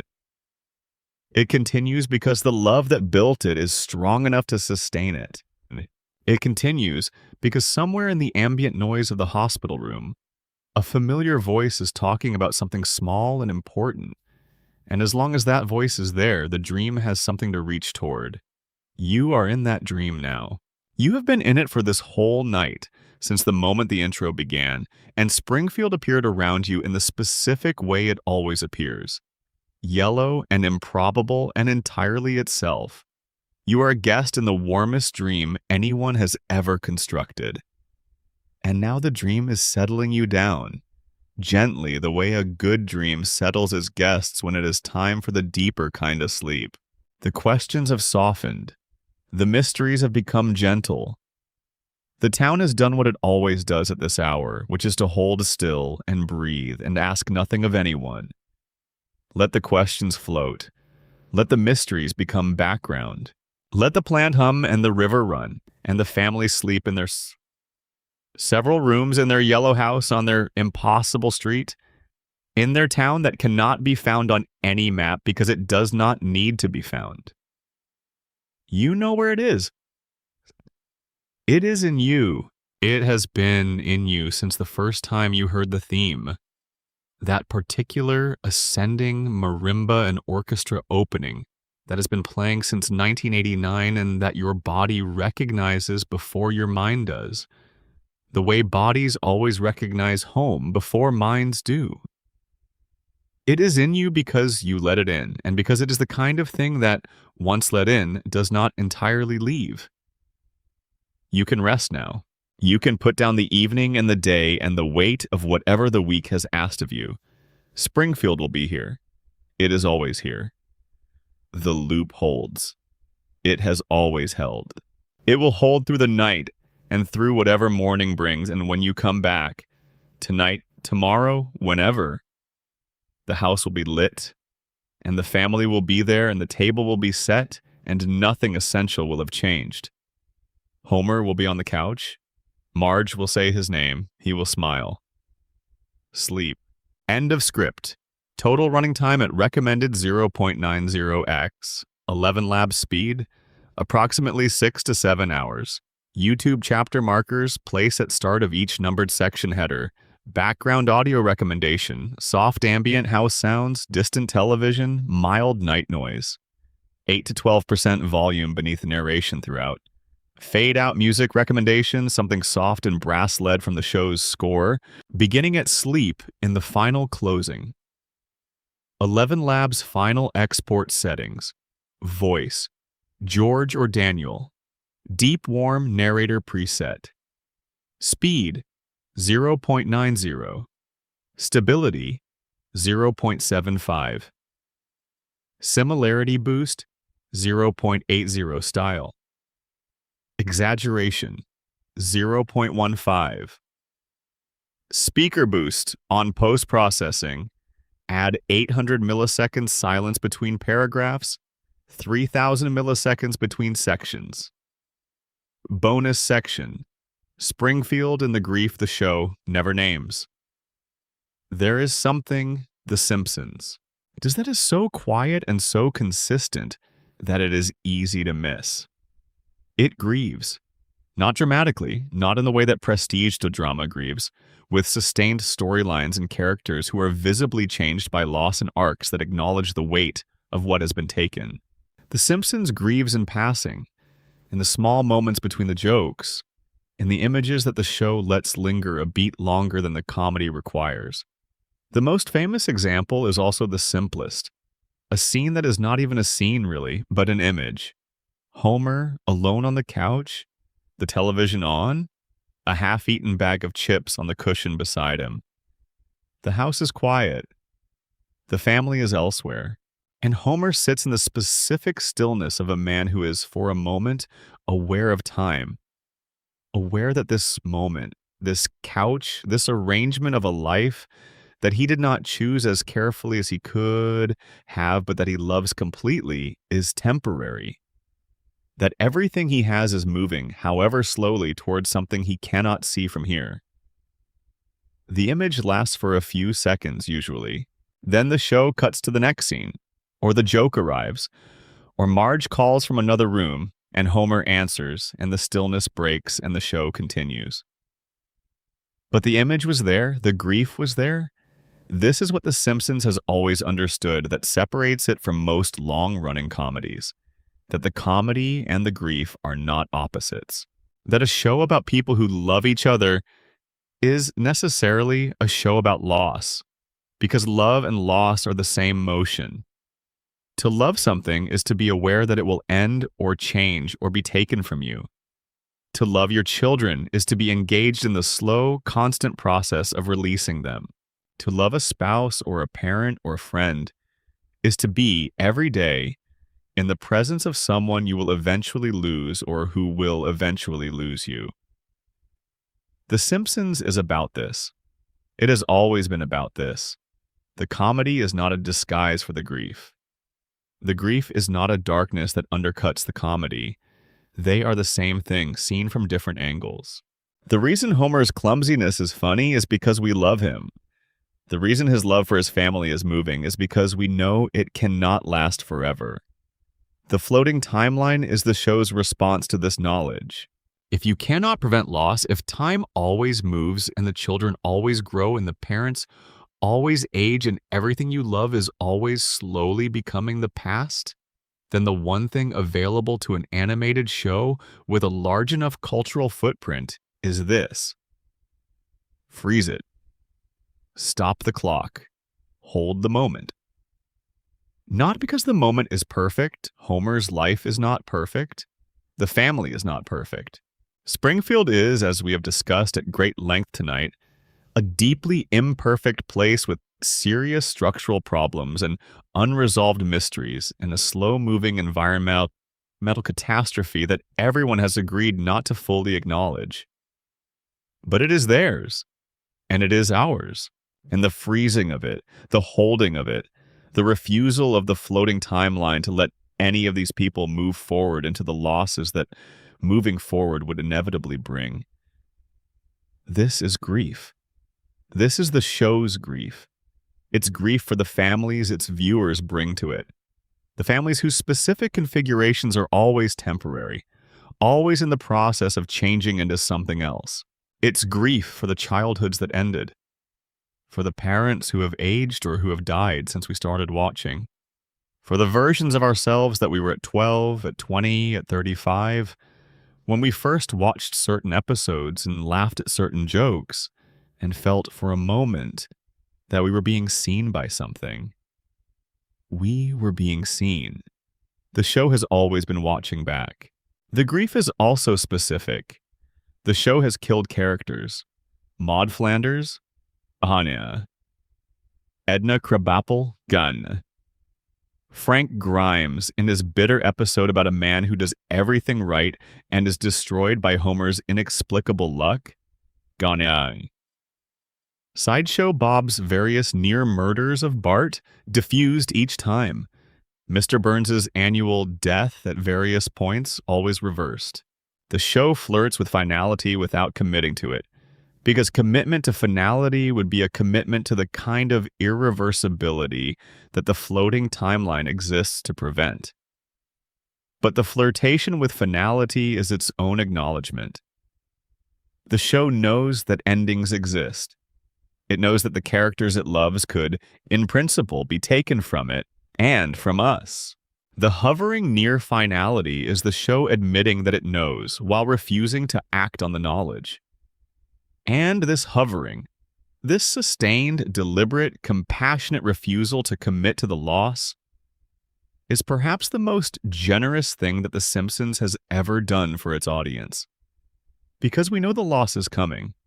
Out here, outside the floating timeline, in the world that moves, we know that the specific arrangement of the people we love is temporary. We know that the version of our family that exists right now, the specific ages, the specific dynamics, the specific texture of a life that is always in the process of becoming something else, will not be this forever.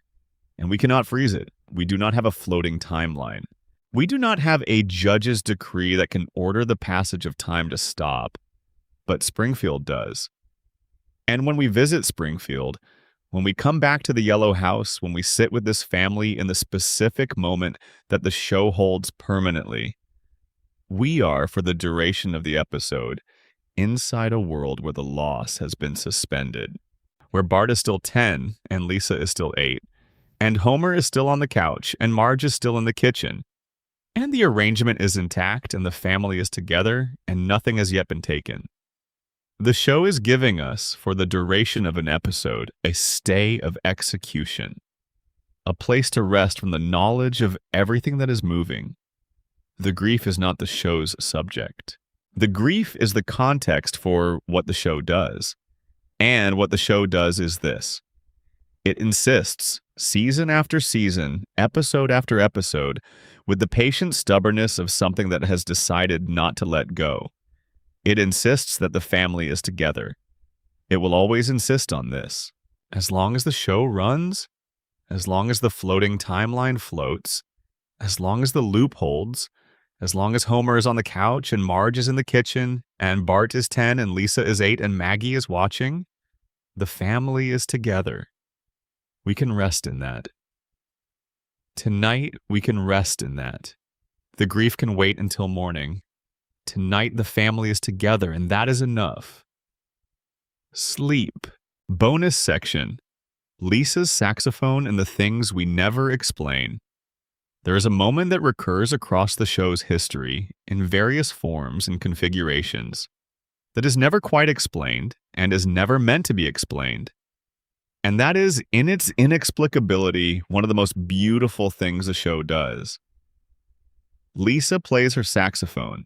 She plays it in the middle of episodes, sometimes for dramatic punctuation, sometimes in moments of loneliness or frustration, sometimes in moments of connection. She plays it in her room late at night when the house has gone quiet. She plays it outside once or twice in the specific light of an afternoon when nothing is happening, and everything is somehow happening simultaneously. She is 8 years old. She plays with a complete, unself-conscious immersion of someone for whom music is not a skill being practiced, but a language being spoken. The show has established that Lisa is gifted. Her abilities exceed what her age and her training should logically produce. But the gift is not the point. The point is the relationship. Lisa plays because there are things she cannot say in words. This is not a theory. This is not a mystery in the investigative sense. It is simply the most honest observation available about what the show is doing in these moments. Lisa is the most verbally expressive character in the show. She is almost never at a loss for the right word, the correct argument, the precise formulation that captures what she means to say. And yet the saxophone exists, and yet she plays it. Because there are things that words, even Lisa's words, cannot reach. The grief that does not yet have a name, the love that is embarrassed by direct expression. The specific loneliness of being the smartest person in a room that cannot understand you, and the specific comfort of music, which does not require understanding. The saxophone does not ask to be understood. It asks only to be heard. We hear it. Across 35 years and hundreds of episodes, we have heard it. In the particular way that you hear something that is true even when you cannot fully account for why it is true. In the way that music, at its best, carries meaning that is not reducible to the meaning of any individual note or phrase. Lisa plays and something is communicated, and the communication does not have a name and does not need one. This is the show at its most generous and its most quiet. Not the jokes, not the social commentary, not the elaborate theories about contamination and comas and immortality. Just a child in a yellow house playing an instrument that she loves. In the particular hour of the evening, when the light is that specific color that doesn't have a name either. You know the color. You know what it feels like to be in a room at that hour, with that light, with the thing you are most yourself when you are doing it, and the rest of the world outside and quiet. You have been in that room. Maybe you are in that room right now in a manner of speaking, the room that is your inner life. The room where the things you cannot say in words are nevertheless real and present and asking to be heard. The saxophone does not ask for resolution. It does not ask for answers. It only asks to be played. And it is played.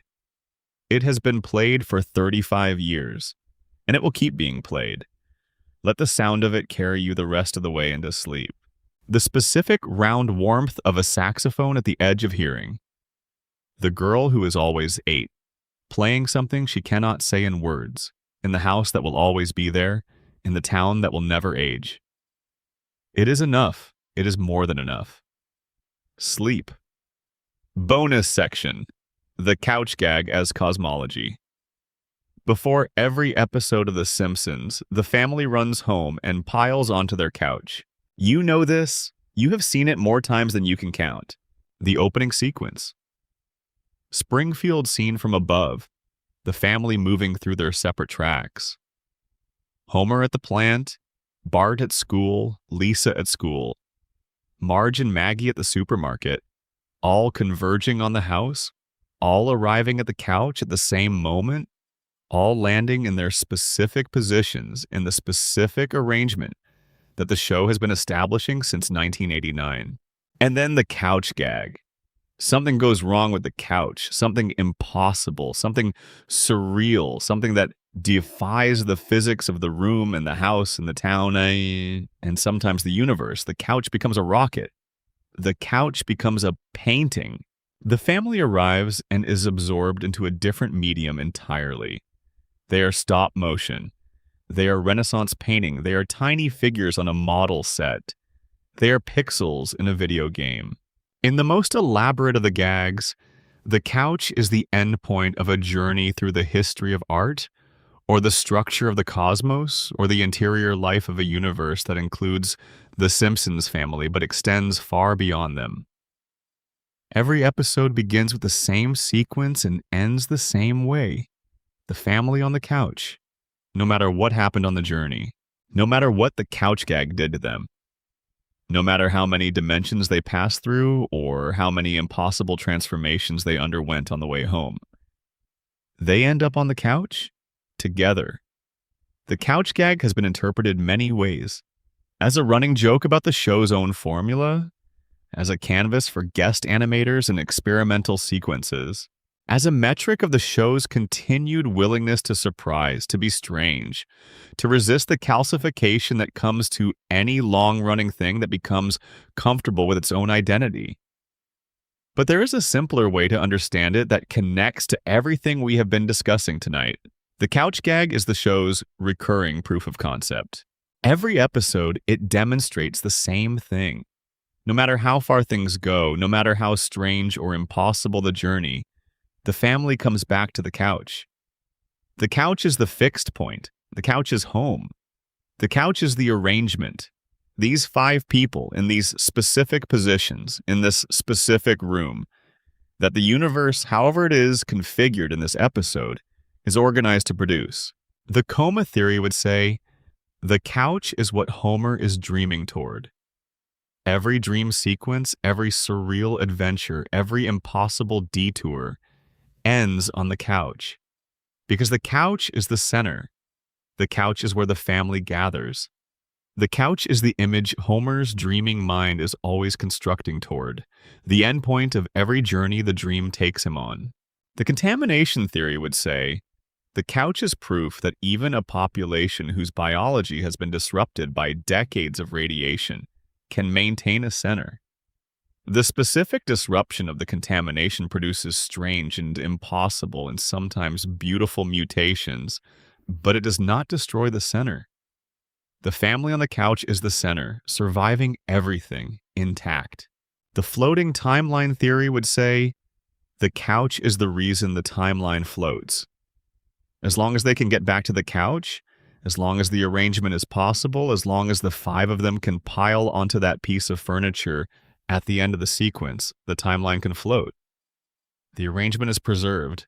The rest can keep moving. And perhaps the simplest reading, the couch is love made spatial. It is the representation in furniture of the decision to keep showing up for each other, to keep coming home, to keep arranging yourselves around the same center, in the same positions, in the same house, no matter what. The couch does not move. It has been in the same place for 35 years. The family keeps coming back to it. This is what the show is. This is what all of its mysteries and theories and buried storylines and unanswered questions are ultimately in service of, not the unraveling of the mysteries. The mysteries don't unravel, they persist, but the simple, weekly, reliable return. Homer runs home. The family converges. They end up together on the couch, every episode. For 35 years, the couch holds. Bonus section. What Marge knows. We have discussed Homer. We have discussed Bart. We have spent time with Lisa's intelligence and Maggie's strategic silence and Burns's impossible longevity. We have followed Mona Simpson's story and examined the contamination in the coma and the sundial evidence. But there is a character we have not examined, not directly, not with the attention she deserves. Marge Simpson knows more than she says. This is the theory that is rarely articulated as a theory, because it is so close to the surface of the show that it seems obvious rather than mysterious. Marge knows everything about Homer. Marge knows everything about her children. Marge has the most accurate model of the family's reality of anyone in the household, and she deploys this knowledge with a restraint and a precision that is more sophisticated than it appears. She does not tell Homer everything she knows about him. This is not deception. It is care. Marge has understood at some point in the long history of their relationship that Homer's self-knowledge has limits that she cannot simply supply for him. That the things Homer needs to understand about himself, he needs to arrive at himself. And that arriving at them is a process that cannot be short-circuited by someone else simply telling him. She knows this. She has known it for years. And so she watches, and she loves, and she lets the process happen at its own pace. She knows about the crayon. Not what it is, why not?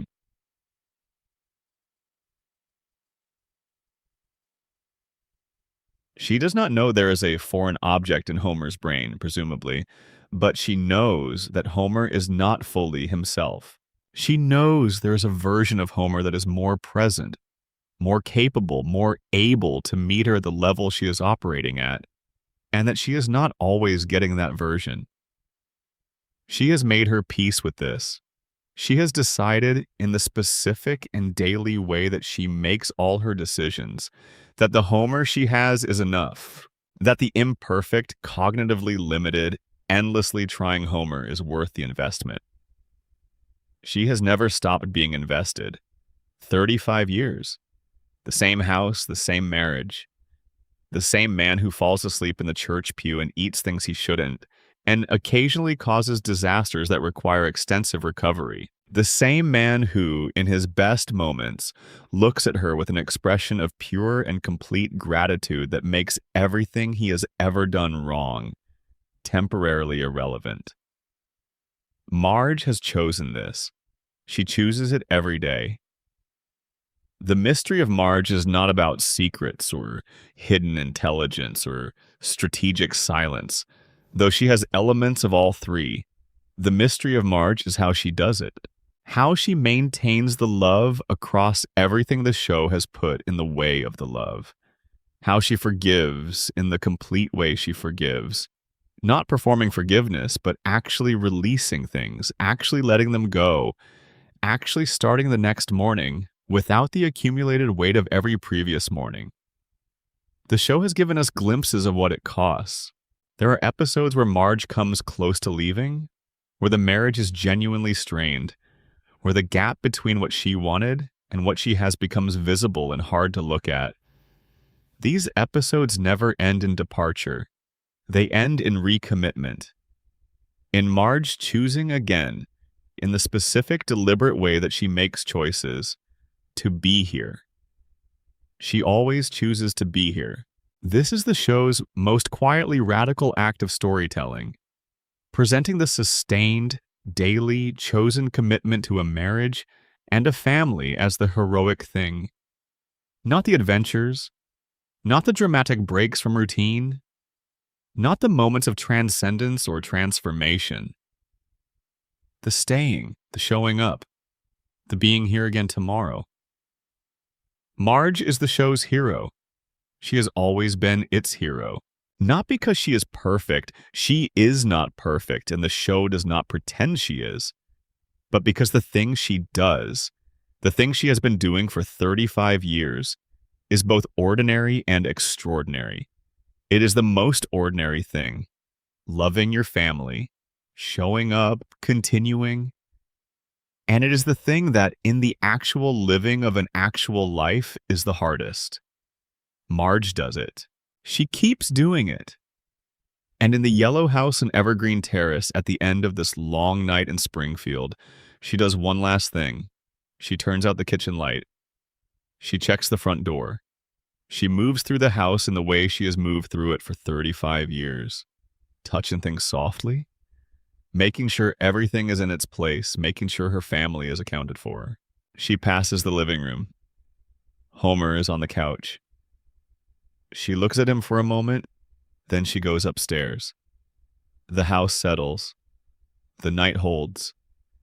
And in the soft dark of a house where everyone is sleeping and everything is where it should be, Springfield breathes. The plant hums in the distance. The river runs through its impossible geography.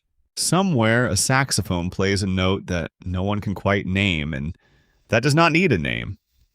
And the loop holds. The loop always holds. Sleep now. You have been in Springfield long enough for tonight. The light is still on in the yellow house. It will be on when you come back. Good night. A note on the mysteries themselves. We have spent a long night in Springfield. We have visited 11 formal mysteries and several smaller ones that live in the gaps between the large ones, and we have turned each of them over in the particular way that mysteries deserve to be turned over in the dark. Slowly, without urgency, with the understanding that the turning itself is the point. What you take from tonight is not a set of answers. The show does not traffic in answers, and neither have we. What you take instead is a set of ways of seeing. The contamination theory teaches you to look at the structures that sustain a community and ask what those structures are actually doing. Who benefits, who is harmed, how the harm is made invisible or normalized or attributed to something other than its actual source. It teaches you to look at the fish in the river and ask about the river, and to look at the river and ask about what drains into it. The coma theory teaches you that the stories we tell about ourselves, about our families, about the lives we are living, are constructions. They're made from love and need and the specific material of what we have access to at the moment of construction. They are not less real for being constructed. They may, in fact, be more real than the facts they were built to contain. The Burns immortality theory teaches you that power, in its most concentrated forms, does not simply operate in the world. It outlasts its own justifications. It persists past the point where the reasons for it are legible. It becomes structural. It becomes the way things are rather than a set of choices that could have been made differently.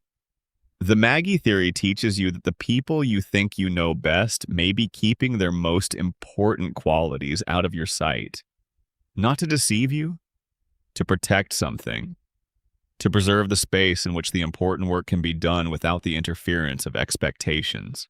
The floating timeline teaches you something about the nature of home. Home is not a place. It is a configuration of people in a relationship with each other. And the thing we call home is the thing we do to prevent that configuration from dissolving. We hold it. We insist on it. We return to it. We build stories around it that make it feel permanent, even though we know at some level that permanence is not available. The couch gag teaches you that no matter how strange the journey, the arrangement survives. The family ends up on the couch. Every time. And Marge teaches you, Marge has always taught anyone willing to learn from her, that the choosing, made every day, renewed every morning, is not a small thing. It is the thing. It is what love actually is under all the definitions and the romantic framings and the cultural elaborations. Love is the daily choice to keep showing up for the specific, imperfect, completely irreplaceable people you have chosen to show up for. These are the lessons of a cartoon town. They're also the lessons of a long life, well and imperfectly and persistently lived. You can carry them into sleep. You can carry them into tomorrow. Springfield will be there when you need to come back. The mysteries will still be there. The loop will still be holding. And the light on Evergreen Terrace, that specific warm yellow light, will be on. It is always on. Good night, Springfield. Good night. Production Appendix. On narrating Springfield. A few notes for whoever voices this. The mysteries in this script are not meant to feel unsettling. They are meant to feel warm. The contamination theory, the coma theory, the immortality of Burns. None of these are horror. They are the horror-adjacent facts of a world that has made peace with its own strangeness. And the narration should reflect that peace. You are not trying to alarm anyone. You are trying to tuck them in. When you encounter the sentences about Homer in the hospital room, slow down. Not for emphasis, for respect. These are the emotional center of the coma section, and they deserve space. The image should land gently, the way all good comfort lands, without insisting on its own meaning, trusting the listener to find it. When you read the sections about Maggie, there should be something in your voice that is soft in a specific way, Matt. The softness of someone who is being watched, who knows they are being watched, and who is not disturbed by it. Maggie's attention is not threatening. Your voice should convey that she is a guardian, not a predator. You are safe under her enormous eyes. When you come to the sections about Ned and Marge, take your time. These are the sections about goodness, not the dramatic, spectacular, publicly legible goodness that the show is sometimes drawn toward, but the quiet, daily, unchosen not-to-do goodness that is the actual texture of a life lived with some integrity. Let the words have their weight without overplaying it. Trust the material. The mysteries throughout should feel like rivers. They move, they have direction. They carry you somewhere, but the movement is smooth and you are not fighting the current. You are in it. You are being moved. That is the correct relationship between the listener and these mysteries at 2 a.m. Springfield is gentle at this hour. The show has always been gentle at this hour. Narrate accordingly. And wherever the listener is, whatever night they are having, whatever weight they brought to bed with them, speak to them the way the show has always spoken to its best-loved audience, as though they are known and cared for and welcome to stay as long as they need. The couch is big enough, the loop is long enough, there is room for everyone.